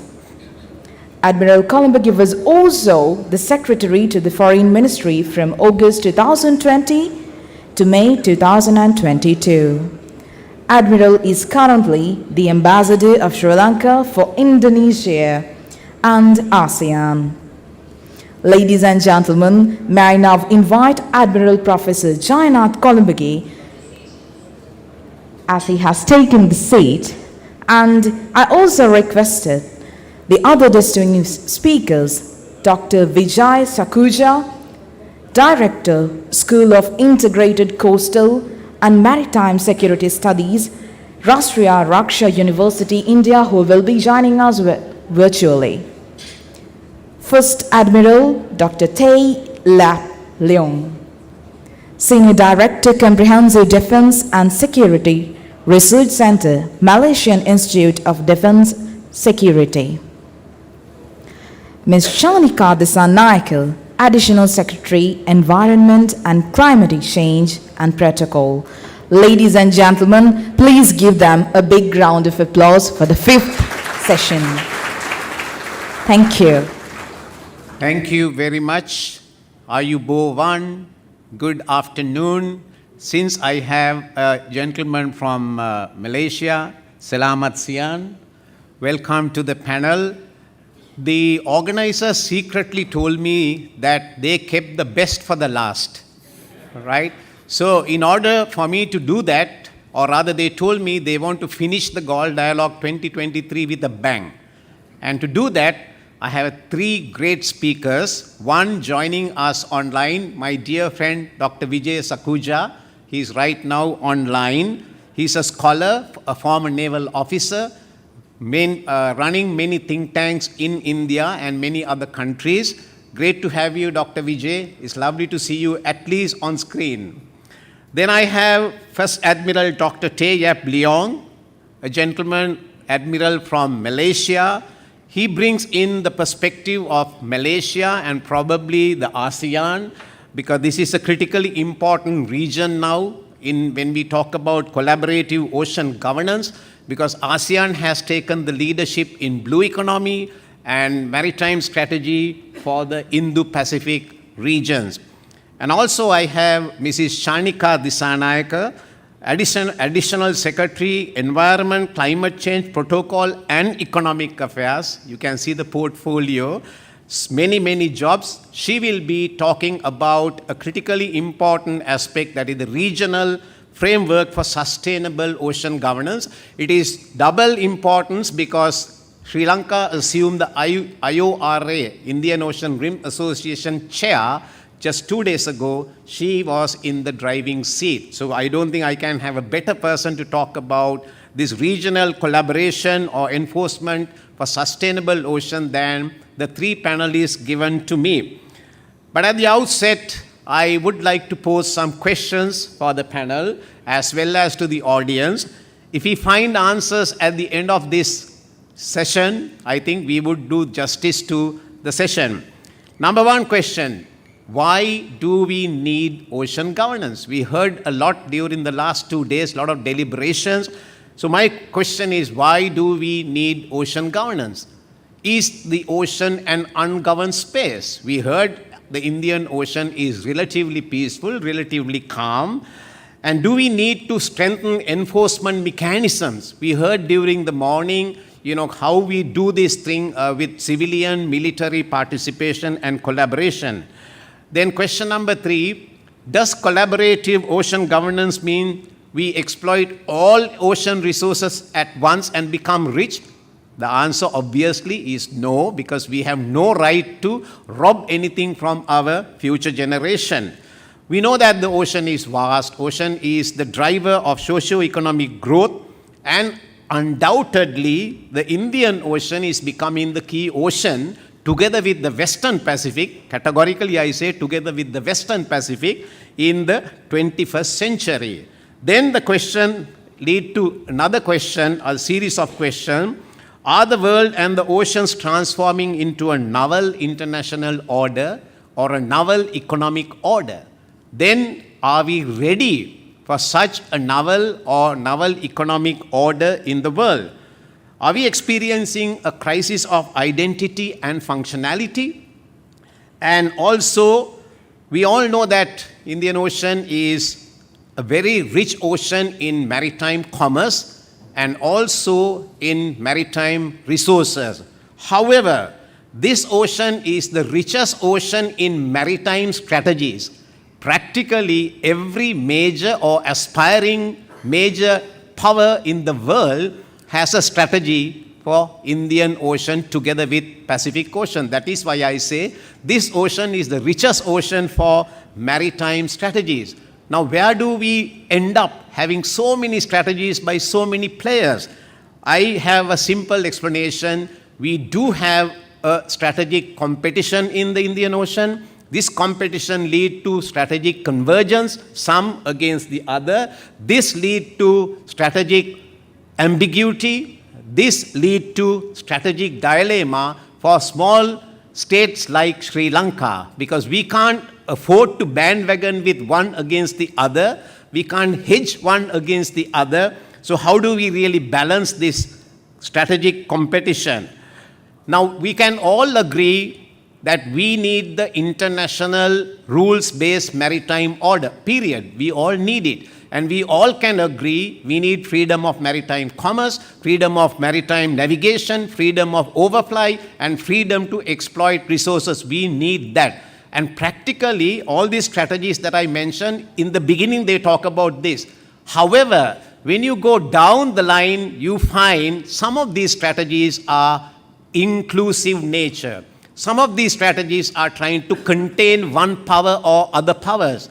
Now, that is where the problem comes. That is where the crisscrossing of these strategies giving problems to countries like Sri Lanka. Now, in addition to the strategic competition and the convergences, non-traditional threats are very much prevalent in the Indian Ocean. We remember in 2009 to 2012, small group of Somali pirates hijacked the entire merchant fleet of the world, so to say, and how much effort we had to put in to contain the piracy. The good news is now the piracy is down. However, we don't know if we leave our guard now whether it will bounce back or not. So therefore, we have a problem. And today we are going to talk about three key areas. Dr. Vijay will talk about grey zone operation. Grey zone means between peace and war. Everything happening between peace and war, grey zone operation. And then Admiral from Malaysia, he will talk about the Malaysian experience and also sharing how they manage ocean resources in a collaborative manner. And then Shanika will bring an idea, how do we achieve this through IORA and BIMSTEC. So ladies and gentlemen, this is the plan for the afternoon. And the good news is that this is the final session. So it's easy to keep you awake, because after this we are now going in our separate ways. So it is going to be a very interesting session, very important session. And we have to come to a conclusion after this whether we need collaborative ocean governance or not. So now let me start with the presenters. We will go according to the schedule. The first presenter is Dr. Vijay Sakhuja, joining us online, I presume from India, because he is a globe-trotter. Probably, I hope, Doctor, you are in India. So over to you, Dr. Vijay, to share your thoughts on a very important topic, the grey zone operations, the concepts, parameters, and what to expect in this grey zone operation. Vijay, over to you. Thank you very much. Good afternoon and a namaskar. It's honor and privilege for me to participate in the Galle Dialogue 2023. I must apologize for not being physically present because of some health conditions. I'm in the recovery mode, but I will try and catch up. And with the same passion, I would share with you my thoughts on a subject that has been given to me called UNCLOS and grey zone operations. So if you notice, these are the two key words, UNCLOS and grey zone operations. And I'm going to talk about what is this concept, what is this grey zone that we are now encountering? Who is practicing? What does it mean? Who are the actors?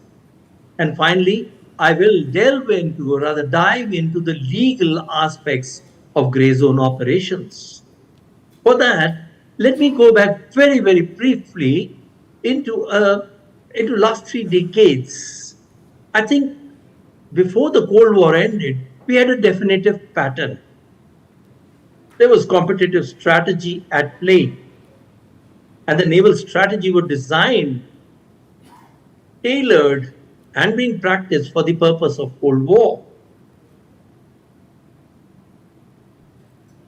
Navies were more focused to support their commitments to NATO, the Warsaw Pact, and those who stayed outside the so-called the pacts or the organizations were again watching carefully, and they had no scope to think in terms of beyond what was actually happening, because it was a contestation. But as the Cold War ended, they now began to see for themselves where they are.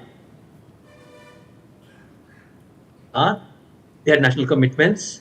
It's not that the world had become into a relative peace. There were sporadically things happening around.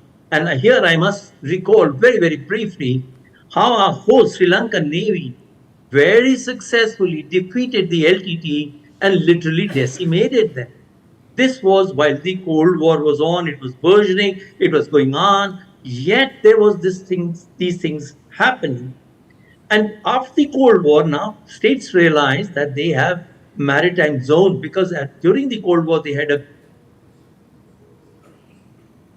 accrued under the 1981 clause maritime zones. So focus shifted onto understanding and defending and trying to figure out what they were to do, particularly the navies and the coast guards, what their relative duties were and what they're going to deliver.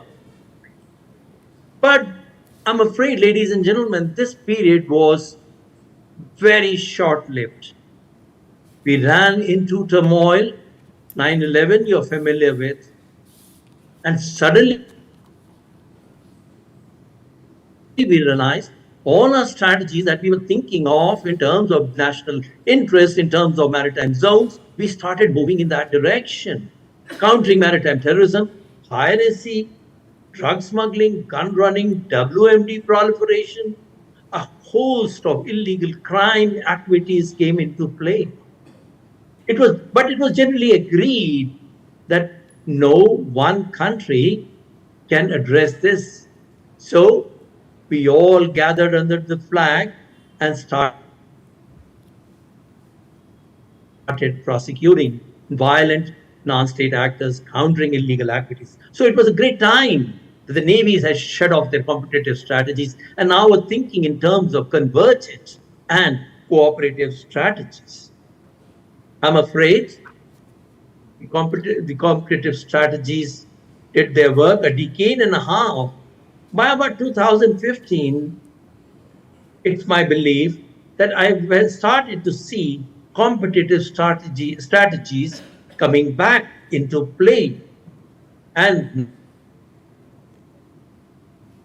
now, as we are in this world, we have literally contestation going on in the South China Sea, in the Persian Gulf, the Ukraine war, and a more recent Israeli-Palestine war. Now you would notice we are back into that mode. What we are seeing is a kind of a change that has happened.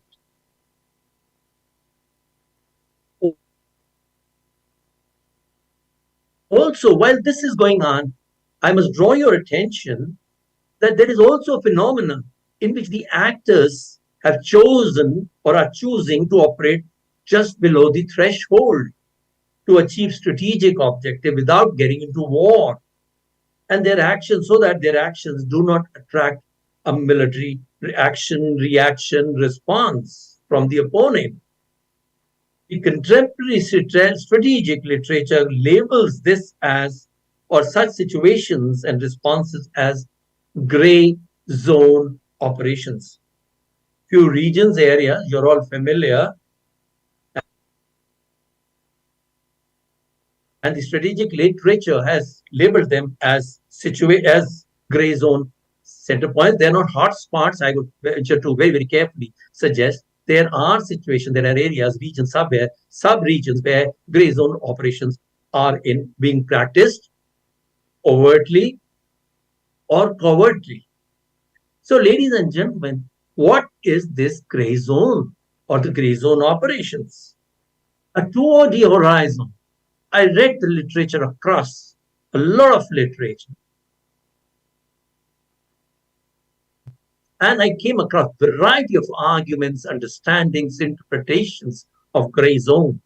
And it suggested keywords came out of this research, and they came out as hybrid warfare, gray zone warfare, unrestricted warfare, irregular warfare, ambiguous warfare. But, ladies and gentlemen, there is no universally agreed upon definition for gray zone, which only adds to conceptual confusion and ambiguity surrounding gray zone warfare. Given this diverse labeling and ambiguity with this concept called gray zone and its operations, it is quite natural that there are several definitions, and one should not be surprised. And depending on what I say, where you come from, for a practitioner, it's different. For a scholar, it is different. For an observer, it is different, and which I'm going to talk a little later. For a statecraft or a politician, for that matter, or a policymaker, it means different. I've listed out a variety of definitions being followed, understood, or practiced by a variety of agencies across the globe. It is in my paper, and I will not touch on that. But except that I want to bring in one definition, which is again elaborated in my paper, which takes a very expansive view. And I'm going to raise this issue. Why? Because it begins by saying gray zone operations are fluid, have origins in geopolitical, economic contestation, and is understandably driven for military action, cyber response, information operations. I have no quarrels on that. And it goes beyond. Then it talks about diplomatic and economic activities as part of gray zone operations. But these should be below so-called the kinetic use of force. It further goes on to expand, encouraging internal strife with targeted countries is gray zone operations. Subversive economic activities is gray zone operations. Support domestic and international proxies is gray zone operations. Coercive investment and bribery for political aims, gray zone operations. Hostage diplomacy is gray zone. Changes internationally recognized border, gray zone. This is, I think, quite a challenge. So let us be prepared for many such or similar definitions which will mushroom, have mushroom, will mushroom, and we'll have to be very carefully get a clear understanding what gray zone operations are all about. Notwithstanding all these formulations, it's my belief that it is generally accepted that gray zone operations as unconventional military response to achieve strategic aims without a military conflict. Consequently, we notice gray zones are ambiguous, belligerent, coercive in action, and they do not adhere to traditional black or white dichotomy of war and peace. Instead, they fall somewhere undefined middle. The contending side remain conscious that the operations conducted are short of actual attack. I don't want to get into a war, but I'll keep troubling you, which again is like pestering, it continues, and it can be very, very defeating all the time. And it can be conducted by anybody and everybody. It could be employing regular or irregular forces, platforms where unknown, unthinkable. And then I would add to that, maybe creative.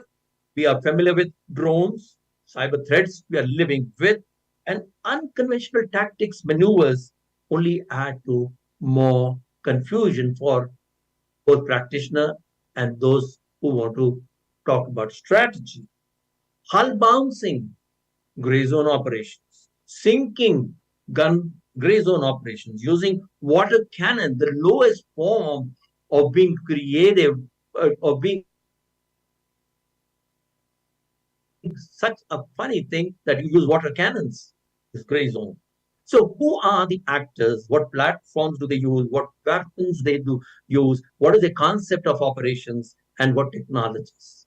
I'll now focus on this. The gray zone literature suggests that there are multiple actors belonging to diverse professions and trade who can be mobilized. Of course, we are quite familiar with the navies, the coast guard, the law enforcement agencies, maritime militia, who have probably received a lot of attention, particularly in the South China Sea. And there are several other non-state actors, stakeholders, and these could be fishermen, I'll talk about them, crews of marine scientific research who would be engaging in some kind of a suspicious activity, research vessels, civilian pilots flying aircraft, personnel employed by maritime security companies. And these are being mobilized. Depending on the configuration, the platforms are fitted with lethal and non-lethal weapons, and they are put to use against their opponent, who in most cases are poorly armed, and of course, they are at the receiving end. The toolkit is quite diverse. It could include high-end weapons, such as lasers, we've seen that in the South China Sea. Then we have water cannons I just mentioned about. And these somehow give you kind of the variety and the span or the creativity in which such tools or instruments or technologies that are being used. At least three types of tactics that I've inferred from the strategic literature or incidents. And I put them in three baskets: military versus military, aggressive maneuvers, naval boats coming, crisscrossing, troubling. In which most cases, I think they challenge the internationally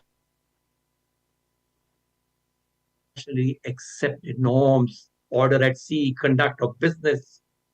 They've been labeled as risky, unprofessional, and they attract sometimes firing and warning shots. The second basket is military versus non-military gray zone tactics, and in which one-sided approach, in which the non-military vessels are at the receiving end, and they are probably hit, or for that matter, crew lives are endangered. But in one instance, I would like to share, in wanton disregard of the safety of the people on board and in violation of international law. That has been summed up very well. The third basket I'm talking about is non-military versus non-military, which involves swarm of fishing boats against a lone boat. Typical classical harassment. Please note, cyber operations are often difficult to attribute to an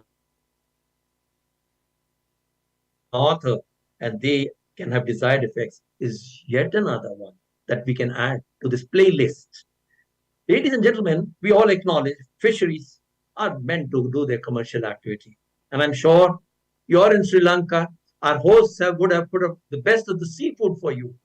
Rich in seafood. I was there a few months ago and I realized I was enjoying one of the finest. But these fishermen, not Sri Lankan fishermen for that matter, but fishermen who go to the high seas, etc. And some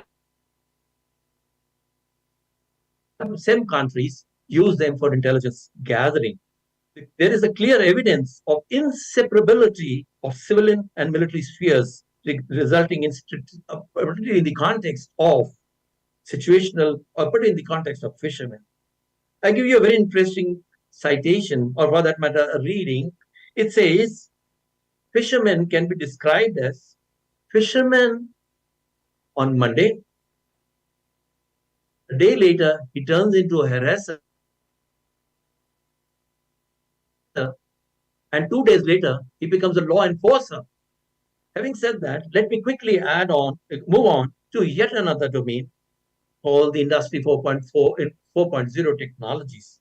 Artificial intelligence, machine learning, big data, they made their debut in our naval operations.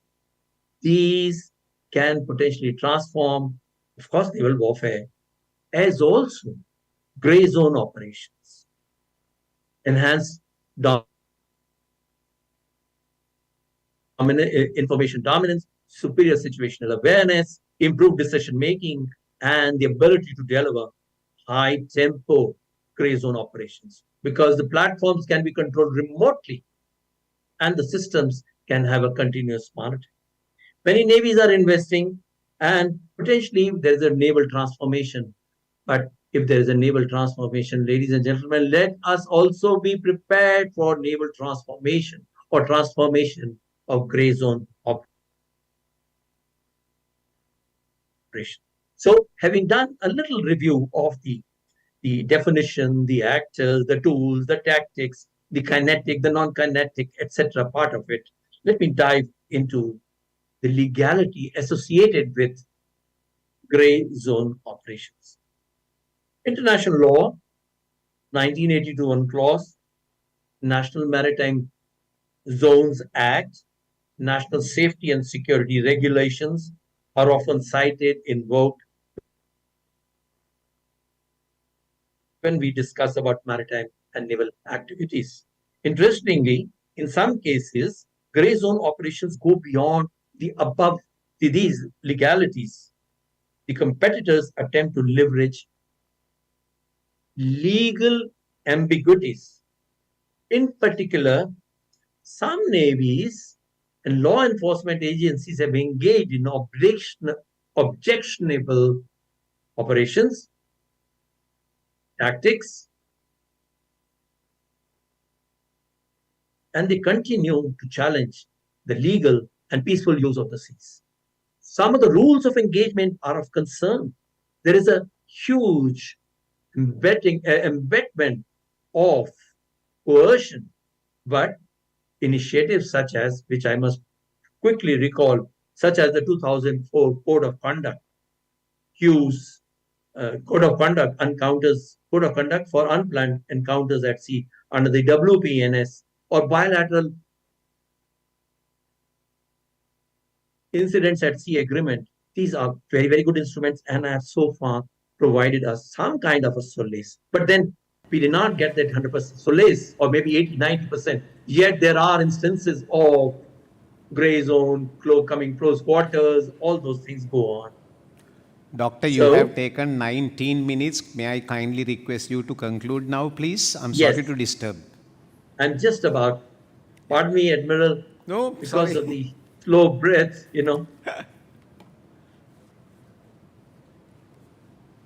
I will try and conclude very, very quickly.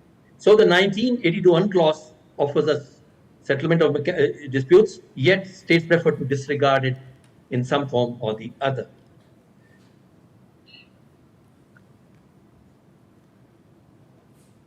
Let me cite out a few law of the seas conventions which the audience can read from the my paper.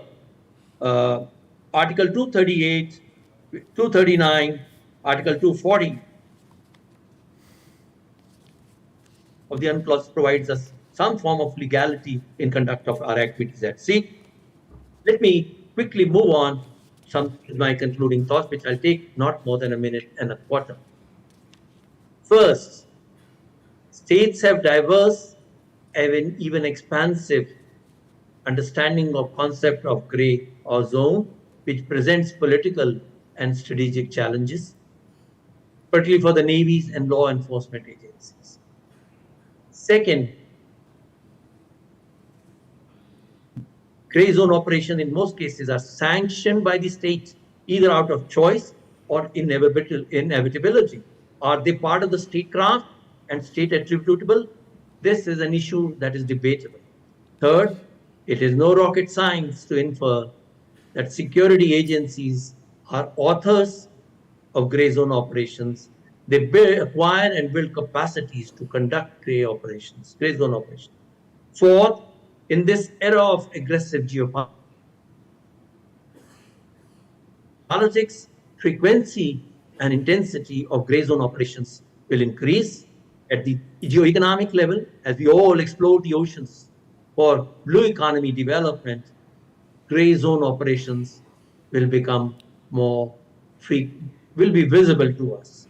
Fifth, what we need is a clear, communicated, and preemptive legal position associated with gray zone operations, which can potentially help moderate the outcomes of deliberate and inadvertent gray zone activities. I have a few suggestions. Develop a clear understanding of gray zone and its operations. Build legal capacities to prosecute gray zone operations. I think a battery of JAG officers is the best constituency. Conduct workshops on maritime gray zone operations and legal at the national, sub-regional, and at the larger level. Address maritime gray zone operations as part of your maritime and naval CBMs. Include gray zone in national security policy formulation. Thank you very much for your attention. I'm sorry if I exceeded the time limit. Thank you, Dr. Shakuja. We really appreciate you joining us. Thank you. So I request you to stay online because there will be a Q&A session. And now I request First Admiral Dr. Tayyip Leong to talk about collaborative governance for sustainable development and marine resource management, a case study of Malaysia, and I hope you will cover ASEAN region as well. Over to you, Admiral.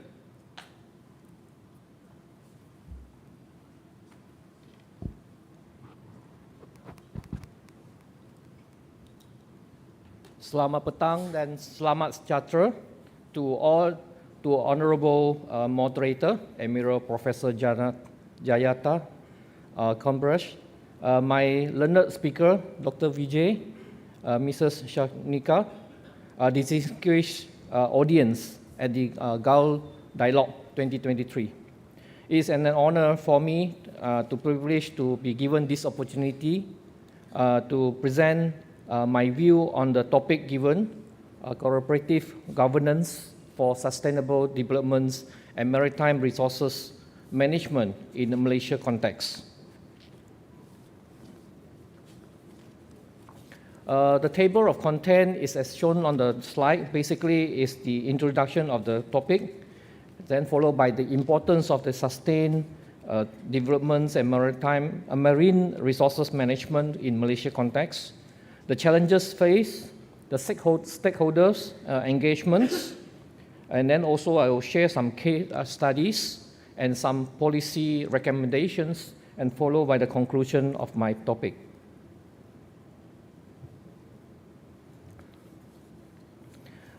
Cooperative governance has emerged as a promising approach to address complex environment challenges such as sustainable development and maritime resources management. In Malaysia, a country blessed with abundant marine resources, there's a need for effective governance mechanisms to become paramount, and this subtopic aims to explore the concept of cooperative governance and its relevancy in the context of sustainable developments and marine resources management for Malaysia. Malaysia is the diverse marine ecosystem face numbers of threats, including overfishing, pollutions, habitat destructions, and climate change impact. These challenges require multi-stakeholder collaboration involving government agencies, local communities, non-government organizations, and industrial players. By engaging different stakeholders in decision-making processes, cooperative governance can facilitate knowledge sharing and foster consensus building and promote transparency and accountability while ensuring sustainable outcome. This article will further derive into various aspects of cooperative governance for sustainable development and maritime resources management.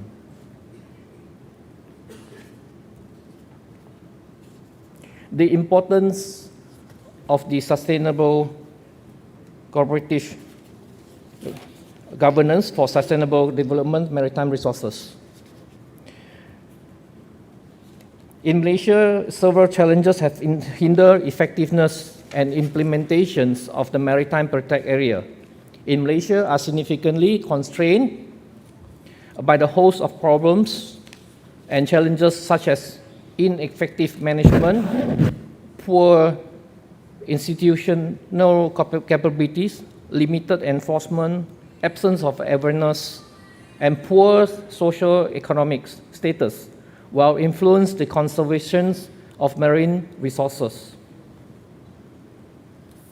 MPA problems reflect the challenges in cooperative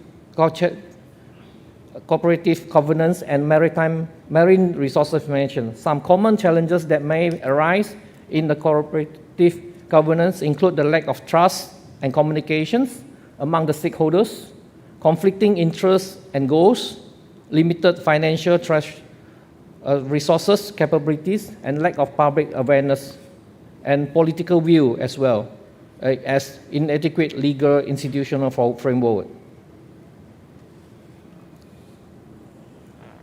The lack of trust and communication among the various stakeholders is the significant obstacles, one of it. Secondly, different agency, government bodies, and local communities often resulted in conflicting interests and objectives, leading to a disagreement of efforts and ineffective decision-making processes.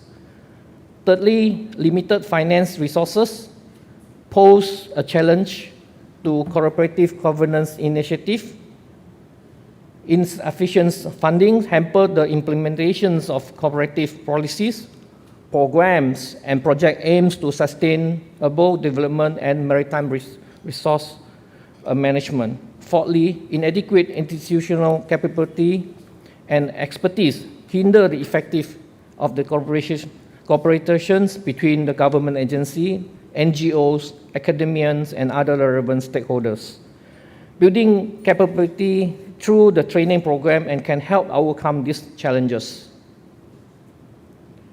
Fifth, the lack of awareness and understanding among the public about the importance of sustainable development, accessibles, and challenges faced in the cooperative governance. Without active engagement from the communities and individuals, it becomes difficult to adhere meaningful progress towards sustainable practices.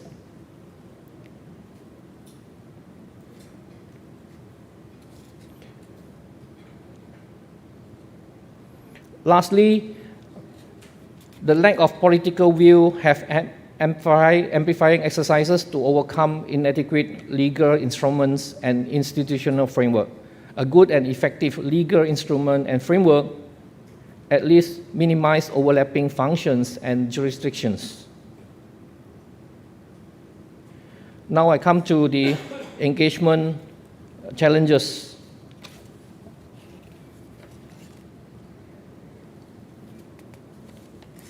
Stakeholders engagement.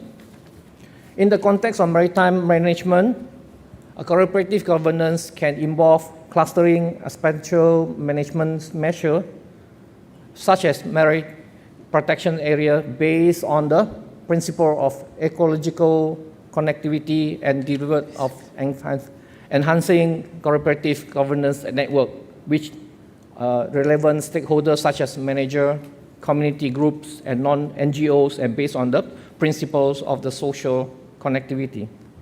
And another key aspect of the stakeholder is the promoting the inclusivity and also the representations. In Malaysia, we have the 12 Malaysian Plan, in one of the such initiatives that aim to enhance advanced sustainability by guaranteeing continuous economic growth while protecting the environment, continuing Malaysia economy and a global target. In Malaysia, we have two organizations that I can share with you. One is MIMA, Malaysia Maritime Institute of Malaysia. It's policy research institute set up by the Malaysia government under the Ministry of Transport in investigating matters relating to Malaysia interests of sea and to serve as a national focal point for research in the maritime sector. And it also includes the ocean law and policy, maritime security and diplomacy, coastal and maritime marine environment, a Strait of Malacca, and also maritime economics and industrial. And the second organization is MIDAS, where I come from. It's also set up under the Ministry of Defense to investigate matters relating to Malaysia defense and security, including those within the maritime domain. MIDAS is also a think tank from Ministry of Defense, has the center that focus on more on the ongoing traditional, non-traditional threat within the maritime domain, such as national sovereignty, territorial dispute, transborder crime, maritime legal instruments and frameworks, and so on. Now I would like to share some of the case studies successful that we can use as an example for us. First is on the Coral Triangle Initiative, which was also touched by our Admiral Pira this morning. It's a regional partner between 6 countries, including Malaysia, aimed to conservation Malaysia, marine biodiversity and promoting sustainable development in the Coral Triangle region in Malaysia. This has brought together various stakeholders, including government agency and local community and NGOs and academia. Another similar example is the University Malaysia Terengganu, which is in the northern east coast of Malaysia, collaborating with Aquarium KLCC to organize the coral conservation expeditions at UMT Marine Natural Resources on the Terengganu area, which is Padong Island, we name it, involving local students, fishermen, and NGO. These expedition focus on replanting or growing corals and bringing awareness to the public on the importance of corals to maritime marine biodiversity. An example of conservation and rehabilitating critical habitat of the National Mangrove Restoration Project also is under the preview of Ministry of Natural Resources and Environment Malaysia, which has involved in multi-stakeholders comprising federal and state government, technical advice agency, research and institute of higher learning, NGOs, and as well others local community.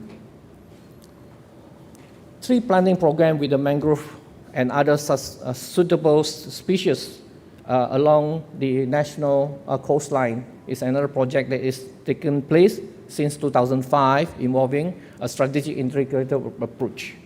We go through this with the regards of overfishing. An example of Malaysia tackling this issue is through community-based co-management. Is an approach that focuses on a partnership between the government agency and local resources user, NGOs, and other stakeholders. This approach is to people-centric, community-oriented, and resources-based, where all parties share the responsibility and decision-making authority for managing the fishery in the area. Fishery co-management based on the principle that cooperations between communities and the state can lead to more effective governance of fishery resources. Example is the collaboration between the Department of Fishery Malaysia and the local fishing community in the area implementing the co-management approach. This approach empowers the local authority to actively participate in decision-making processes and related to fishing management. Basically, in our country, we have many stakeholders or so-called state governments, and they work with the local fishery department. That's how we go about, other than the central government. A policy that is recommendations for the enhancement as follow: strengthening institution framework, that's one. Promoting stakeholders' participations, and also lastly is the enhancement of transparency and accountability. All this will help us to put together governments, local community, and state governments, and followed by the NGOs to work it out together. Conclusion. In conclusion, cooperative governance holds immense potential for Malaysia's sustainable development and maritime resources management. The case study and discussion presented in the text highlighted the benefit of involving the diverse stakeholders, governments, local community, NGOs, and private sector as well. By embracing the cooperative approaches, Malaysia can achieve more effective decision-making processes. That's how we're gonna go. Another example I can give to you is that during the COVID-19 case in Malaysia, we appointed Malaysian Armed Forces to be a lead agency and bring along with other government agency, medical, the medical side, the immigrations and local police and everything, put into one task force, a special task force to handle the spreading of the COVID diseases in the country, and it was very successful. So these are the things that we do to ensure things go together as one. That comes to the end of my presentation. Thank you very much. Thank you very much, Admiral. You have really managed your time well, and you saved a few minutes for us. Thank you so much. And now I invite Mrs. Shanika, the Shanayaka, to talk about a very important aspect. I think repeatedly we heard from yesterday, regional problems need regional solutions. So she's going to talk about IORA, SAARC, and BIMSTEC.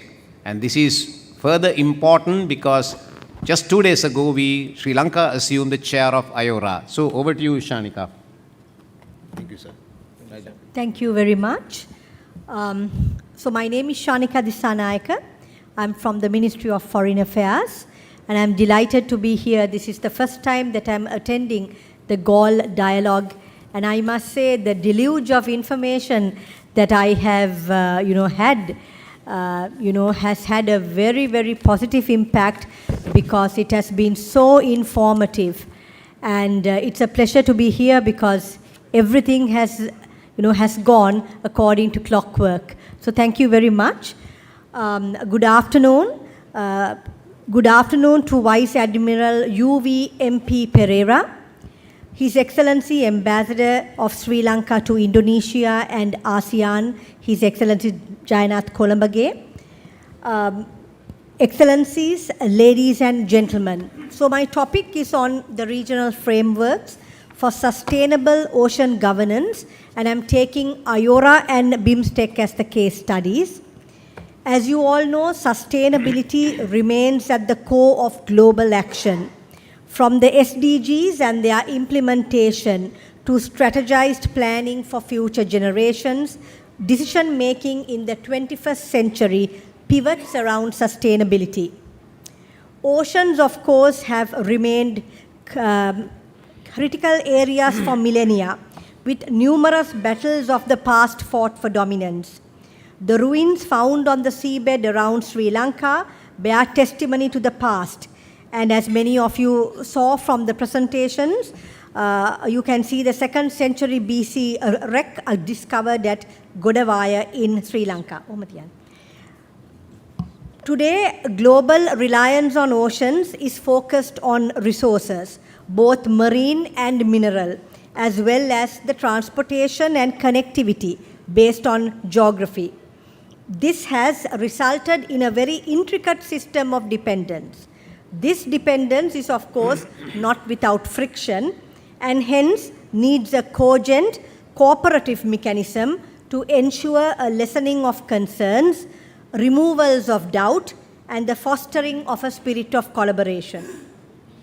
In an age of heightened multilateralism, with countries seeking to deepen and widen interactions, multiple avenues are being explored. It is only through collaborative efforts that mutually beneficial and sustainable solutions can be found.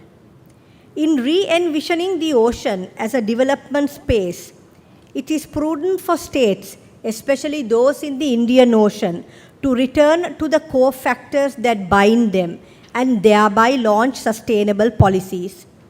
The Indian Ocean Rim Association, or IORA, of which Sri Lanka just assumed the chairmanship, and we will have the chairmanship for 2 years until 2025, and the Bay of Bengal Initiative for Multi-Sectoral Technical and Economic Cooperation, in short referred to as BIMSTEC, have created platforms for a very focused engagement in a plethora of areas. Through the 2 institutional secretariats, consecutive periods of chairing these bodies, as well as the centers of excellence that some of the countries have established, and numerous initiatives, we have seen progress in strengthening multilateralism on differing scales. Through each form of engagement in both IORA and BIMSTEC, whether at the level of heads of state or government, ministerial, senior officials, or through the diverse functional bodies affiliated with both organizations, efforts have been expended to achieve our key goals and thereby enhance greater regional cooperation. Our region, as you all know, is encircled by the Indian Ocean, which is categorized as the 3rd largest body of water, or the 3rd largest ocean in the world. In both IORA and BIMSTEC, regionalism is defined in terms of geography. Hence, it is through the building of a wider community through IORA and a focused community through BIMSTEC that member states will have the ability to incorporate shared values, engage in joint research, implement a strategized plan of action, and ensure that sustainability triumphs depletion, overutilization, and the abuse of marine and mineral resources. Permit me to quickly focus on the two organizations of IORA, which Sri Lanka just concluded this week, and BIMSTEC, which we hosted a year ago in Colombo. A decade ago, when India was chairing IORA, 6 priority areas were identified: maritime safety and security, fisheries management, academic science and technology cooperation, trade and investment facilitation, disaster risk management, as well as tourism and cultural exchanges. All collectively play a vital role in deepening regional efforts for cooperation. This focus was further sharpened during the subsequent period when IORA was chaired by Australia. Through emphasis on the blue economy and women's economic empowerment, we saw IORA including these important cross-cutting features into programs of activities. In 2014, the IORA Sustainable Development Program was initiated to help the least developed countries and thereby boost connectivity, sharing of best practices, and ensuring that all countries are included in the development drive. In marking IORA Day this year, the Secretary General of IORA, Dr. Salman Al-Farisi, in highlighting the nature of the grouping, identified IORA as a crucial platform for fostering economic cooperation and sustainable development. He called for a more focused and sustainable development. Now I shall quickly move on to the Bay of Bengal Initiative for Multisectoral Technical and Economic Cooperation. When reflecting on the progress made through BIMSTEC, we find a grouping that is primarily dependent on the Bay of Bengal and that has attempted to cooperate through 14 priority areas. Initially focusing on trade and investment, transport and communication, energy, tourism, technology and fisheries, the BIMSTEC organization in 2005 added further the areas of agriculture, public health, poverty alleviation, counter-terrorism and transnational crime, environment and disaster management. At the 11th Ministerial Meeting in New Delhi in 2008, the 14th priority area of climate change, which is a very critical area, was identified, with each BIMSTEC member state tasked with leading in specified priority areas. At the BIMSTEC summit last year, chaired by Sri Lanka, it was decided to have 7 sectors with subsectors to include all of the priority areas, all of the 14 priority areas, and ensure much greater attention through specialization.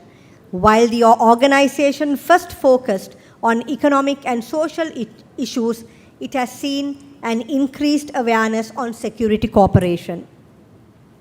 Therefore, it is evident that much has been done within IORA to draw up and adopt measures and implement cooperative mechanisms. In BIMSTEC, the emphasis has been mainly in the technical and economic arena, with much potential for deeper cooperation in ocean governance given the nature of the body. Hence, further efforts that could be taken need to be explored. It is through the evolution of policy and policy frameworks that tangible progress can be made. In drawing attention to the concept of governance, it is imperative that greater understanding is possessed on the concepts, strategies, and frameworks that are used globally.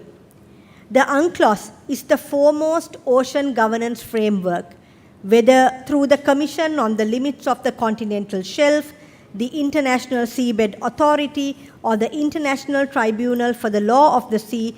We have seen the creation of bodies with overarching reach, depth, and scope. It is through UNCLOS that all of our countries have territories that are vastly greater than our landmass, and therefore we possess greater opportunity.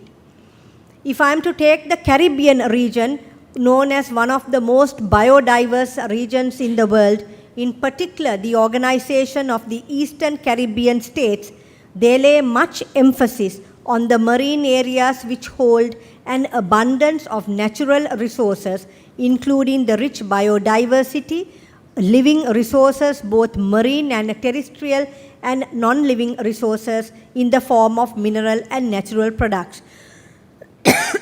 The Ocean Governance Framework of the OECS includes projects such as the Caribbean Regional Ocean Space Project, which is accelerating development of the blue economy, the Building Resilience in the Eastern Caribbean through the reduction in the marine litter project, which attempts to collectively address the plastic pollution in the region. With financial assistance from the Global Environment Facility, the World Bank, and the Government of Norway, the OECS has been able to ensure a comprehensive ocean governance framework. Several other ocean governance frameworks have been implemented in various regions and have proven to be quite effective as the spirit of UNCLOS is safeguarded. The member states benefit and the environment is made safer and more secure. In 2016, it was Professor V.N. Attri, Chair in Indian Ocean Studies at the University of Mauritius, who called for a 4-step strategy to increase sustainable development prospects in IORA. He emphasized the need to firstly reinforce international cooperation in maritime science and technology as a means to stimulate innovation and strengthen sustainable development of the ocean economy. To secondly, strengthen integrated ocean management involving the greater use of economic analysis and economic tools. To thirdly, focus on initiating and improving the statistical and methodological base at the national, regional, and international level for measuring the scale and performance of ocean-based industries. And to finally build capacity for ocean industry foresight through the assessment of future changes in ocean-based industries. While these steps could form the basis of further deliberation, of significance, as many of the other panelists spoke earlier, is maritime domain awareness, which is seen as vital for any effective mechanism. Incorporating it into the group's discourse would ensure, as noted by the IMO, the effective understanding of any activity associated with the maritime environment that could impact upon the safety, economy, or environment. This would definitely ensure a holistic approach to evolving an ocean governance framework in our region collectively through IORA and BIMSTEC. Multilateralism provides the space and opportunity for joint action. An overarching framework which brings together member states, each with specific areas of responsibility as found in BIMSTEC and with clarity of commitment as found in IORA, would foster a conducive environment. Such an environment would result in the region evolving a sound regional framework for sustainable ocean governance. In conclusion, distinguished chair, fellow panelists, ladies and gentlemen, we are living in the century of sustainability. Due emphasis on our oceans, clear strategies, appropriate balancing of relations, and effective frameworks for governance remain at the heart of our deliberations at the Galle Dialogue International Maritime Conference. It is very opportune for Sri Lanka and member countries of IORA and the BIMSTEC to harness the goodwill that exists among our membership. This goodwill has been reinforced in IORA through the deliberations that have just concluded in Colombo this week. Member states are willing to cooperate proactively, especially when such joint action will result in mutually beneficial programs and projects, but more importantly, when it will ensure a sustainable future for all. Thank you. Thank you, Shanika. So, ladies and gentlemen, we heard 3 great presentations. I believe all the 3 speakers did justice to the topic, and they stuck with the time frame as well. That made my task very easy. So, taking the chair's prerogative, I like to pose 3 brief questions to the panelists. I will start with Dr. Vijay, if you are there. Now, we always talk about maritime order or maritime disorder. How do we find order through this disorder? Now, you spoke in length about gray zone operation. So my question, a brief answer from you, how do we find order through this disorder? Admiral, should I answer straight away? Yes, please, straight away. Straight away, please. Thank you.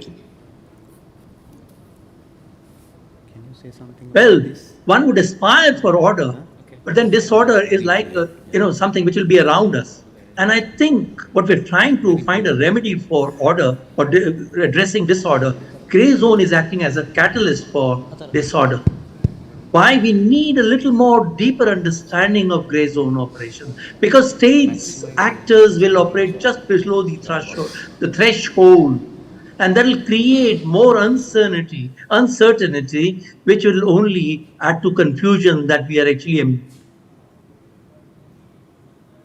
ambitious, so-called ambitious order that we're looking at. I have no remedies, but I think a deeper study of gray zone operations will provide answers. I'll stop with that. Thank you, Dr. Vijay. Okay, the next question goes to Admiral.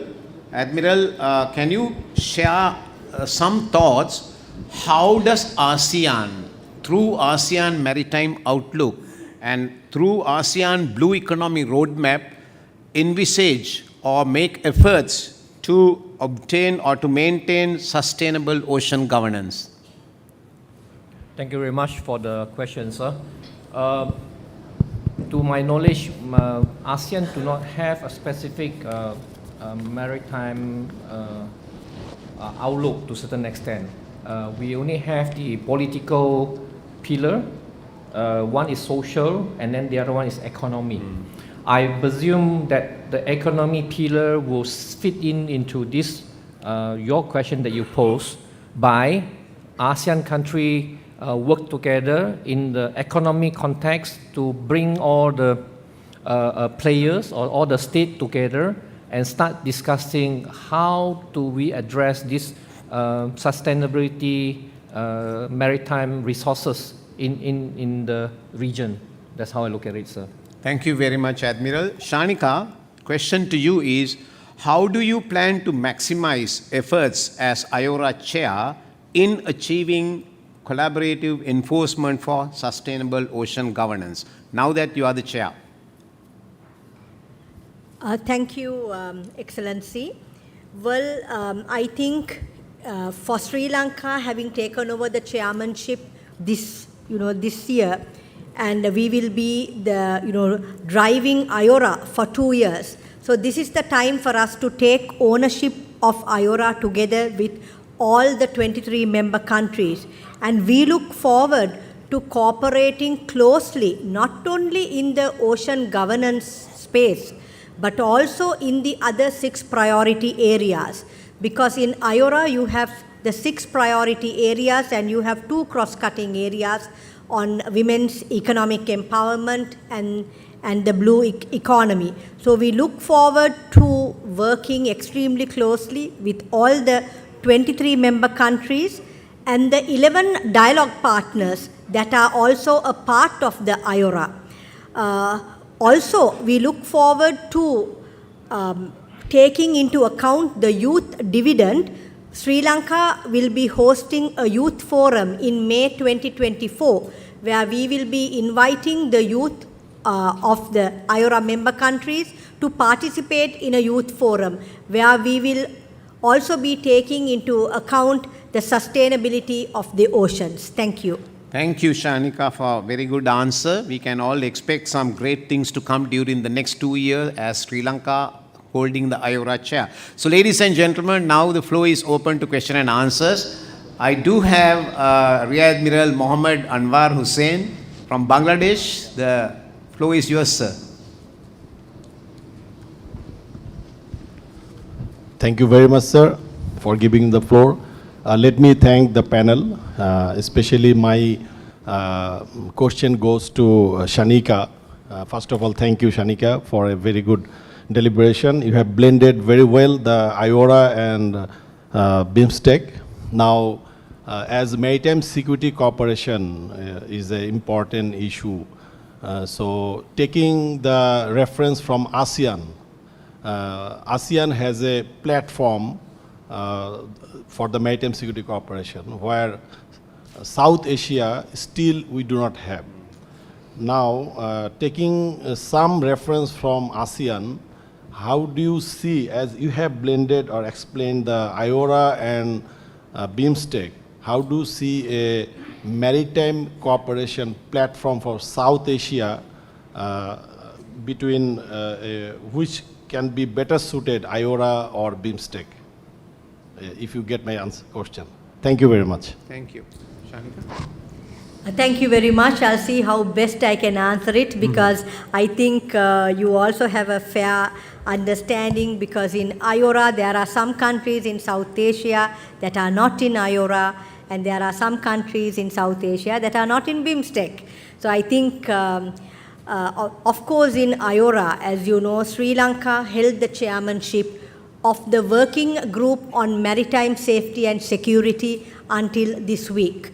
Once we take over the chairmanship of IORA, we can no longer hold the chairmanship of any of the working groups in IORA. So this includes the priority areas and the 2 cross-cutting areas. Of course, in BIMSTEC, because the organization is rather small, there are just 7 countries. So the focus, it's more focused, right? So even in BIMSTEC, there is a very efficiently handled a working group on maritime safety and security. So as most of the countries in BIMSTEC, other than 2 or 3, are in IORA, we could see how we could, bring about closer maritime safety and security cooperation among the 2 regions. But having said that, of course, all the countries in IORA and all the countries in BIMSTEC have their bilateral collaborative measures in place. But I think now that we are in the driving seat, it's time for us to see how we can work more efficiently with BIMSTEC. As you know, there will be a MOU that will be signed between IORA and BIMSTEC in November. So we hope through that we could see how to collaborate more efficiently. Thank you, Shanika. I think that's a great answer. But being the ambassador for ASEAN, I like to add a word or two. Now, ASEAN has ASEAN Maritime Outlook on Indo-Pacific, but through that they have operationalized that through ASEAN Maritime Forum, right? Now, ASEAN Maritime Forum specifically talk about dealing or linking with BIMSTEC and IORA. So I think we have an opportunity, because it is stated by ASEAN that they would like to work with IORA, IONS and BIMSTEC. So it is now up to the IORA chair, how do we link the 2? Because ASEAN is a critically important region and the Bay of Bengal is. So at least let us work between Bay of Bengal and ASEAN and very collaborative manner, because now they have stated that they wish to work closely with the regional organization, and in that they categorically mention IORA, IONS and BIMSTEC. So Shanika has a great job to fulfill during the next 2 years, because it is there, and we need to work together with ASEAN, because ASEAN is a huge organization, 10 members, but then when you add dialogue partners, Admiral, it is huge, right? So would you like to add something to this, please? Yes, sir. I would also like to share some of the context in ASEAN as an ASEAN member. What happened is that ASEAN originally set up is meant for political, for social, and for economic. But later on, as the time passed, we also set up this ADMM, ASEAN Defense Minister meeting, whereby we bring along all the 10 nations to discuss about the security or the maritime issue in the defense minister meeting. Not forgetting that we also add up ADMM Plus, which including 8 countries inside. I mean, if I can recall correctly, China, India, US, and a few other countries to be in the discussion. ADMM Plus, there are a total 8 countries together and talk about all these things. Perhaps ma'am can find ways, because the chairperson for ADMM is Singapore, chairperson. Go through Singapore, then from there maybe can bring up some of the issue which concern to this Aurora or whatever context we have. Then from there, let the country discuss and bring it up to the ADMM. Thank you, sir. Thank you, Admiral. The next question, the opportunity goes to Commodore HRFM Tisera.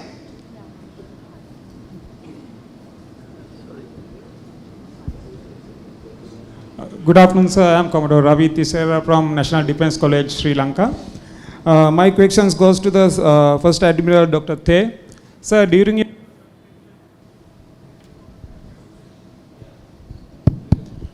your presentation, you mentioned that Malaysia is facing a larger ships density, which will having a negative impact to the marine environment. The similar situation is faced by the Sri Lanka in furthermore. We are having, because we are having a lot of ships density in our area, and we are having a huge threat to the marine environment. In same time, your presentation you mentioned about the protected marine areas. My question is, how effective is the maintaining of marine environment area, protected area, and what are the challenges faced when we are having such areas? Thank you, sir. All right, thank you very much, sir. For the maritime protecting area that we have, we use some local laws that we have. We call it marine park protection area. When we identify an area called marine protection park or something like that, the 3 kilometers nautical miles within the area will be no fishing, no boat, no anchoring, no diving, everything. That is on the very small pocket area. And then for other than that, we will ask our, like I say, the local authority. Now we have already set up our own Coast Guard or Malaysian enforcement organization. These are the people, or these are the enforcement agency who carry out the enforcement to ensure all this area is protected or and been looked after. So that's how we look at it. Of course, we also, the Coast Guard will not be able to be there 24/7. So we need the local communities, the local council to stand in to be our ears and eyes for us to capture all this so-called, to prevent all these things happen in the area. Thank you, sir. Thank you, Admiral, and I sincerely wish that every country declare at least some area as marine protected area, because as I mentioned in the beginning, we cannot play with the future of the next generation. We can't rob them right under their nose. We need to declare the marine protected area, and that is a mandatory requirement in the SDG 14 as well, life below water. So the next question goes to Charani from National Institute of Security Studies, my former colleague. Sir, my question goes to first speaker, Professor Vijay. I want to know, when you spoke about great zone operations, you also spoke about the legal ambiguities that are persisting. I'm curious, because of the legal ambiguities, there can be a lot of negative repercussions because law itself has ambiguities. So are there any countermeasures, like statutory measures that we can take to counter it? That is my question, sir. Dr. Vijay, over to you. Are Thank there you for this. Yeah. Yes, can I answer, Admiral? Yes, please go ahead. Thank you. This is a very, very interesting question. And the question is that all these years we find that matters legal have taken a background. They've been always follow-up. You committed, something has happened, and then the legal battery follows. I think we'll have to be very, very preemptive in terms of trying to understand legal gray zone operations, and also try to understand the shades or for that matter, in terms of the kind of environment these happen. And for that, we need robust legal, not only understanding, but a set of laws that will be forward-looking and preemptive in that many nature. For that matter, you have to get back to your national legislations. Law of the sea is with us. So a better and a deeper understanding how we can, and again, it should be given a high priority. Matters legal, how do we manage legal, political, legal, gray zone, on some kind of a combination will have to be really, brought forward and have a greater, understanding of matters of law. Thank you. Thank you, Doctor. The next question, the opportunity goes to Rear Admiral M.H.N. Piris.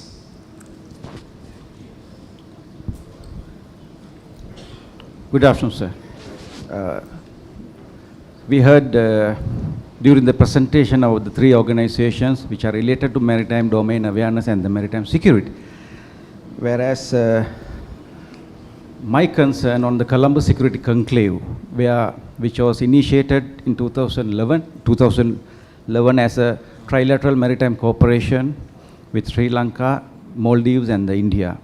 And later in 2020, it has renamed as Colombo Security Conclave, and which included some other members like-minded to join, and Mauritius joined as a member, and at present Seychelles and Bangladesh remain as observers. So this is a national security advisor level meeting, and all about 5 pillars. As IORA, you have the pillars of cooperation, 6, and here 5 pillars. The number 1 is the maritime security and the safety. When concerning Colombo Security Conclave, we have a responsibility of governing the Indian Ocean region. As such, similar to other regional organizations, BIMSTEC, IORA, and up to certain level SARC. So how the Colombo Security Conclave take into consideration into the maritime security cooperation in respect of Sri Lankan context, and what will be the challenges, as of now only 4 members and the 2 observers, and will it be a same discussion, same point which we are discussing previously with the other old organization like IORA, SARC and the BIMSTECs? Thank you. Thank you, Hemanta. I think maybe Dr. Vijay is the best person to answer this about the Colombo Security Conclave. How does it associate, or how does we work in collaboration with other organizations? I'll take this on. Dr. Vijay? Thank you. I think everyone's talking about maritime domain awareness. And I have an expanded view, I should call it a marine domain awareness, as matters environment, ecology, safety, security, all these, including going underwater now. I think marine domain awareness is going to be important. The challenges are, first comes to my mind is in terms of information exchange. Of course, information sharing goes on. Information exchange on a real-time basis. If there is a crisis, oil spill is there, how far we can mobilize our resources. We have to mobilize in terms of where the first responder can reach. So it's just not being aware, it is also being able to respond. Whether there's a search and rescue, governance issues, beyond the legality, I think it has become, this is where convergent security strategies come in. We are there as responders. And amongst the Colombo Security Conclave, several initiatives have been taken. I think you'll find that plethora of things. Let me also share with you. I've ran the Colombo Security Conclave, particularly concerning the matters legal for 2 years in India at the Gujarat National, at the Rashtriya Raksha University. And my interaction and with the interlocutors, I found that there is a kind of acceptance to the fact, notwithstanding some have chosen to be observers only, but in course of time, we would find them coming about. Particularly such issues concerning ocean governance, there'll be very much. And so here is going to be technology, here's going to be awareness, here's going to be training, here's going to be capacity building. I think Colombo Security Conclave has taken very, very strong and positive steps ahead. Thank you. Thank you, Dr. Vijay. The next opportunity goes to my dear friend, Professor Dai Yung Hong.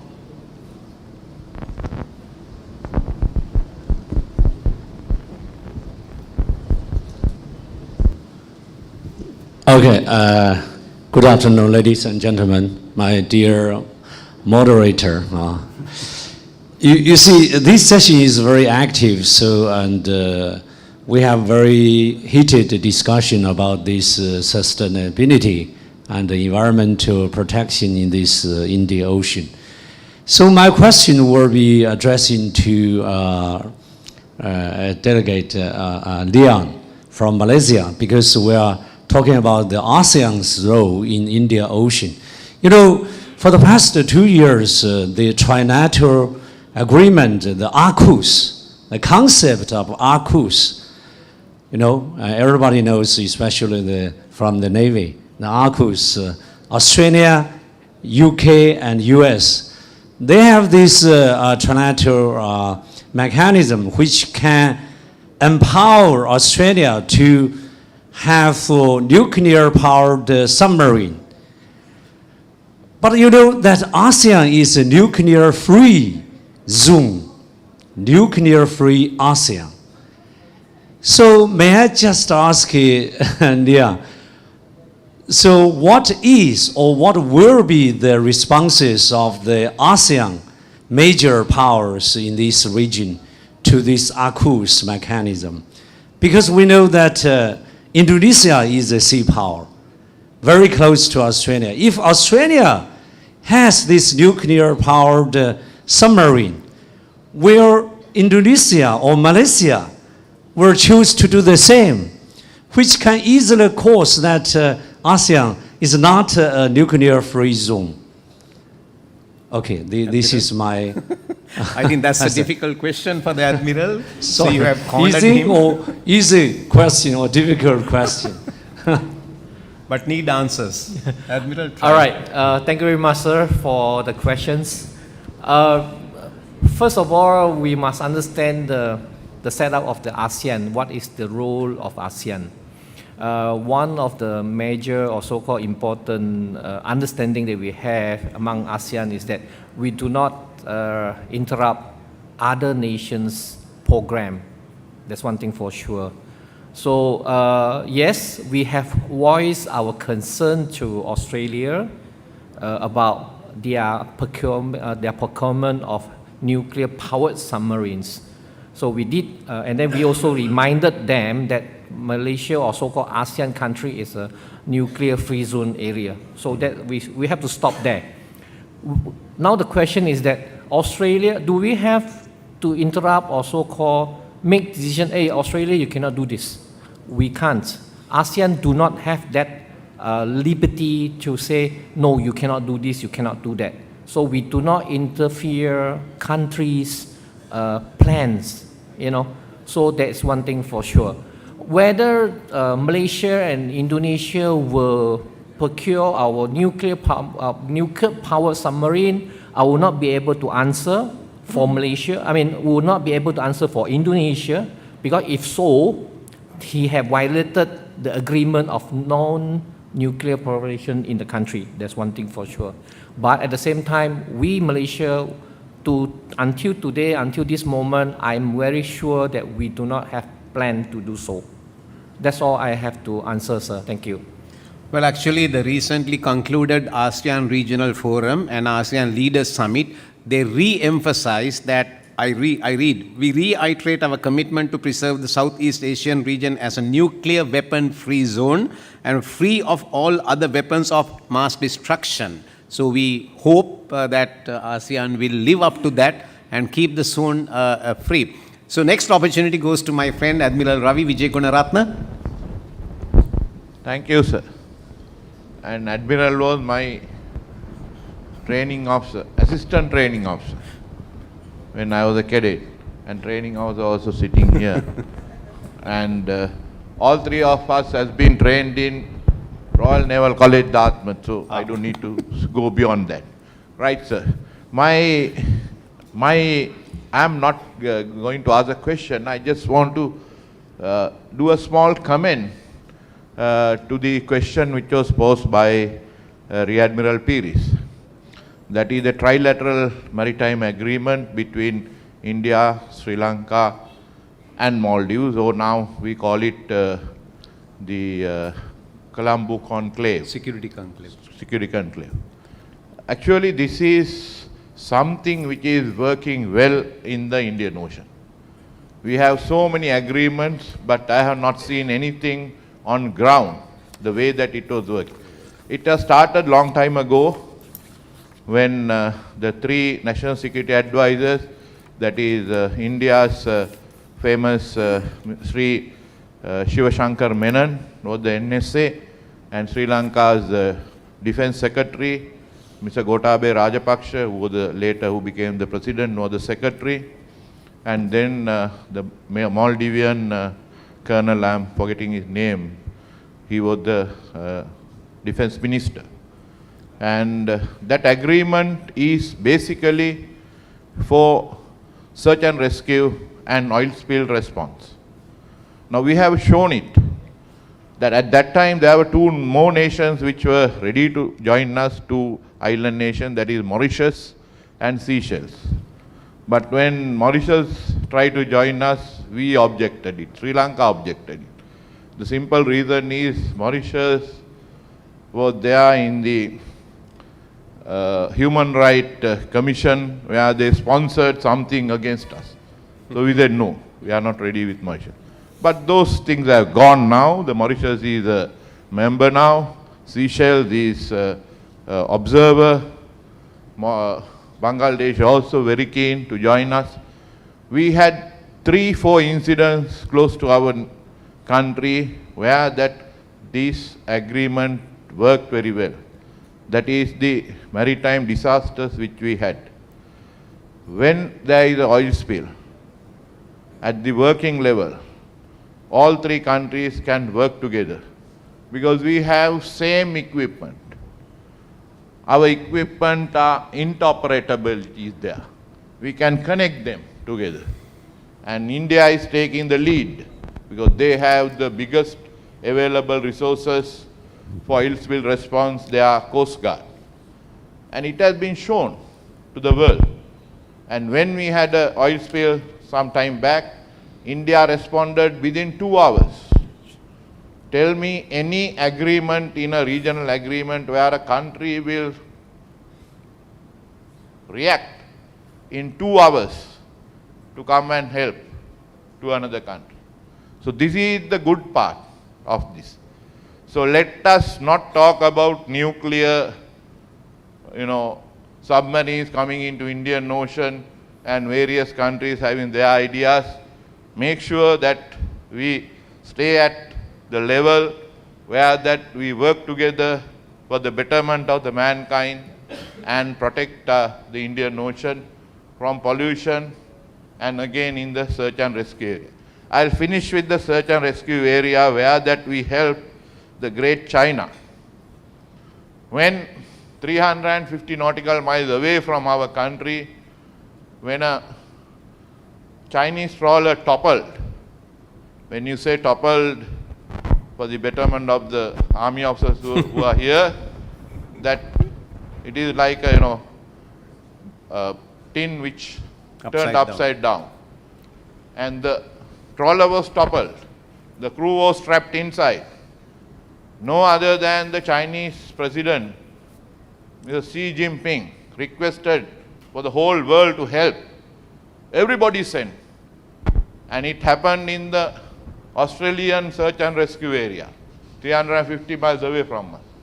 We, a small nation, we also had a ship in that area, given by US Coast Guard cutter. But they didn't have a diving team on board.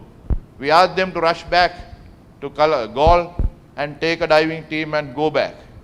And our Chief Admiral, Vice Admiral Priyantha Perera was on an official tour to India. He is the best diver, one of the best divers that we have. And our divers went there.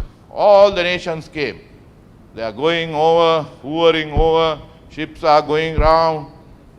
The wreck, nobody is ready to get into the water and go underwater and go under the ship and see if there is any survivors. Because when a ship turns upside down, there are air traps.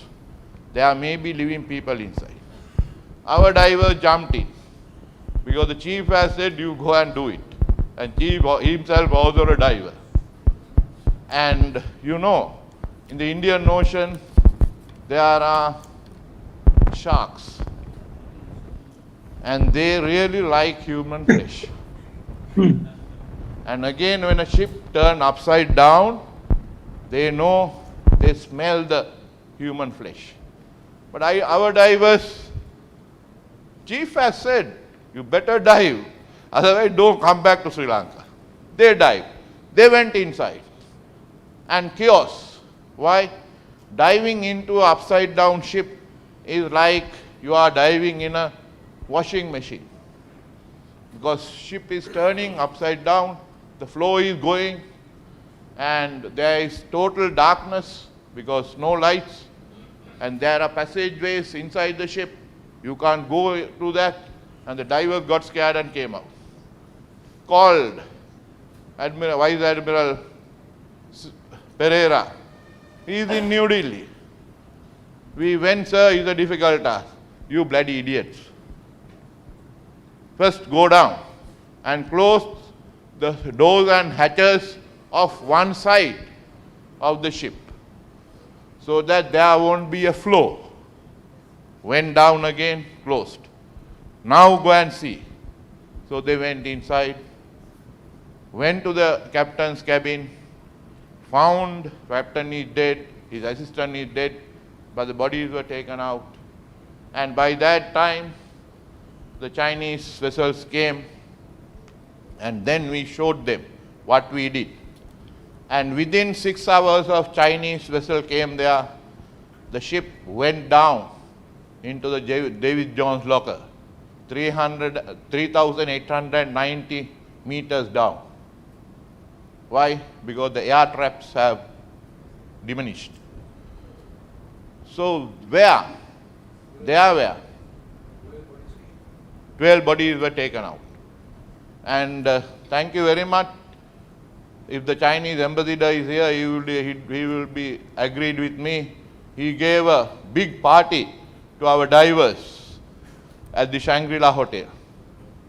And there were Chinese girls, 11 of them, giving flowers to our divers who did that.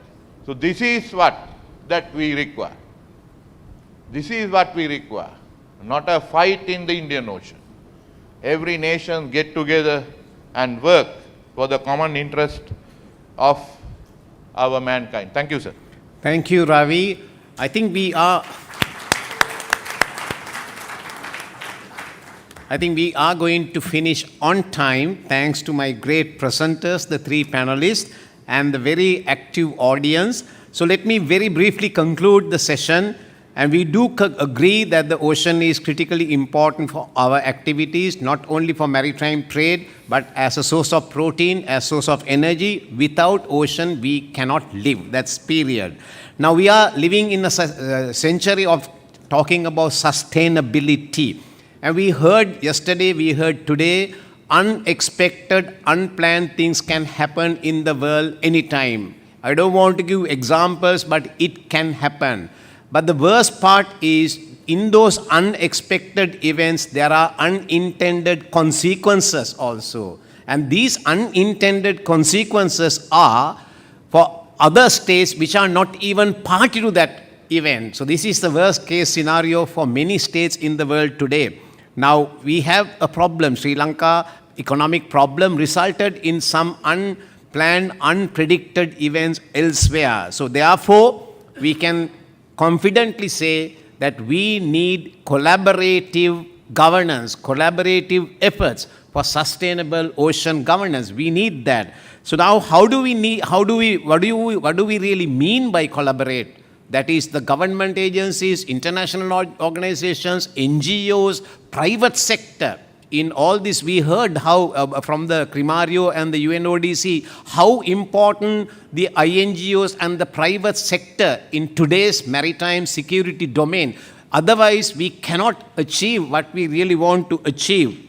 Now, there is according to your theme, there is an emerging new world order. I think yesterday and today we heard so many things about this emerging new world order in the Indian Ocean. Are we ready? That is the question before us, ladies and gentlemen.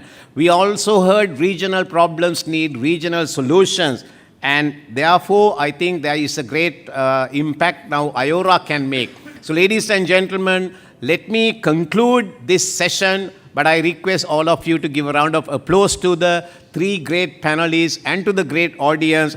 But let me also say the old adage, if you want to go fast, go alone. If you want to go far, go together. This is all about collaborative enforcement for sustainable ocean governance. So I request you to give a round of applause to my great panelists.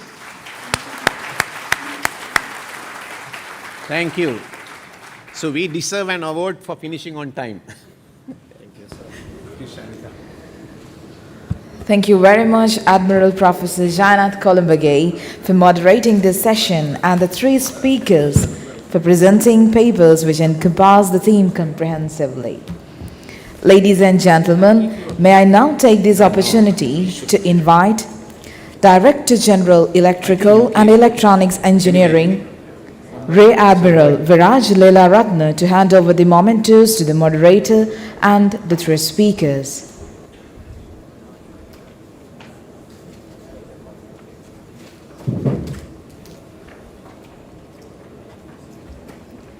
Admiral Professor Jayannath Columbage, Sri Lanka Navy, retired.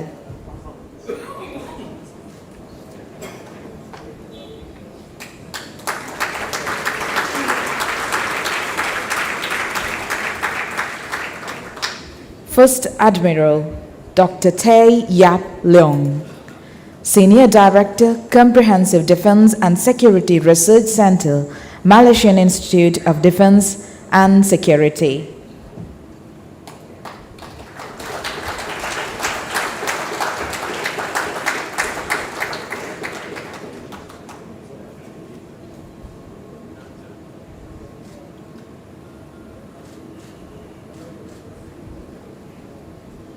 Ms. Shanika Dasanaikal, Additional Secretary, Environment and Climate Change and Protocol.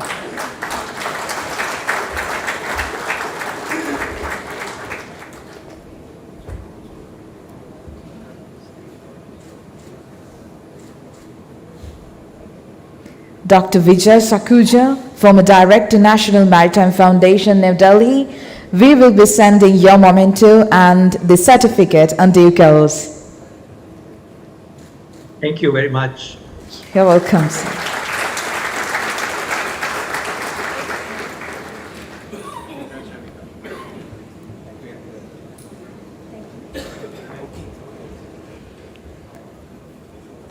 Ladies and gentlemen, may I now request Admiral Chatchai Thongsad to the podium for a special announcement. Over to you, sir.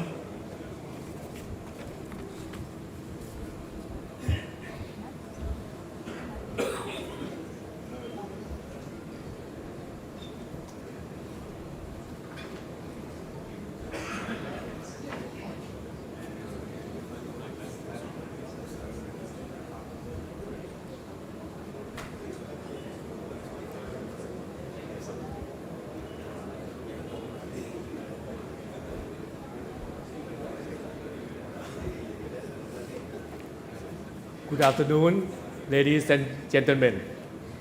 My name is Admiral Chatchai Thongsad, Commander-in-Chief, Royal Thai Fleet.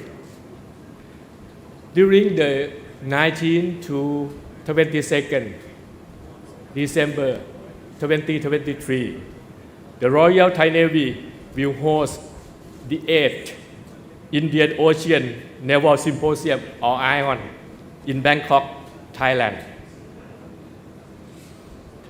The theme of this symposium is Blue Economy, Ways Forward for Sustainable Development of ION member states. We are inviting 32 chiefs of navies to join us and hope that all Navy members will benefit from this symposium. And this ION will strengthen the relationship among our navies. Ladies and gentlemen, we are looking forward to seeing you in Thailand in December. Thank you.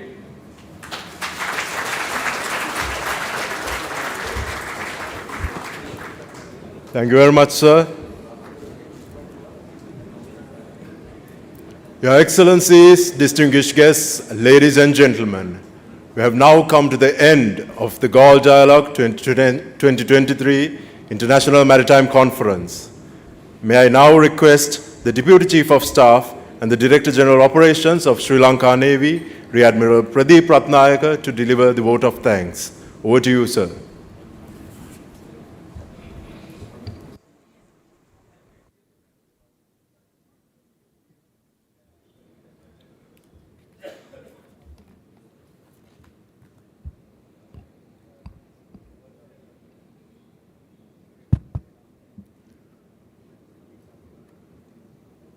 Distinguished dignitaries, Chief of Navies, prominent scholars, attendees, ladies and gentlemen, good evening. I'm the Director General Operations of Sri Lanka Navy, Rear Admiral Pradeep Ratnayaka. On behalf of the Ministry of Defence, Sri Lanka Navy, and our think tank, partner, geopolitical cartographer, and the Galle Dialogue Organizing Committee, I would like to extend our heartfelt gratitude to all of you for making the 11th edition of Galle Dialogue Maritime Conference 2023 a resounding success. At the very outset,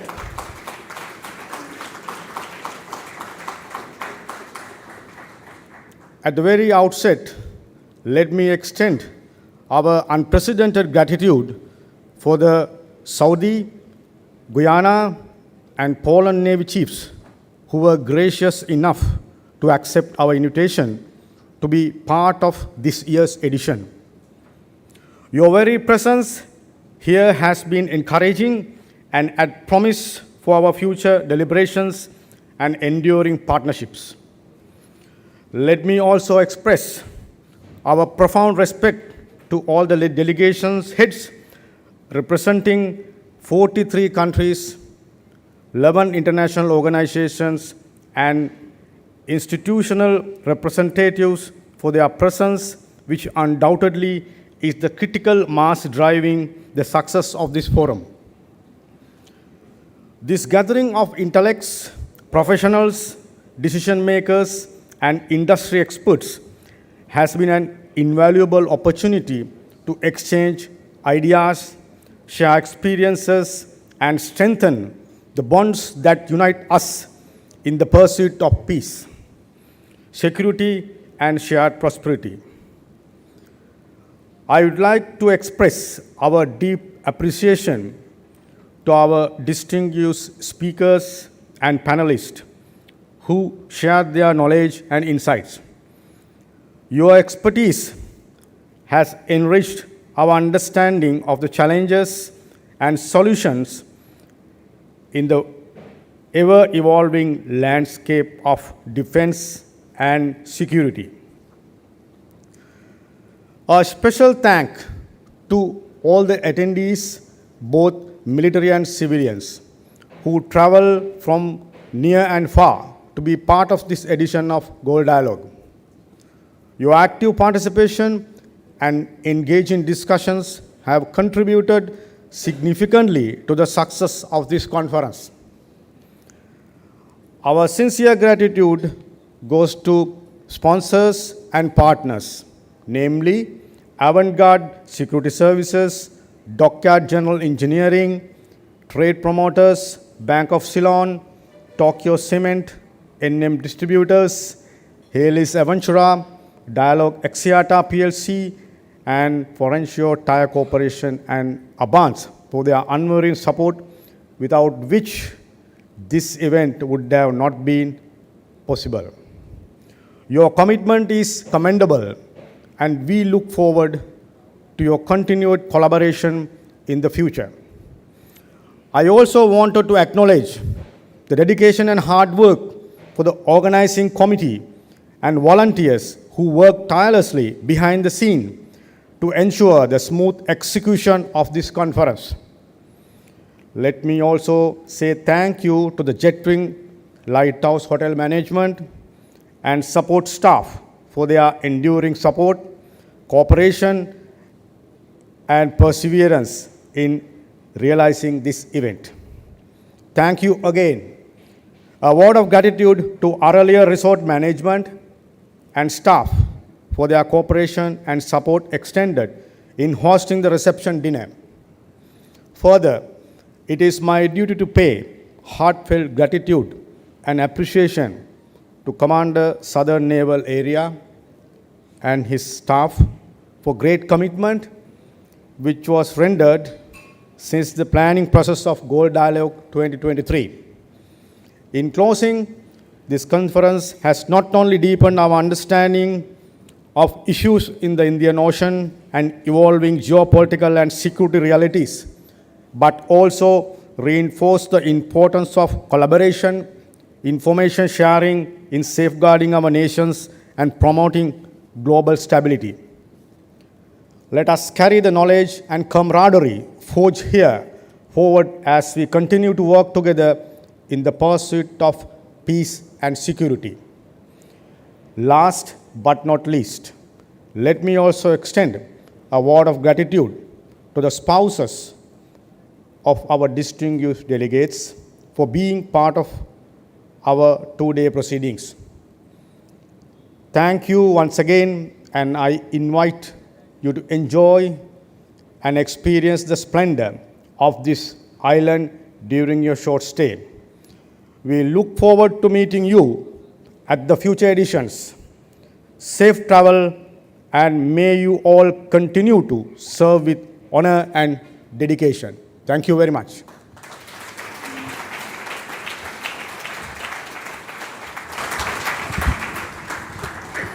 Thank you, sir. Ladies and gentlemen, it is time to depart after 2 days of retrospection, collaboration, and insight amongst participants from 42 countries across borders of the maritime sphere, an exchange of views and ideas from intellectuals who came from world over to this conference. I would like to humbly request you to reserve a slot in your calendar to revisit the island paradise, Sri Lanka, for the 12th Galle Dialogue International Maritime Conference.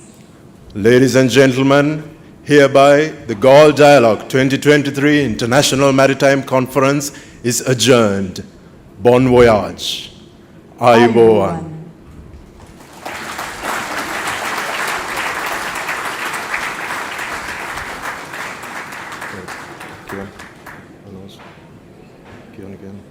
Please rise.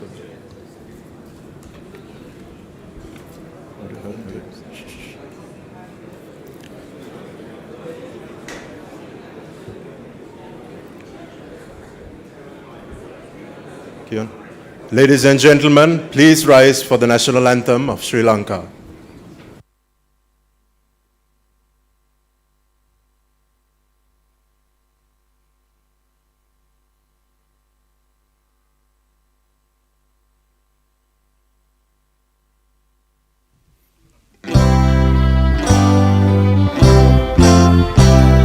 Sri Lanka Mata, Upper Sri Lanka, Namo Namo.